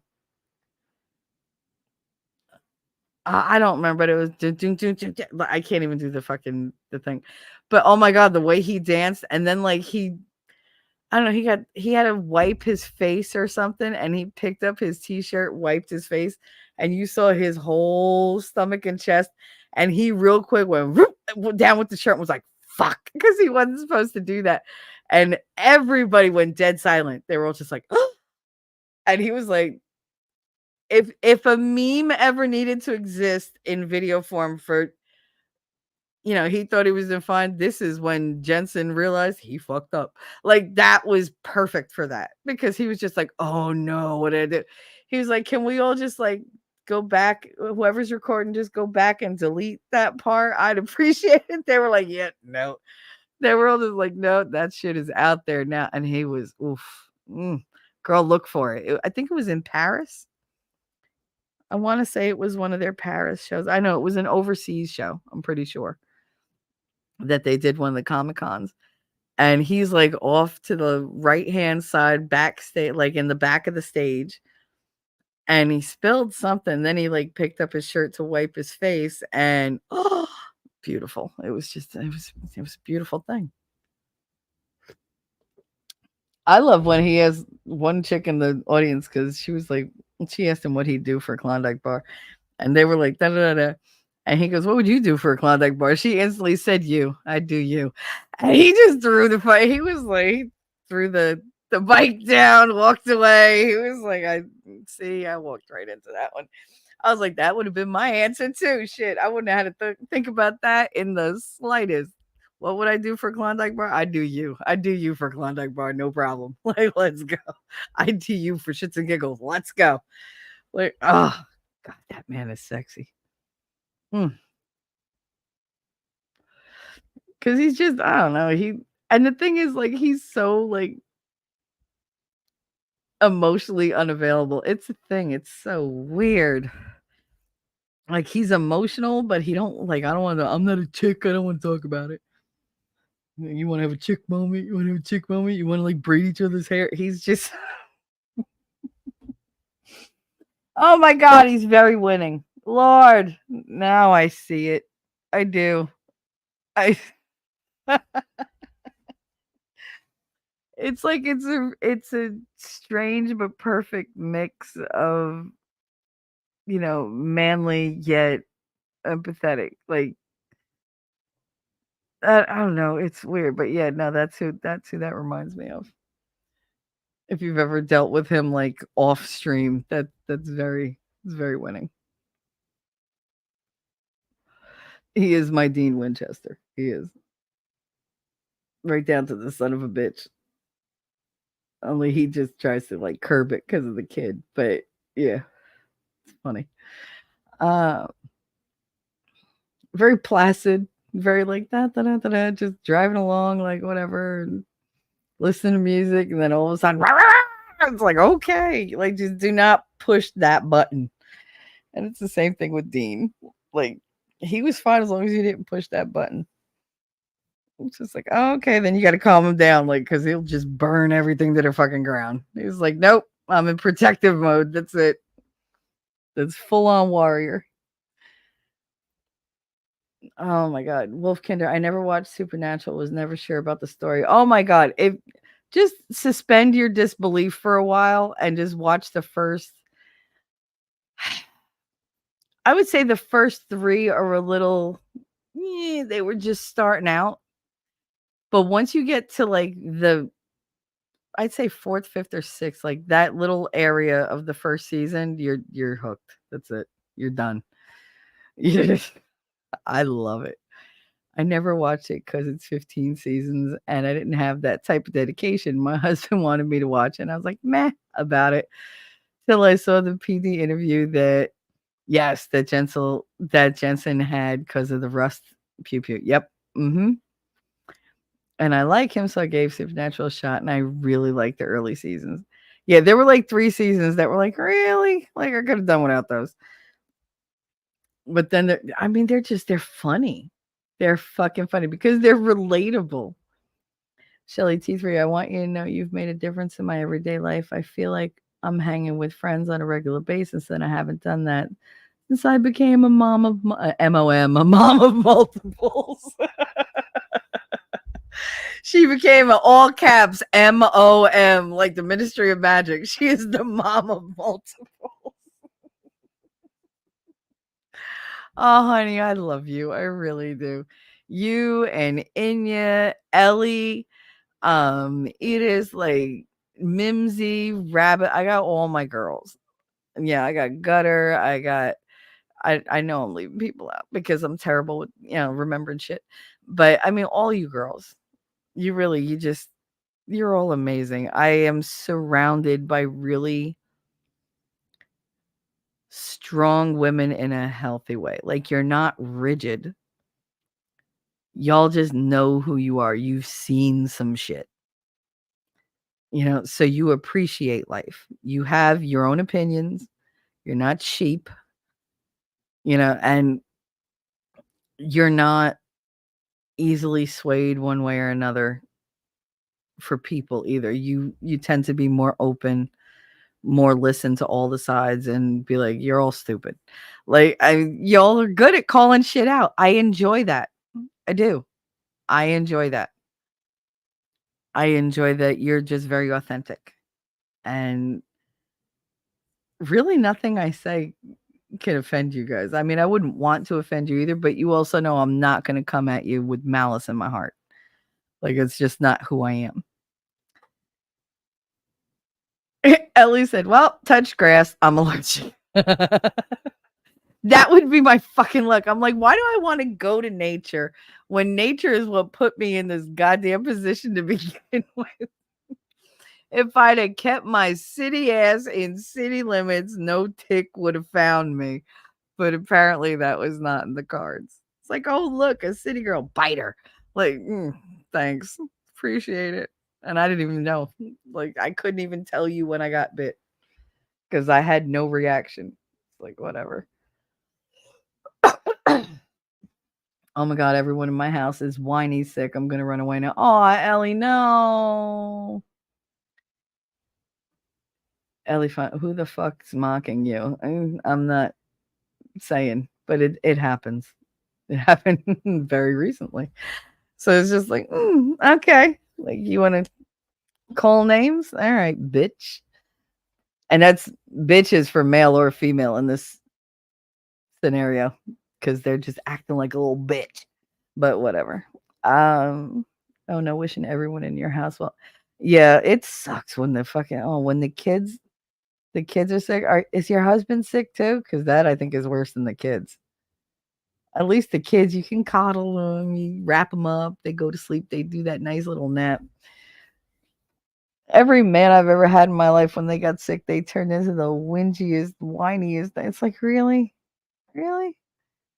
Like, I want to take care of you, but not if you're going to sit there. If you ring a bell at me, my ex husband did that. He was like, his throat hurt. So he didn't want to have to yell because he didn't want me in the room because apparently I was disruptive. It's just my bedroom, but whatever. So he made me go out to the living room and he laid in bed. And because his throat hurt and his voice was shot, he went and he would press the bell on the phone. Because we had like the walkie-talkie phones all the time. And it was like, and I wanted to kill him. I did. Every freaking minute. I need water. I'm thirsty. I'd get him a bottle of fucking water, bring it. It's not cold enough. It's too cold. I wanted ice cubes, not that much ice. I want a sandwich, but I don't want ham. This doesn't taste right. Can you make me chicken? I didn't want this chicken. I wanted lemon pepper chicken. Oh, this lemon pepper chicken's burning my throat. Fucking, oh my God. I was like, just shut up. I was like, God. I was like, I know you're sick. I know you don't feel good, but you're driving me crazy. Just die already. And he was just like, oh. I was like, look, one extreme or another. Either I'm going to take care of you or I'm going to kill you. Which do you prefer? And he was like, take care of me. I was like, all right, then you got to give me just stop complaining. Stop complaining. If you need medicine, I will bring you medicine. If you are too weak to go to the bathroom by yourself, I will help you over there. If you want me to make you something hot to eat, I will make you something hot to eat. Stop giving me freaking orders. And he was like, okay. Like, bro, you're sick. You pushed me over my limit. Like, you made me act wild as fuck. Like, I did. I told him, I said, just die already. I was like, because I can't. He was so offended. He was just like, oh, I was like, you pushed me to it. Like, I can't take you. God, you're a little bitch. Like, stop it. Oh my God.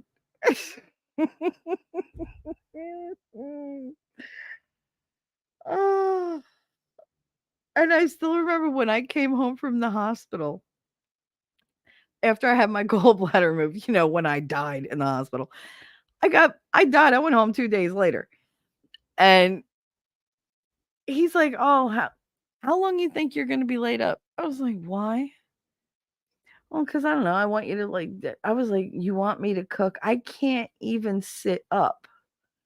And you want me to cook?" Well, I mean, nothing like special. You want me to cook a thing that normally takes me like 2 hours to cook because it's several steps. I could tell you how to cook. Oh, I don't want to do that. Then your ass better go to work and come home with a pizza. I can't. It was always, can you cook? Can you cook? I tell you, he woke me up 2 o'clock in the morning because he wanted me to make him a goddamn lemon pepper chicken. That was his favorite. And but he brings me a frozen chicken. I was like, what am I supposed to do with this? Never mind, I had to go to work by 7 o'clock in the morning. But 2 o'clock in the morning wakes me up, make me this chicken. It's frozen. So defrosted. Do you know how long it takes to defrost a chicken? This will be going in the oven when I'm coming back from work tomorrow. Like, no. And he made me go to the store and buy a regular fucking chicken. He was like, I'm gonna, okay, you're my wife. It's your job. Can't you fucking do anything? I came back. He was drunk off his ass. I made him the fucking chicken. It did not go well because he wasn't thankful at all. Shit, he fucking started in on me as soon as I started cooking it. I was just like, oh, it's gonna be one of those nights. And I'm not one for staying shut. Like, if you come at me, I'm gonna come right back at you. So him and we could get into some fights. I keep having to restart. Don't know if my computer is hacked or I'm having memory problems. clear your browser history. And you might have check to see if there's updates for your browser that have been languishing, maybe that you haven't hit. Okay, it's okay. We'll live. It's allergies, and the hubby complaining about his stomach because he ate something that didn't agree with him. Aw, big baby. Big baby. No, but I don't like having stomach issues either. They do make you feel like, oh, I'm just so miserable. Sorry you're having a sucky day, Ellie. Hopefully things will sort itself out. Yeah, hopefully he'll poop and feel better. Chat has a light wags tail happily. You do. You guys, you do more for me than you could ever imagine. Oh, so it's life in a family of several kids. Yeah. My theme today, sorry you don't feel good. Either go to bed or suck it up.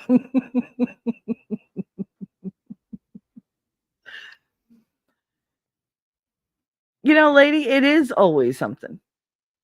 It's always something. And somebody will have the sniffles, or somebody has like they fell and now their ankle hurts, or somebody's got a stomach ache, or somebody's got a headache. And then you're like, when do I get to like just lay in bed and have everybody take care of me? That don't happen. The pollen is bad. I could write my name on my car. Oh, I hate that. Oh. Okay, I'm done. Better.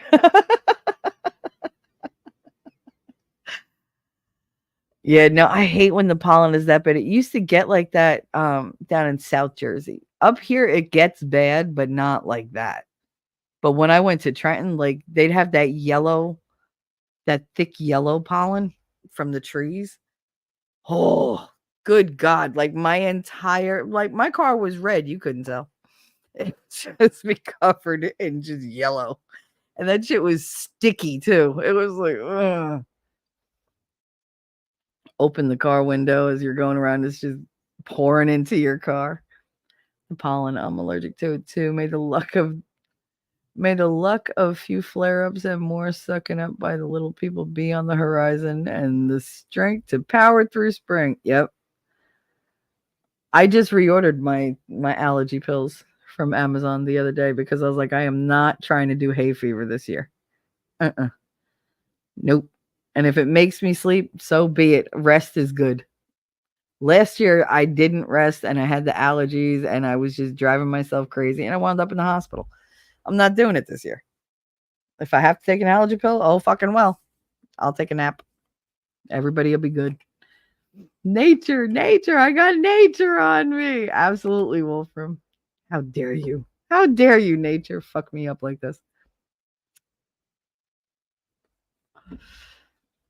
Good. Sorry it took a minute. I zoned out. My eyes are watering, so I can't see. Oh, honey. No. Lady, I never watched Monk. Yeah, I didn't watch it either, but I knew what he was talking about. I knew the guy. Like, he gets on my nerves. I don't know. He's been on my nerves since Spy Kids. Remember him in Spy Kids? It was, I don't know. He was like the weird thing with all the hands coming out of the head or whatever. I forget. But yeah, no, he was bleh. He was also, oh no, he was the alien that sold guns on Men in Black. And he gets shot in the head and he's like, that really stings. Allegra's really good for allergies. I have to use it every day. Yeah, Allegra will put me right to sleep every time. I just buy, because I take so many allergy pills like in a row. I just buy them by the bulk. I buy the cheapy ones from Amazon. They work just as well. And they're really good sleeping pills. I haven't taken one in probably 2, maybe 3 months. I know I had to take them when I had that, they put that stupid bandage on me that had the latex and the adhesive, and I got an allergic reaction to it. At talking trash and truth, my advice to hubby was, I'm sorry, you should go sit on the toilet or fart it out. Shit or get off the pot. There you go. There you go. That. What other thing can you do for a tummy ache? I tell them eat some pretzels, maybe drink some Pepto-Bismol, go sit on the toilet. If you don't feel like you have to shit, then just lay down and rub your stomach. But if you're gonna fart on the toilet, because you ever hear about the guy who thought he had a fart and shit his pants? There you go. Sharts are not funny. Go sit on the toilet. I am not doing laundry.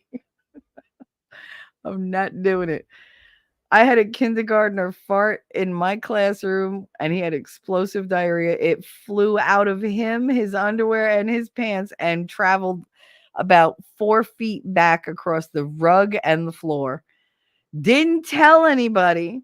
Ran to the bathroom while I had my back to the kids because I was writing something on the board, and went and blew up the bathroom and literally got shit everywhere. Like the guy that came to clean the bathroom threw up so many times. So many times. And I was just like, I'm glad I don't have that job. Fuck that. I'm like, no. Mm-mm. But yeah, it was. So if you think you got a fart and you got a stomachache at the same time, go sit on a pot, please. Go sit on the hopper and see what happens. Then just let them rip. At least you're safe. You got your ass covered, literally. I use Zyrtec every day. Well, the Walmart brand equate. Yeah, I use the Amazon brand of Benadryl because that's what works well. Because most of mine, I don't get a lot of like the head stuffiness so much as I get itchy. I get hives. So the Benadryl is much better at the skin reactions. The other ones I could deal. I could deal with a stuffy nose. The sneezing though is that started. Oof. I sneezed like 6 times the other day. I was like, demons be gone. God damn. Like, what is wrong with me?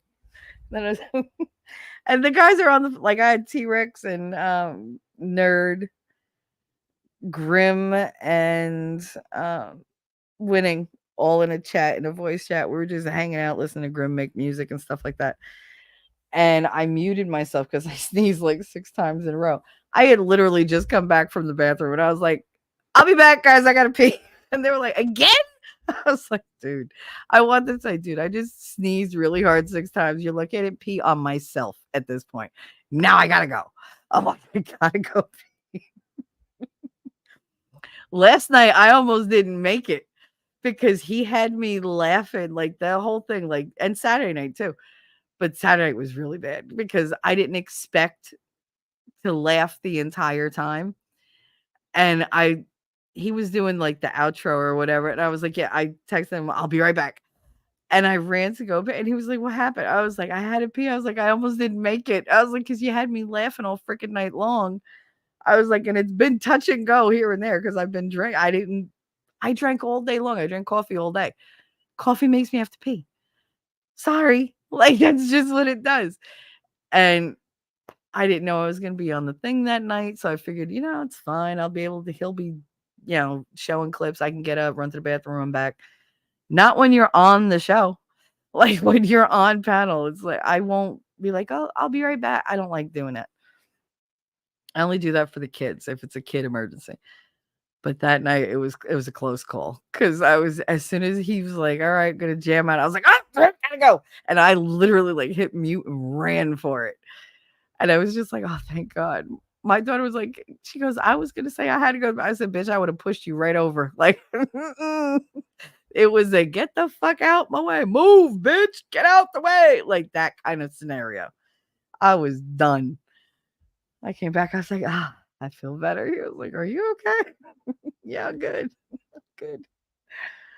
Check out Saturday Night Show because we really had a good time. I don't know if it's as funny as I thought it was, but I'm pretty sure it is. I'm usually a good judge of character for that. But I did. I had an amazing time. And last night too with Scott Free Freedom, we had a really good time. That movie that we watched, that documentary, Canada is Dying. I highly recommend it. It was very eye-opening as to what's going on up there, and just with their drugs and crime, let alone anything, and the homelessness, let alone anything else. And it was, oh good God, it was heartbreaking. It really was. But then we watched Strange Brew, eh? That was really good. I'd never seen that. It was like just the horrible graphics or whatever and special effects, and it was just so funny. We're gonna go here, eh? You did that, eh? You want beer, eh? I want a beer, eh? Like I was like, God damn. There was just a lot of A's, A's, A's. Anyway. Oh God. Lord help me, I derailed the stream. Girl, there's no such thing as derailing my streams. Okay? None. We squirrel happily about the place. I like to lark about. Variety is the spice of life. There's a list of allergy stuff for most cell disease I take daily. Oh. Well, I mean, I started taking like a different I take different like, supplements now, and I ordered a couple more. The St. John's wort is on the way. I ordered that, and I ordered a much better multivitamin instead of just taking one that was easily available locally. I went and listed like what I wanted, and I went through every friggin' multivitamin I could find for what had what I wanted. So it was a little more expensive than I wanted to go, but you know what? If it does the job, I'll just cut money out somewhere else. No worries. Ellie, you reminded me to take a bunch of daily allergy scripts I forgot to take. For you dudes, ladies who have had babies and sneeze, yeah, it can be disastrous. It really can. Hydroxyzine helps your skin rashes kick up. I don't know. I don't. Where do you get hydroxyzine? Because I don't want it. Oh, you said if it helps if your skin rashes kick up. I thought you were saying it makes them. Because there are a lot of different pills that I had to stop taking because they were causing me to get rashes. Okay, so I'll write that down. That's cool. Thank you for letting me know, Mims. Saturday night was funny, Shelly. I enjoyed it. That's cool. Wolfkinder, Doug and Bob McKenzie. Yeah, hosa. You're a hosa, hey? Hey? Hey? I kept fucking up my Canadian accent with my Minnesotan accent. Because, I mean, Minnesota's what I know. I love making fun of people from Minnesota. My ex-husband's from Minnesota. But, I mean, so I feel entitled to mock a little bit. Oh, no. Oh my goodness. Oh, goodness gracious. Like, okay. Oh, no. Yes, ask your doc for I will. Hydroxyzine. I got to ask my doc for a whole bunch of scripts he's not going to want to give me. Have you all seen that Amazon is doing weirdo virtual doc? Are they really? God, they're willing to cash in on anything. Jesus. I keep wanting to do that wellness thing, that wellness kit. But that's like $300. That's a lot of money. The treatments I'm getting giving me rashes, so I take it sometimes. It's good to know, Mims. Thank you. Thank you very much. Yes, they are. They even are doing a pharmacy. Of course they are. And you were there, Ellie. So you were there for the Canada is Dying. The whole safer drugs, like safe supply thing is such bullshit. It's no safe. And I mean, I'd even wager to say that they don't have as much experience cooking up these drugs as the drug dealers do. I hate to say it. It's fucking old, but they want the money. They want the money. It's safer supply. It's no safer. If anything, it's worse because you're over medicating them. They wouldn't be able to afford it if they had to pay cash, but now you have their insurances paying for it. So they could just keep getting it every day. Like the supply never ends. That's not how you beat an addiction. You don't feed it to beat it. I mean, oh yeah, this dog's getting way too big. Let me feed him 6 times a day instead. Like, yeah, you're going the wrong way. And I still want to say why did they feel it was going to destigmatize drug taking so rehab would be more accessible? That's not how that works. But yet they didn't destigmatize mental illness so that people would go for more treatments. That's the thing. Like, if you're gonna lie better. lie better, or at least like lie using some of the truth. Those are the best lies, aren't they? Where they use the truth, but it's like a twisted version of the truth. Like they can say, well, I did say this, and the rest becomes, moot. But no, they don't even bother doing that. They just blatantly lie to your face with nonsensical things. And you're just like standing there scratching your head and your ass at the same time going, what? Like, how high were you when you came up with that theory? Like, I don't get it at all. That'll be fun. I still want to know the real numbers for the relapse. Yeah. Relapse number in the USA are super high, like most people relapse. Yep. And when they do, they usually OD. That's definitely a pattern that I noticed here. Everybody that OD'd here that I lost in the last like 3 years, they were doing really well.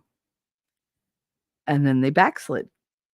They relapsed. And when they relapsed, they went back to whatever dosage they were on before they got clean, and their bodies couldn't handle it anymore. Or they felt like they weren't going to get that high back. So I won't be addicted if I try something different. And they'd try a different drug and not know how to take it and not know if it was clean or not. And they'd wind up with that damn fentanyl. They all died of fentanyl poisoning. Every one of them. And the number is not few. It's more than I can count on one hand. And I don't hang out with drug addicts. I don't. Like, I know a couple, but like my immediate circle, no. There were people that had problems and got clean or whatever. But yeah, the ones that we lost were all the ones that relapsed. Every one of them. It was not just your everyday OD or whatever. It was they relapsed, and the very first time. And we wouldn't find out for days because they were healthy and they were clean. So you didn't feel like you had to check on them every single day. You okay? You okay? You okay? They were just living their lives, and then all of a sudden, boom, gone.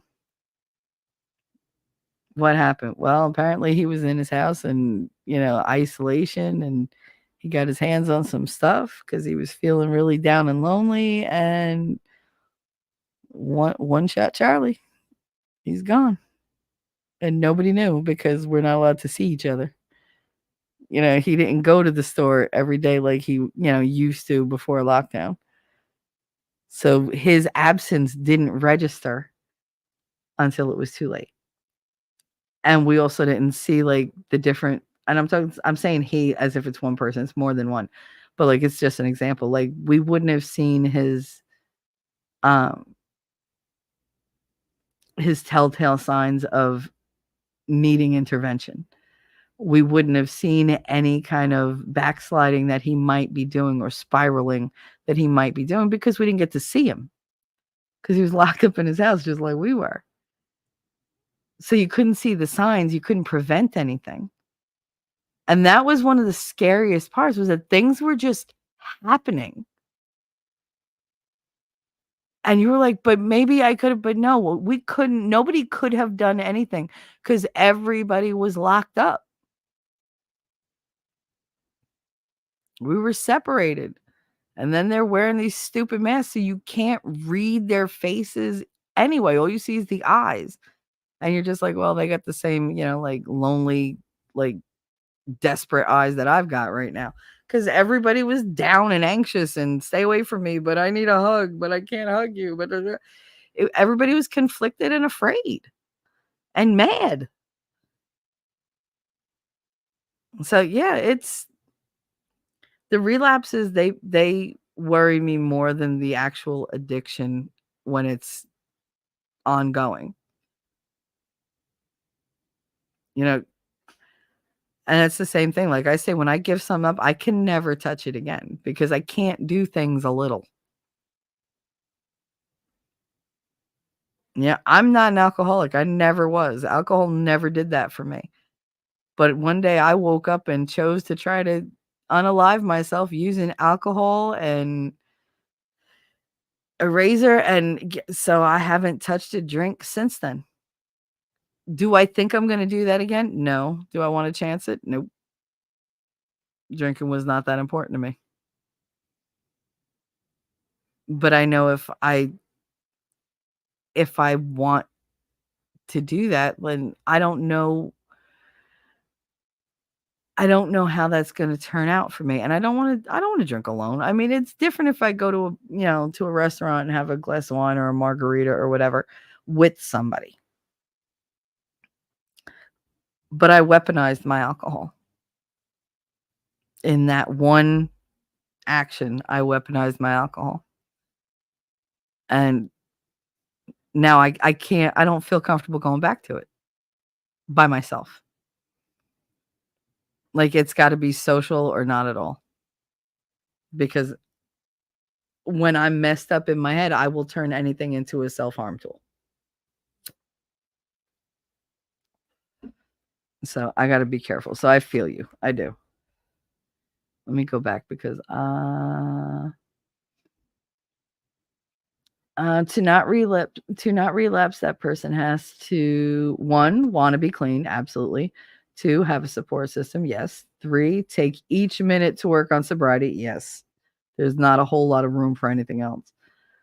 4, change who they associate with, yep, the environment. And 5, deal with their mental health issues, absolutely.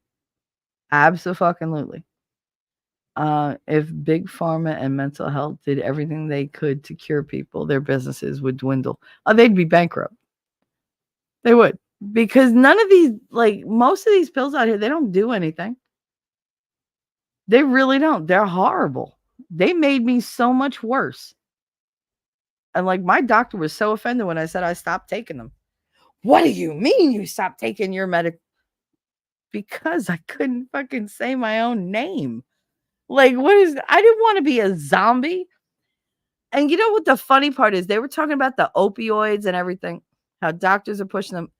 And I just got done telling Winning that not this last November when I was in the hospital, the November before, when my legs first started like getting really weak and the lymphedema was swelling them up. I went to the hospital and I sat on a gurney the entire day. Nobody wanted to help me, do whatever. The doctor literally sent somebody over to do a, mobile chest x-ray. And he didn't even like touch my leg. He just told me to lift up the bottom of my, my pant leg to show him. He goes, "Oh, you have lymphedema," and hands me a script. He goes, "Here, you can take this oxycodone." I was like, "Whoa." And he was like, "You don't want it?" I was like, "Did you say oxycodone? Like, is that?" He goes, "It's an opioid." I was like, "You're just giving me opioids like out to get." I don't take opioids. He was like, "Well, it's for your pain." I was like, "Well, I'll take Tylenol. Like, can you give me something not so strong?" And he was like, "You don't want this?" And I was like, "No, I don't want it." And I looked, that script was for like 60 pills. And it was not a small dosage. And I'm just looking going, this motherfucker, like I've never, even Percocets, I've literally taken 2 Percocets in my entire life because the hospital made me take them in order to let me go home. They made me take it so that I could go home with Katie, and they made me take it so I could go home with Connor. I took them and I was like, I'm never, they went in the cabinet. I mean, eventually, my friend across the street came over and saw them and stole them. But they sat in that cabinet for years because I forgot they were in there. But I never touched them. I never had any. I didn't like the way they felt. I didn't like any of it. When I had sepsis after, Connor, after like the whole infection with the C-section, they said that I had a fever because I was coming down off the opioids. They're like, and they didn't call it opioids. They said, because you're coming off the Percocet, you can have that reaction. I said, I took 1. That was a week ago. What does that have to do with anything? You haven't been taking your script? No. Why would I? I'm the only person in the house that can take care of the 2 children that live there. Like, I can't be fucked up.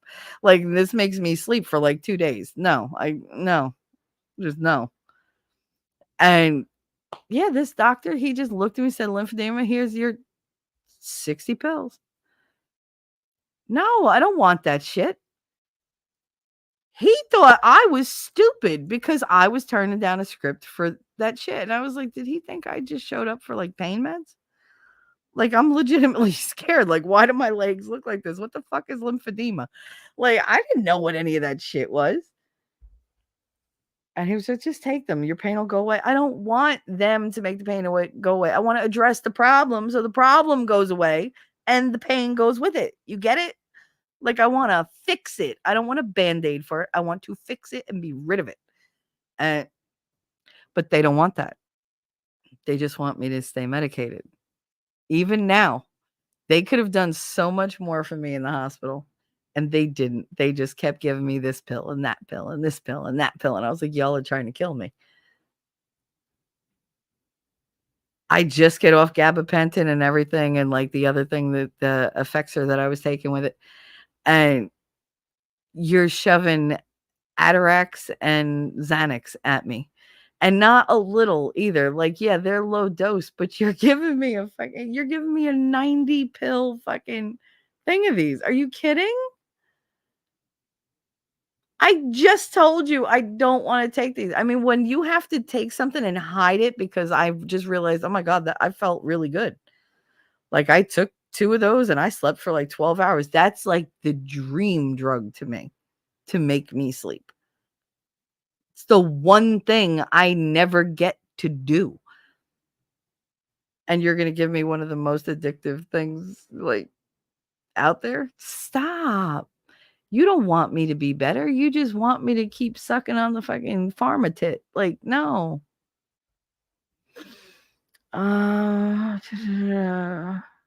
For me, I haven't had a drink, smoke, done drugs, etc. in 24 years. I didn't go to rehab. I forced myself. And I realized I was getting drunk alone and often, and I chose to change habits and associations. Yeah. I mean, that's the way I've always wound up doing it because I don't ask for help. If I can't do it, it's not going to get done. That's my whole thing. Yes, I still have days where I wish I could take a drink. I just don't buy it. Don't go in the liquor stores. Yeah, no, I get it. I get it. And kudos to you. Seriously, like, it's a hard thing to do. But it is better to just avoid the temptation completely. I mean, why do that to yourself? Now, you don't need it. Want and need are two, different things. You understand that, better than most. So it's good. It's good that you have that kind of self-discipline. I do and I don't. It depends on what it is. Like, I don't want to be strung out on anything because I don't like not being in control. Control is a very big thing for me, in case you haven't noticed. It is. It's a very big thing for me.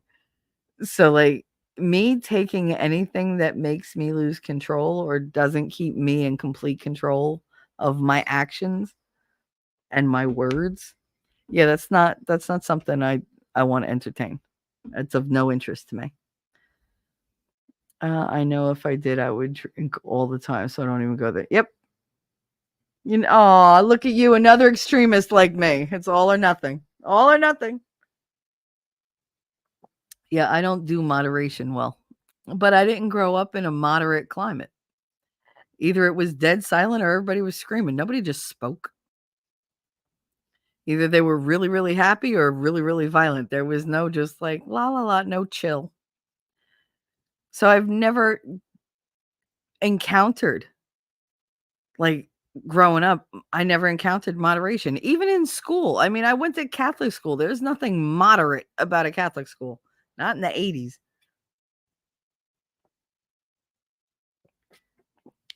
Sorry, I needed some coffee. God, that went down went down wrong.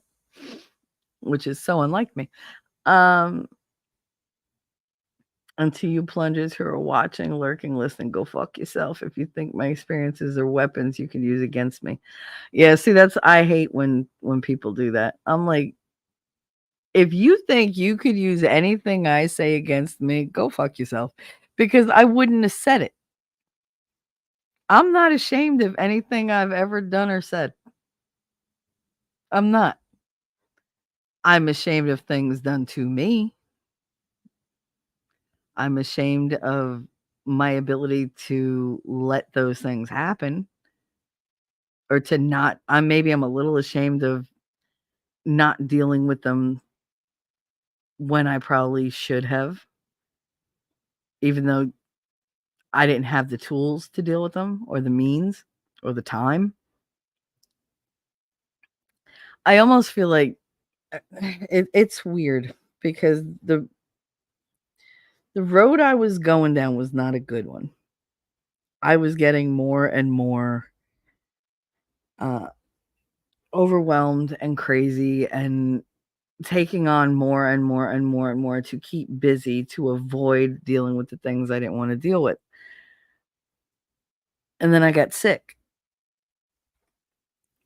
And part of me feels like God was like, you know what? You got shit in your head you need to deal with, and you're not stopping. So I'm going to stop you. And I'm going to make you sit still. And I'm going to make you look at yourself and say, hey, I got to deal with this shit. I'm going to make you grow up. Being a grown up and being grown up are two different things. And I really do think that I was gonna go out with a bang. Basically, like, I was gonna go out in a big old ball of fire. And he said, no, I'm not done with you. Like, I need you to sit still. And I need you to learn a different kind of love. I need you to love yourself. I need you to let go of some of the things that I didn't prevent. You know, some of those things that happen for a reason. I need to get you to a point, and I need you to pay attention, bitch, because you're not paying attention. You're filling your life with things that don't matter to avoid things. So if you're going to avoid them, well, then I'm just going to have to remove all those distractions and trap you in that place. I really do think that was part of his plan for me. That I just wasn't paying attention. I wasn't on the right path. I was going darker and darker and darker inside. And it would have ended very, very messily. I would have done it. So I think to save me from myself, he took some abilities away from me. He took all my abilities away from me. And he said, okay, since you didn't like who you were, I'm going to take all of her away. Now what? Build yourself. Go ahead. Let's see what you come up with.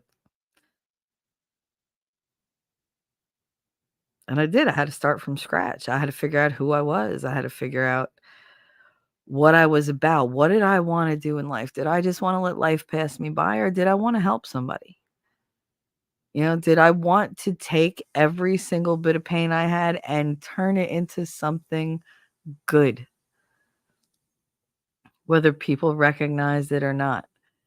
Did I want to stay in the, here's your hat, what's your hurry? I made you a sandwich. Thanks for the 30 seconds of pleasure. Get the fuck out.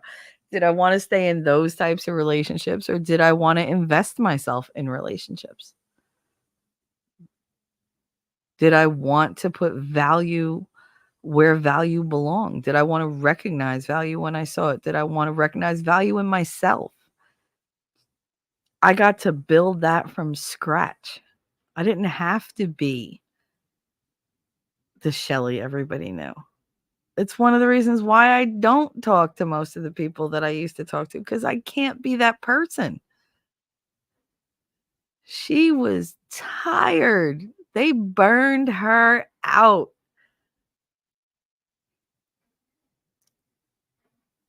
I'm not going to stand for that anymore. I need joy and peace. And I need to smile because I'm happy, not because I'm trying to convince somebody that I'm happy. Like, I got that chance. There was a huge price to be paid for it. But I did get that chance, and I wouldn't have had that any other way. I just would have kept doing the daily grind. That would have been it. I never would have thought to dream again. Never. And I do. I dream now. I want things. I didn't want them for the longest time. You know, I want to create things for me. Things that other people enjoy, but these are things for me. I'm not just creating just to make everybody else happy. I'm creating stuff that makes me happy, and I hope other people like it too. But that's not a deal breaker. I'm still going to do what I want to do. I think God had that in his plan for me. And the only way my stubborn ass would stop running is if he hobbled me. So he did. And I had to face the most painful things of my entire existence. And I think I'm better for it. I think I like me a lot more than I used to. I still have, those dark episodes, but I mean, a lot of that, I hate to tell you, is hormonal. Girls, you know how it is. Like, you get to that certain point, it's like I'm ovulating, I have all these hormones, I have my period, I have all these hormones, and my whole body is like, no baby, and no baby. There is not going to be a baby. God damn it, I want one, but there is not going to be a baby, so stop tormenting me. It's a whole conflict, y'all. Once you're past like where you should get pregnant, it's like, then why is the rest of it still here? Why am I going through the motions when I can't have, the fun little smelly powdery baby? Like, I can't have that baby. So why do this to me? It's very frustrating. But yeah, no, I do think that part of me is that I think I brought it on myself because I wouldn't face what I had to face. And he eventually said, all right, no, I'm done. Like, you've languished long enough. So it's time for you to deal with it. And he made sure that I was in a position where I could do nothing but deal with it. I had to break before I could rebuild. So like he gave me the demolition and he did the kaboom. And now here we are. And I like my life. I mean, I want a better life, don't get me wrong, but me as a person, I like me. I like me. I hope you like me too. And why do I like me? Oh, come on. You know the answer. I deserve good things. I am entitled to my share of happiness. I refuse to beat myself up. I am an attractive person. I am fun to be with. Because I'm good enough, I'm smart enough, and doggone it, people like me. Yep, that's why. That is why. All right. All right, I'm gonna get caught up.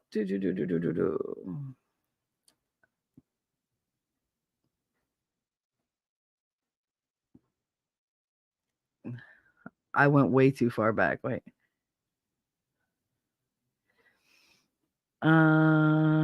Ellie said, I see all y'all. I suck at responding. That was way back. Wait, no. See that I scroll down and it goes up like 4 freaking pages. It's getting on my nerves. For these lady hit babies. They did a version of the 12 Days of Christmas. Oh, I just saw that. Wow, anyway. There are things that I didn't see before that weren't there before. I swear they weren't. To not relapse. If big fun would dwindle. I'm getting there. I'm catching up. I still have days or anything. Plunges watching. Shelly, I refused pain medication after childbirth because of my past, and the nurses tried to force me to take it. They made me take the Percocet. They made me take my mother was like, "Oh, don't," and it was a whole fight. They're like, "You're not going home without taking this." I was like, so I had to take one freaking pill. I was like, "I've literally been here for like," I mean, even with the C-section, I was home 16 hours after I gave birth. Literally. They make you stay flat for 10 hours. As soon as that 10-hour thing went off, I set the alarm too. I had my little clock there. Everything was good to go on my phone because I had like the little flip phone. But yeah, no, I set the alarm for 10 hours. When I called the doctor in with the nurse and I was like, wrap me up because I want to go take a shower. And they were like, no, I want to get up. He was like, you're not going to be able to get up. Yeah, right. I was up in the shower. I was all dressed and everything. I was like, good. Can I go home? I was like, when are you circumcising my son? When can I go home? Like, I want to go home. I hate hospitals. I was home. Um, by the time all the paperwork and everything was done, I was home by 10 o'clock in the morning, Sunday morning. And I gave birth at around midnight Friday night. It was 11:31 p.m. Friday night. And I literally, by the time I got to the room, we had set the thing that I had to be down for 10. So it was like more like 12 hours. And then, nope, I want to go home. I want to go home. I want to go home. Literally a day and a half after I gave birth. And they were like, you can't. I want to go home. Like I just didn't want to be there. I didn't feel clean. I didn't feel taken care of. Like there were fucking people yelling all over the place. And it's not like I had visitors. It's not like somebody was there with me. I was there by myself. I might as well be by myself in my house. That's always been a thing, y'all. Me going to the hospital and nobody showing up. It's because my fucking family sucks. They just suck. They show up for pictures. That's it. That's exactly what they showed up for my daughter and for my son. They showed up, took pictures, were there maybe like 20 minutes, and then just left. It's like, all right. The sad part about me giving birth both times was in the hospital, they used to have the candlelight dinner for new parents. And they would bring in like a little thing of like the brut champagne and like this whole thing so that you could have like this celebratory dinner with the father of your baby. And I had both dinners by myself. And I gave the bottle to the nurses. I was like, just take it. I'm not taking that shit home. Like, I don't drink champagne. I hate champagne. I'm not a fan of champagne at all. And it was sad because you had every night you had all these people like they're having these lovely like candlelit dinners, that, and the kitchen is sending me up just candlelit dinner for one. Both times I cried. Both times I was very upset. I was like, I just want to go home. That's all. I just wanted to go home. And that was the saddest part for me, especially when my friends would be like, oh yeah, we did the candlelit dinner, and they're just talking on and on about it. And I'm like, mm-hmm. And I'm like, I'm happy for you, but do you have to keep bringing that shit up knowing that it bothers me? Like, how many times are you going to tell me that story? It was just like, go tell it to somebody who doesn't know it. This is like the 6th time you told me, and I don't feel any better. Like, I don't feel worse for you. Like, I'm happy for you that that's a great memory. Now go fuck yourself. Leave me alone with it. Like, it's just mean. I hear what you're putting down, Ellie. Screw him. Yep. Mimsy said, I have lymphedema from surgery. There's only compression therapy. Never heard them giving pain meds for that. Wow. Yep. Instantly. He didn't even think about it. He didn't ask me what my drug history was. He asked me no questions. None. Just here you go. I was like, what the fuck? And at that point, it was only like the one leg. So it was just like, really? And then within like a week, it was in the other one. And my doctor was like, I don't know what to do. I'll send you to a vascular surgeon. I was like, what is that going to do? Like, who's operating on me? Like, can I, like, I don't know, like, what can I do? The only thing that does work for me is compression therapy. Yeah. And they didn't do it for me. They told me I couldn't do it because I would cause my legs to have wounds. Well, guess what? If they're going to have wounds, I'm going to deal with the wound and have the compression therapy. And I went and I searched the internet for different compression bands and stuff like that. And I have a set of 3. So I have 3 pair. I start on the lower part of my leg, then I do the knee, I wrap the knee, and then I wrap the thigh, and then I'm just peeing all goddamn day. But that's the only thing that works. Otherwise, I wouldn't be able to walk, like, at all. Because the knees got so bad that I couldn't stand on them anymore. They actually that's why I was in the hospital the last time, because of the pain in that left leg. And when they did the X-ray, they were like, well, they did the MRI. They're like, it pushed your kneecap completely out of place. My kneecap was off, popped out, and to the side of my leg. And they were just like, we're pushing it like they were pushing it back and pushing it back. But that's what I had the splint on for, to like try to keep it aligned so it would go back into position. And I was on Lasix. They're like, you'll take Lasix every day. No, I won't. Are you trying to kill my kidneys? Like, what is wrong with you? Like, it's just, I really feel like they just don't care. They look at me like, oh, we're just going to give her a short-term solution because, whatever, she won't last that long. I ain't going anywhere, motherfuckers. Like, I ain't going nowhere. Screw you, because you all gave up on me. Now, for real, I'm going to kick your ass. Like, I am going to beat this just to be the bitch that says she beat it. I refuse to let them win. Now it's a point of pride thing. And y'all know I'm stubborn as fuck. But I will find a fucking way. If they're not going to help me, I will do it myself. Not the first time, not going to be the last. They prolong the misery instead of helping, a lot of them. Anyway, it's frustrating. Yeah, absolutely, Mims. Absolutely.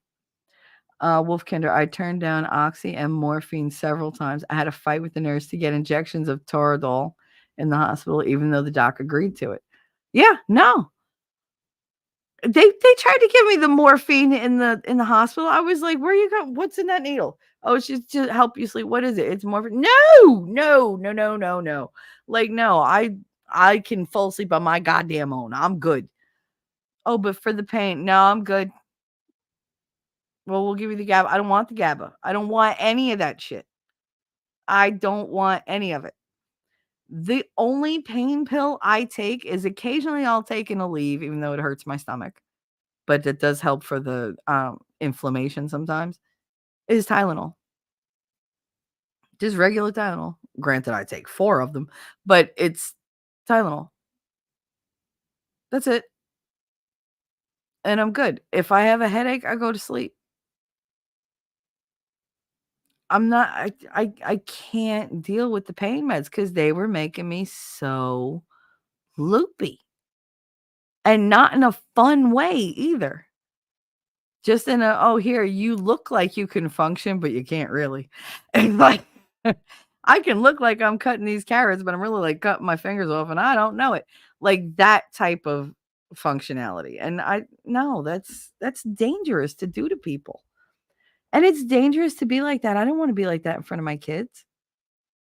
I mean, granted, they're not little or anything. They can take care of themselves, but I don't want them to see me fucking strung out on bullshit.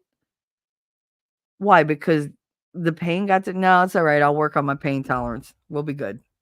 I will up my threshold. Sure as shit. That's what I do. Like, I deal with pain every second of every day. And I'm not talking like a little, it's a lot of pain. I'm always sitting here fidgeting because I'm trying to alleviate this ache here, this burns, and this feels like I'm being cut open or whatever.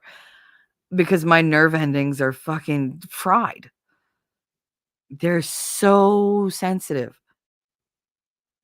It feels like I'm like the bottoms of my feet are always on fire for no reason.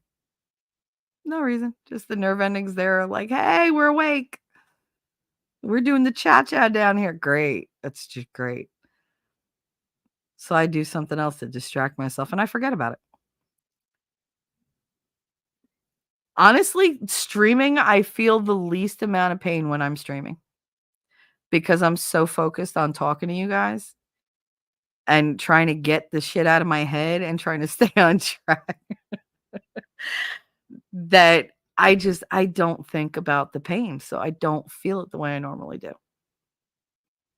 Winning is good at that. He's good at keeping me engaged so that I'm always, like, focused on something else. That's like, I don't know who tagged him with that job in life, but he picked up that mantle and ran with it. He's good at keeping me grounded, and like be in the present. Like, come on, all right, because I can't sink into the pain, and it's such a quick spiral. Like as soon as I start getting like, oh my god, it's too much today, I will drown in it. So he's my life preserver. I don't feel the pain like that because he provides a lot of distraction for me. Either he's cutting up or we're working on something or he's running something by me, but it's always something. And I needed that and I didn't have that before. Before I had, like people sucking the energy out of me, so I couldn't feel anything but the pain. But then between him and then coming here and just being very chill in my own space with you guys, it's different. Like that type of peace of mind that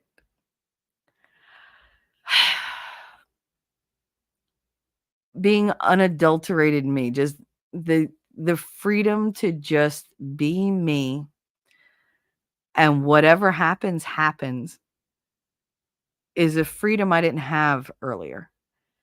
And it really does help me to deal with the things that are really difficult to deal with, like the pain, the internal pain, like the physical pain, the mental, emotional pain, all of that. You guys make it possible for me to deal with that.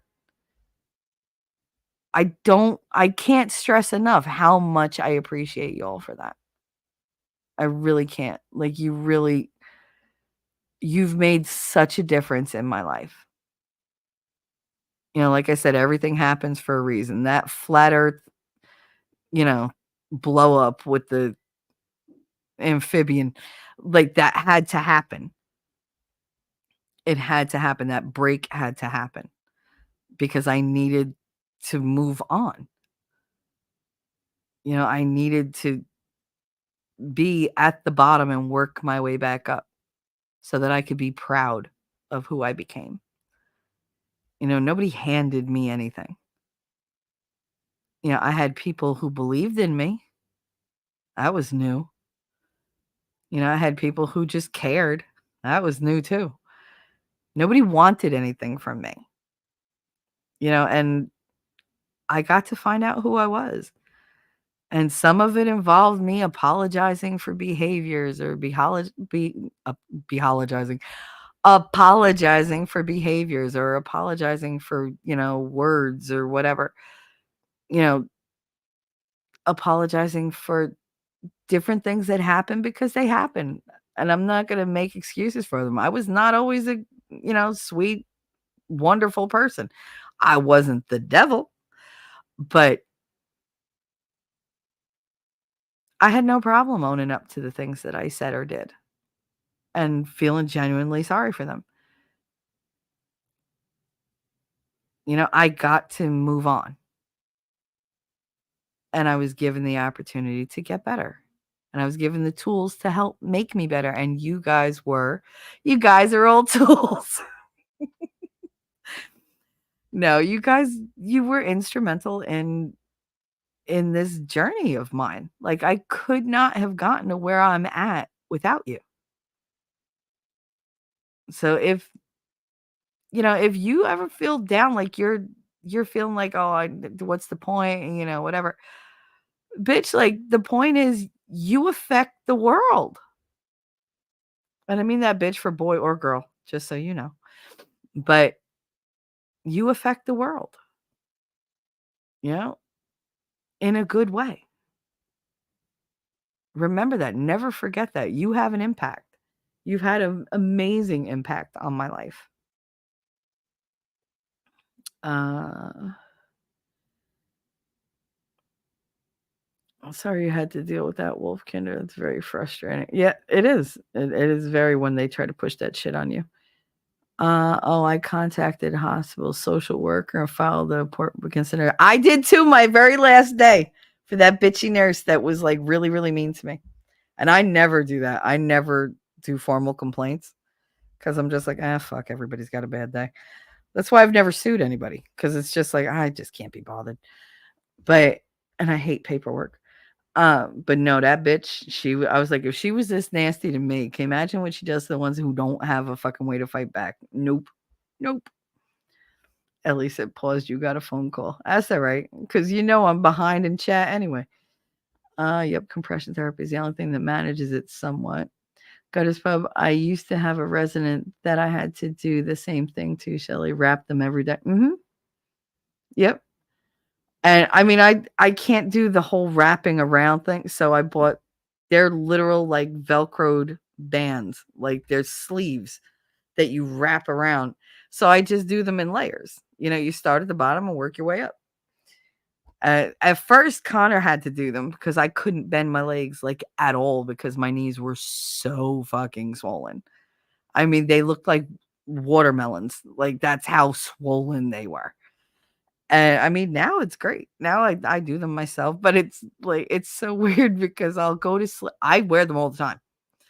I'll give myself like an hour where they're not on so that my skin can breathe or whatever. But for the most part, like I put cloth. I learned that from the beginning. Like to take an old t-shirt, put that over my leg and then wrap them. Cuz I don't like wrapping them with the pants like my pants on because then when I go to the bathroom it's like they pull them down all the goddamn time.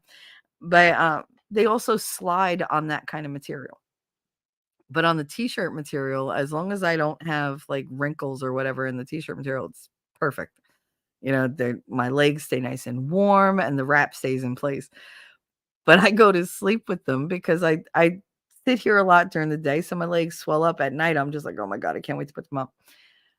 And then when I wake up in the morning, I stand up to run to the bathroom because, of course, that's the first thing I do. They fall, and it's like, how many times they've tripped me because it's just like I'm trying to hold them up or like take them off or whatever, but I'm like, I gotta pee.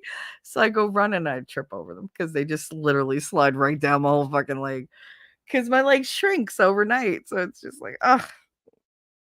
My son laughs. He's like, oh God. He's like, at night, like your leg is so swollen, like my knees are so swollen. He's like, I honestly feel bad for you. He's like, because it looks like it hurts. I was like, it's on fire. And he's just like, I know. But then in the morning, he's like, then you get up in the morning, it's like, where'd they go? Like, where'd they go? They look normal.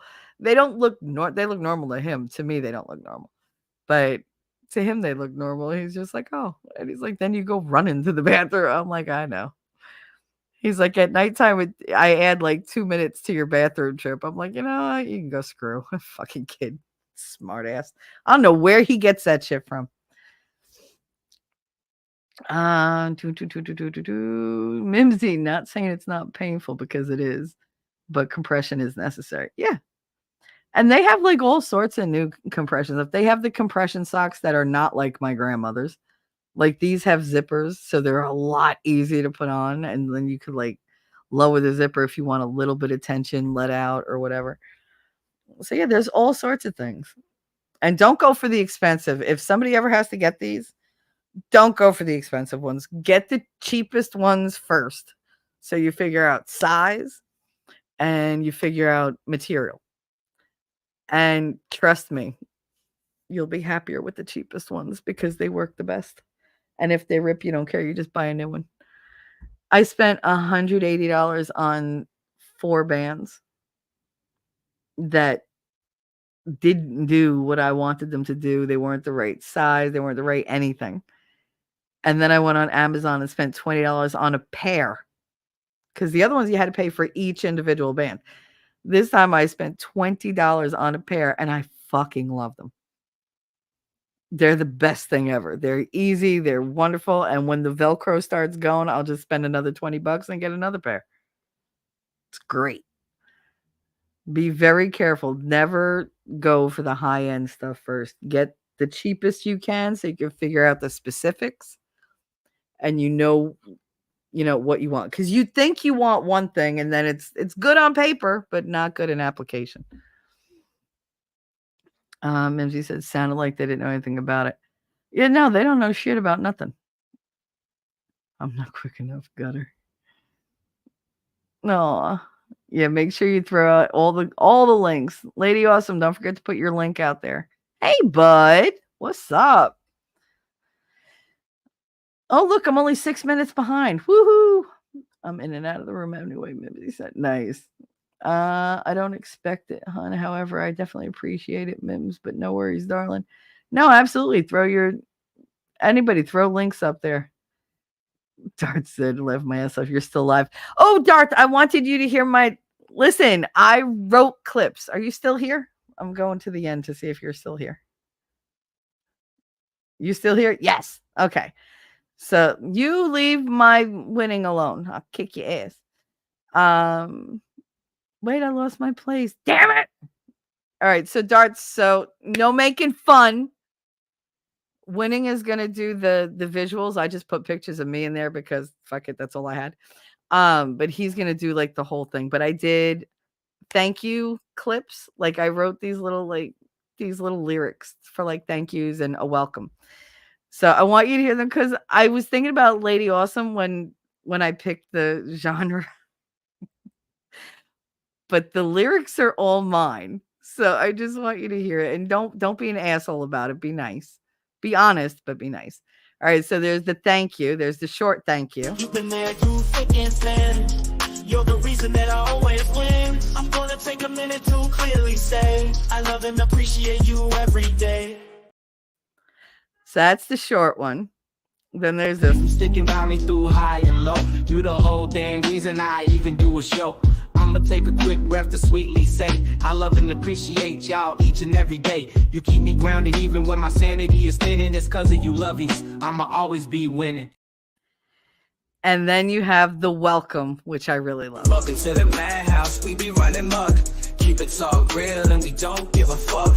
World gone crazy, we here dancing in the rain. Welcome to Shelly's house, we just a little bit insane. Bring your real self, I ain't asking for more except one thing, leave your bullshit at the door. Did you like them?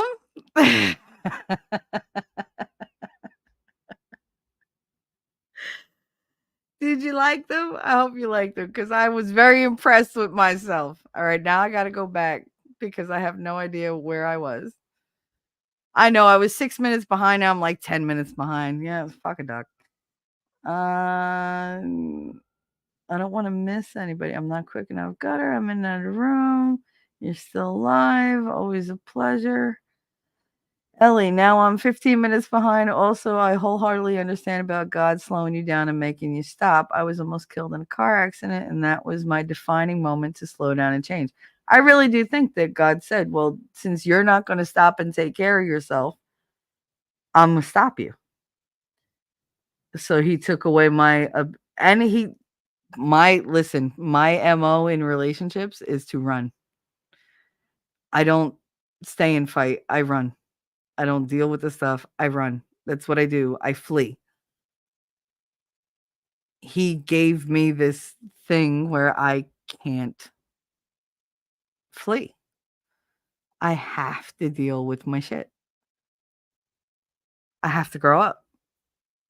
And damn it, I didn't sign up for that. But apparently it was my time. It was like, nope.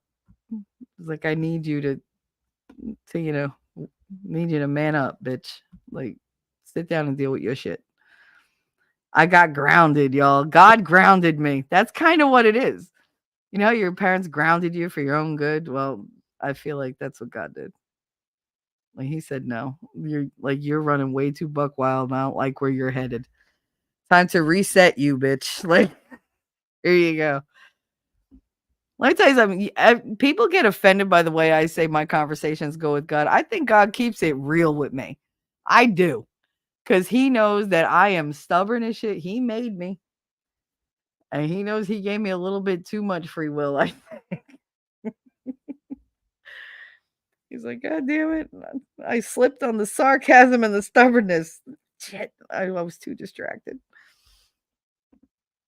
He knows what I'm capable of. And I think he's holding me accountable, saying, no, it's time. I let you go and I gave you enough rope to hang yourself with. And now I'm going to breathe some life back into you. I think that's the only way he could do it. It's convenient that he gave me, a target to hate because of it. That wasn't him. That I think is the genius of God. Because he's like, yes, I need you to do this, but it's not going to be my fault. Like, who can we? Oh, look, it's the government. You don't like them anyway. Let's blame them. We'll make them do something that they'll carry out my plan, but you'll hate them, not me. See, that's the genius of God. That is the genius. He's like, you need to do this, but I'll be damned if you're going to turn around and blame me. No, this is your decision and you can blame them. Like, okay. But either way, he gets his way.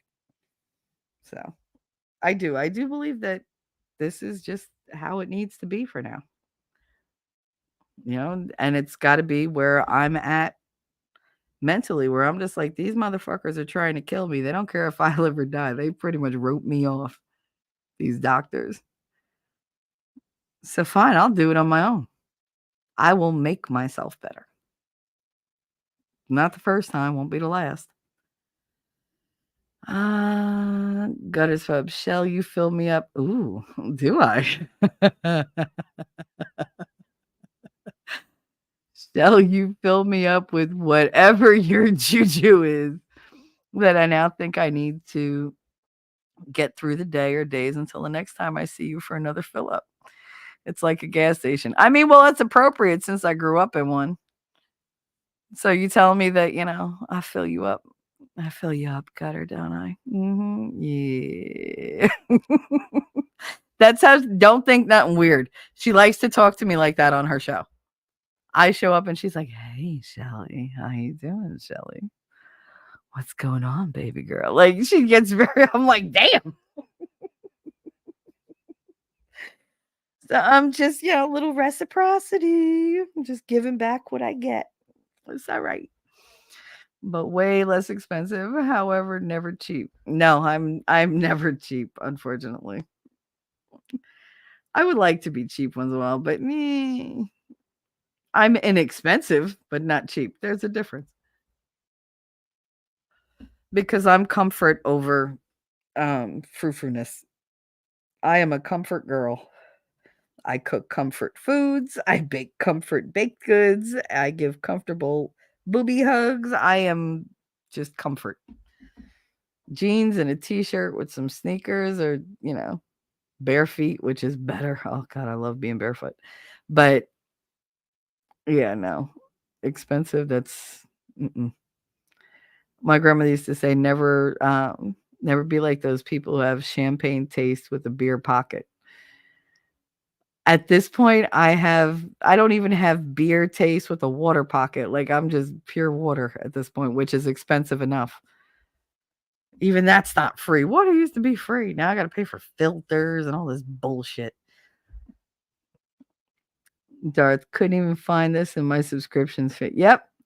No, it's not my association with winning. You leave my winning alone. For your YouTube suppression. No, because I couldn't find yours either. I didn't know that you went live with Mousy because it didn't pop up in my feed at all.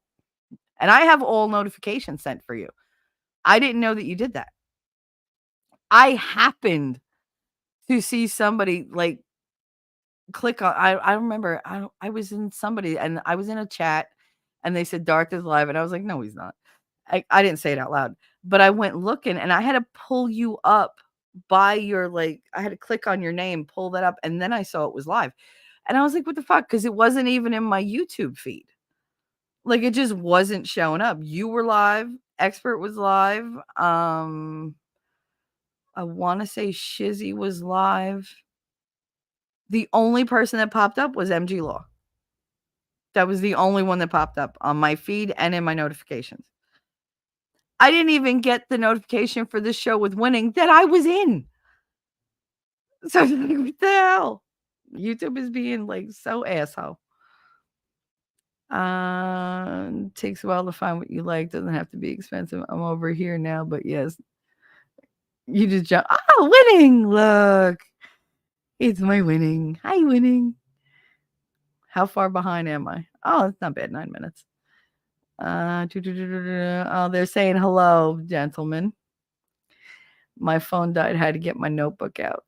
Oh, alas. I know it's been a long stream. I'm gonna end it any minute.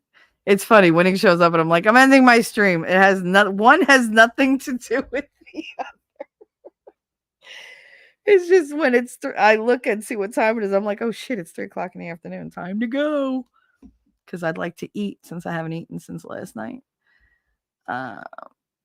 Left myself, not bad, not bad. See, I was like, I said he's gonna like it. I was like, he's gonna give me shit about it, but it came from the heart. I didn't let the damn bot write it. I wrote it. I tweaked it in all different places. It's hard to like come up with the rap stuff because I want it to flow a certain way. And he just was off so many times, but just like a little, I was like, no, like that rhythm ain't right. I don't like it. So I tweaked it. I must have rewrote that like half a dozen times. I'm gonna call Paul and schedule the rap battle with you and M&M's for next week. Bafangula slaughter the mama. That's how you write a rap song, BB. There you go. Hey Les, good afternoon. Off to PT. Off to PT. Oh my goodness. Well, good luck over there. I hope you had a good day at work. Safe travels. Hideous. Safe travels. Everyone has a personal relationship with God, whether they realize it or not. I feel very comfortable in my relationship with God. I really do. And I never did before. I always felt like it was me against him or like he was against me. And I don't feel like that anymore. It's weird. I don't feel like he's not on my side, but I feel like he's kind of like, all right, I kind of left you on your own for a really long time. No, we need to work on this. I thought you'd be okay, but apparently not. Like, let's work this out, girl. But no, I do. I feel better because I don't feel it's all doom and gloom. I feel like I am a good person, and I truly believe that God knows that. And I'm not worried about going to heaven or hell or whatever. I'm worried about right now, like on this earth, what kind of impact I'm going to have here. Because this is my only shot. So I want to be a better person. I don't want to be boring. That's just not me. I don't want to be like, oh, I'm just a saint. Fuck that. That's not me. This is me, but I can still be a good person who curses and talks vulgar and whatever. I'm not going to fit what somebody else's definition of a good person is. It's just not going to happen. Like, I will sit and I will think about it and I will learn about different scriptures and different religions and different outlooks. And I will talk to God one-on-one. And when that makes me feel better and doesn't make me feel like a horrible person, that's a good relationship. And that's where I'm at. I don't feel like I'm confessing to God all the time. I'm just talking to him. And I'm asking questions and I'm telling him what I see and telling the things, dude, I know you're aware of everything, but just in case you need me to reiterate, this shit is fucked up. What are you doing? Why are you letting them do that? Like, can you do something to change this? And those are the kind of conversations that we have. But I'm no longer that little kid who's afraid to talk to God. He knows it all anyway, right? So why don't just have a conversation with the man? I know I say the man, but in my head, God is always going to be a man. I know people love to debate that he doesn't have whatever. He's a man. Like, I don't care. My beliefs are my beliefs. I don't want to hear shit. But I don't know. I'm just a lot more comfortable in the relationship than I ever was. Perks his ears up. Boobies? Got his pub. You film it, baby. You film it. I feel you and I feel you. And both are nice. See, some people say that it comes across creepy. I literally can't stop laughing. Mimsy said, "Hey, winning reality, happy Monday." Darth, I blame my association with me for my suppression within the YouTube algorithm. YouTube be lazy. They really are lazy. Stop blaming winning. God, you might be double suppressed because you're semi-associated with both of us. Listen, I go to a lot of streams, like a lot. And people come into my chat and they talk, and it's like, who are you? Like, I don't know who you are, but welcome. Like, and it's prior associations that fuck with me too. But you know what? I don't care. I'm not going to let YouTube decide who I get to associate with. They're going to do what they're going to do. They will find a way to suppress you no matter how you go about it. I could literally change everything and they'll find a reason if they want to. So I'm just going to do what I want to do. Let the chips fall where they may. It's fine. I'm not doing anything wrong. I know that. That's all that needs to be known. No need to end. Winning and darts show up back to back. I know. It's so weird. You all both show up at the same time all the time. It's weird. And the show comes to an abrupt end, completely unrelated. The whole gang is here. Yay. And she said, disavow, I'm not part of a gang. No, you part of my crew, though. You la familia. My PT happens literally in the other room. Oh, all right. Sometime on the inversion table. Oh, okay. I'm trying to win the sub race to 100 that Michelle doesn't know we're having. Oh, we're in a race? You win. I literally spent an hour this morning saying I am not competing with none of these motherfuckers. Everybody comes at me like we're in a competition. I'm not competing with nobody. I'm in my lane, doing my thing in my own little world. Occasionally I get to like walk over and jump into Winning's world and then I come back to mine. But I ain't competing with anybody. Like that's the weird thing between me and Winning. We do a lot of collaborations together and there's never competition there. You know, he does his thing, I do mine, and we cross hairs every once in a while. But that's it. Like I enjoy what he does. You know, he respects what I do, even if he doesn't enjoy it. But, you know, but there's never a, oh, you're doing this and da da da. We don't compete. We collaborate. You know, that's what it is to work as a team. I care about his success. He cares about mine. You know, there's not, oh, you can't have more than me, or you can't do better than me, or you can't whatever. You know, there's none of that. You know, if he hits like a high number for one of his shows, I'm thrilled. When I get a really good response in my chats and whatever, and I walk away from a great stream where I did a great job, you know, and I'm feeling good, he celebrates with me. There has never been this thing where, yeah, whatever, you have one good stream, like, yeah, don't get full of yourself. None of that. None of that. I wish more people were like that. Or they call them followers. But I mean, if you want to have a competition, you win. I think I'm actually almost at 200 subbies on YouTube. Sweet. That's very sweet. Good luck. Did you somebody's got to throw your link up. There you go. Mimsy got you. She got you. 197 on YouTube, more like 83, 84 on Rumble. 2 milestones coming soon. Sweet. Very nice. I'm at 62 on Rumble.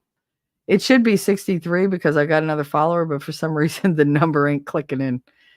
It takes them anywhere from like 1 to 3 days to make my number go up. I'm like, are you kidding? Lady Awesome. Okay, I'm down with that. I'm part of the fan. That's right. Told you should know for the content. Follow all the Rumbo channels because Rumbo is less asshole than YouTube. The competition is just a grift to get people to click the follow button. It's not really a competition. Okay, thanks. I don't want to call it a manipulation. Manipulation has gotten a really bad rap. I mean, manipulation means a lot of different things. I manipulate the muscles in my leg to make my leg work. That doesn't make it bad. I just subbed on Rumble. Dart thought I was. Sorry. See? Oh, yay! Good job, Mims. Good job.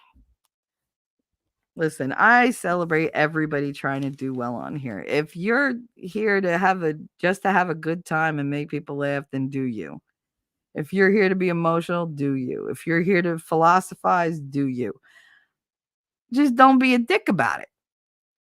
I don't see any reason to shit on other people or to try to like turn people away from other channels just because they're different than you. I don't see the point of that. And I find it very insulting, especially when there are people who do it who I've been very good to.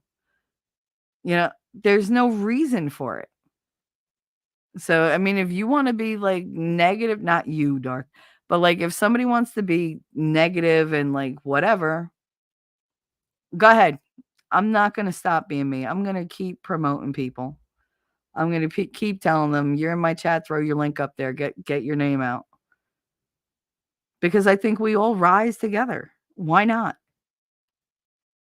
Just because one person is, like succeeding, what that means nobody else is gonna? That's not how it works. It's how it works if that's how you make it work. You could push people down to get yourself up ahead, but karma's a bitch. And if you look at my track record, karma's kind of been on my side a lot. I just let her do her work, and bitch is efficient. The revenge might best be served cold, but it's still served. So, I mean, what you put out there comes back at you times 3. Last, back me up, because whatever you put out, that's what you're getting back. If you put out that negative bullshit and try to like torpedo people, you are on the list. Karma's coming for you, baby. Have we not learned that? All those people who are out there being, oh, I'm a victim. No, you're not. You're just milking it because you're always the victim. You're always trying to like, oh, somebody feel bad for me. No. When you repeat the same thing over, like I said, if you have a problem with 8 people in a row and it's the same fucking problem, they are not the problem. It's you. The lowest common denominator is you. Read the title. It's not me. It's you. No, really. It's you. So stop, regroup, rethink, and try again, but take a different tack. Don't be a dick about it. Come on. Can I be a dick about it just a little bit, please? I mean, like I can stop you. See, I grew up with the whole rule of 3. That grandma, mom, and none, they all did the rule of 3. So I never ask for anything to come back tenfold, especially negative stuff, because I think that's overkill. Yep, I liked a bunch on Rumble. Usually follow you on YouTube. That's why I missed it. Yeah. I keep moving further and further away from YouTube. There's so many different things that I want to do, but I'm going to have to do them purely on Rumble. Like I'm going to have to do that damn thing that Winning has to do for like half the stuff he does now, where we start on YouTube and then like 15 minutes in transition over, because I want to do that whole series on trauma, and it's like a 20-part series. They're small videos, but he's really good. And I want to cover like one per episode, but I'm not going to be able to do that on YouTube. There's no way YouTube is going to let me get away with that. So I'm going to have to start on YouTube and then just shut that down and just remain on Rumble, because I want to just show it in its entirety and stop it whenever the fuck I feel like stopping it to, whatever. And I think you guys will really enjoy it. He's really, really good. He makes a lot of sense.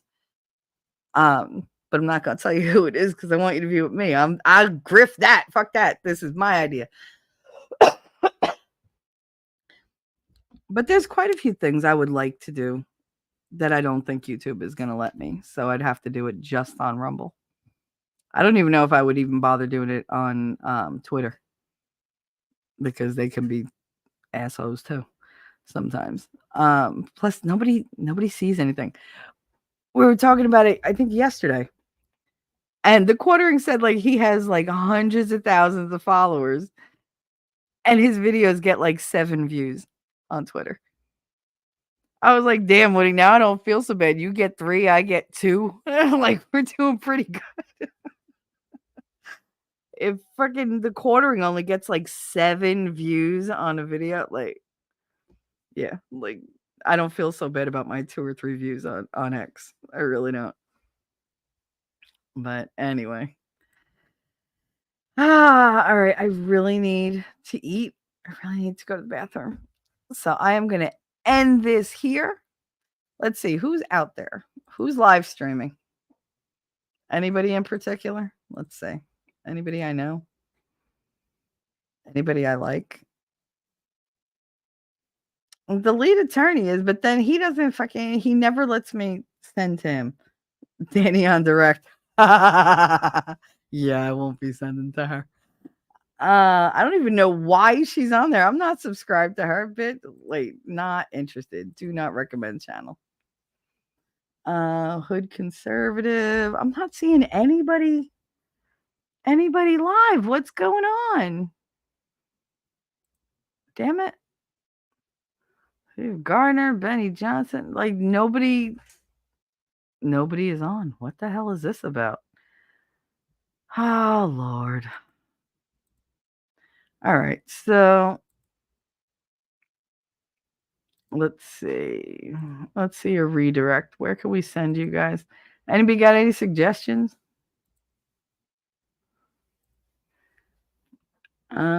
There's Silent Coffee. Go away. That's what that says, so you won't be going there. Nobody else is live. Everybody's upcoming. I know it's Monday, but damn. Huh. That's weird. Okay, it must be a case of the Mondays. Free us to our own devices. Yeah, I'm just going to let you guys go. No redirect. So I'm just going to let you go. Go have your fun. Make dinner. Make lunch. I know some of you are only up to lunch. I'm like, I just want that. I'm hungry, bro. I'm just hungry. Anyway, thank you guys. I love you. I had such a good time today. And I'm glad we had that little talk. Just if you come across somebody who they're oversharing or they're driving you crazy with the overshares or whatever, just be kind. Let's not have tons of drama. Let's not have tons of backbiting and whatever. I know drama leads you to clicks and shit, but it's going to lead you to the funny farm too. Like nobody's going to like you. Stop. Like you don't have to play that card all the time. Just be happy. Like this whole, oh, well, I feel like shit, so I'm going to take everybody down with me.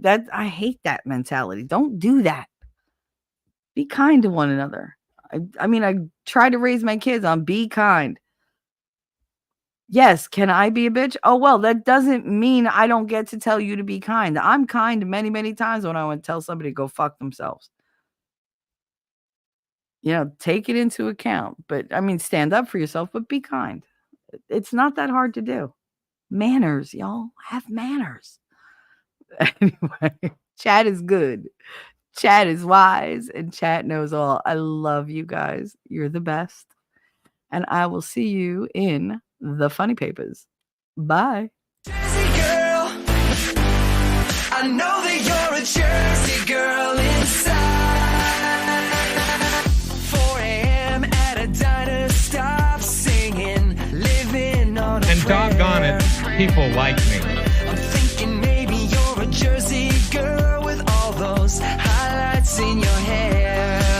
No other girl can move like you. We pump our fists damn right, it's true. And I don't care what they might say, they'll never get us anyway. So be my Jersey girl, and take a little ride with me tonight. And let's get dirty, girl. I know that you're a Jersey girl inside. The way you turn it up, turn me on, and then you take it off. Make it hot, make it loud. We'll wake the whole town. Jersey girl, I know that you're a Jersey girl inside. Yeah, listen up. Let me tell you about a girl from Jersey. She was looking so fine with her hips so curvy. I want to over down and see side lights and a boardwalk fight at the end of the night. Hey, hold up, got a situation, got condensation from the girl's gyration. She's hot like the girl next door with a tig gold bitties that I can't ignore. Who the fuck starts a conversation like that? I just sat down. I'd be a boss, you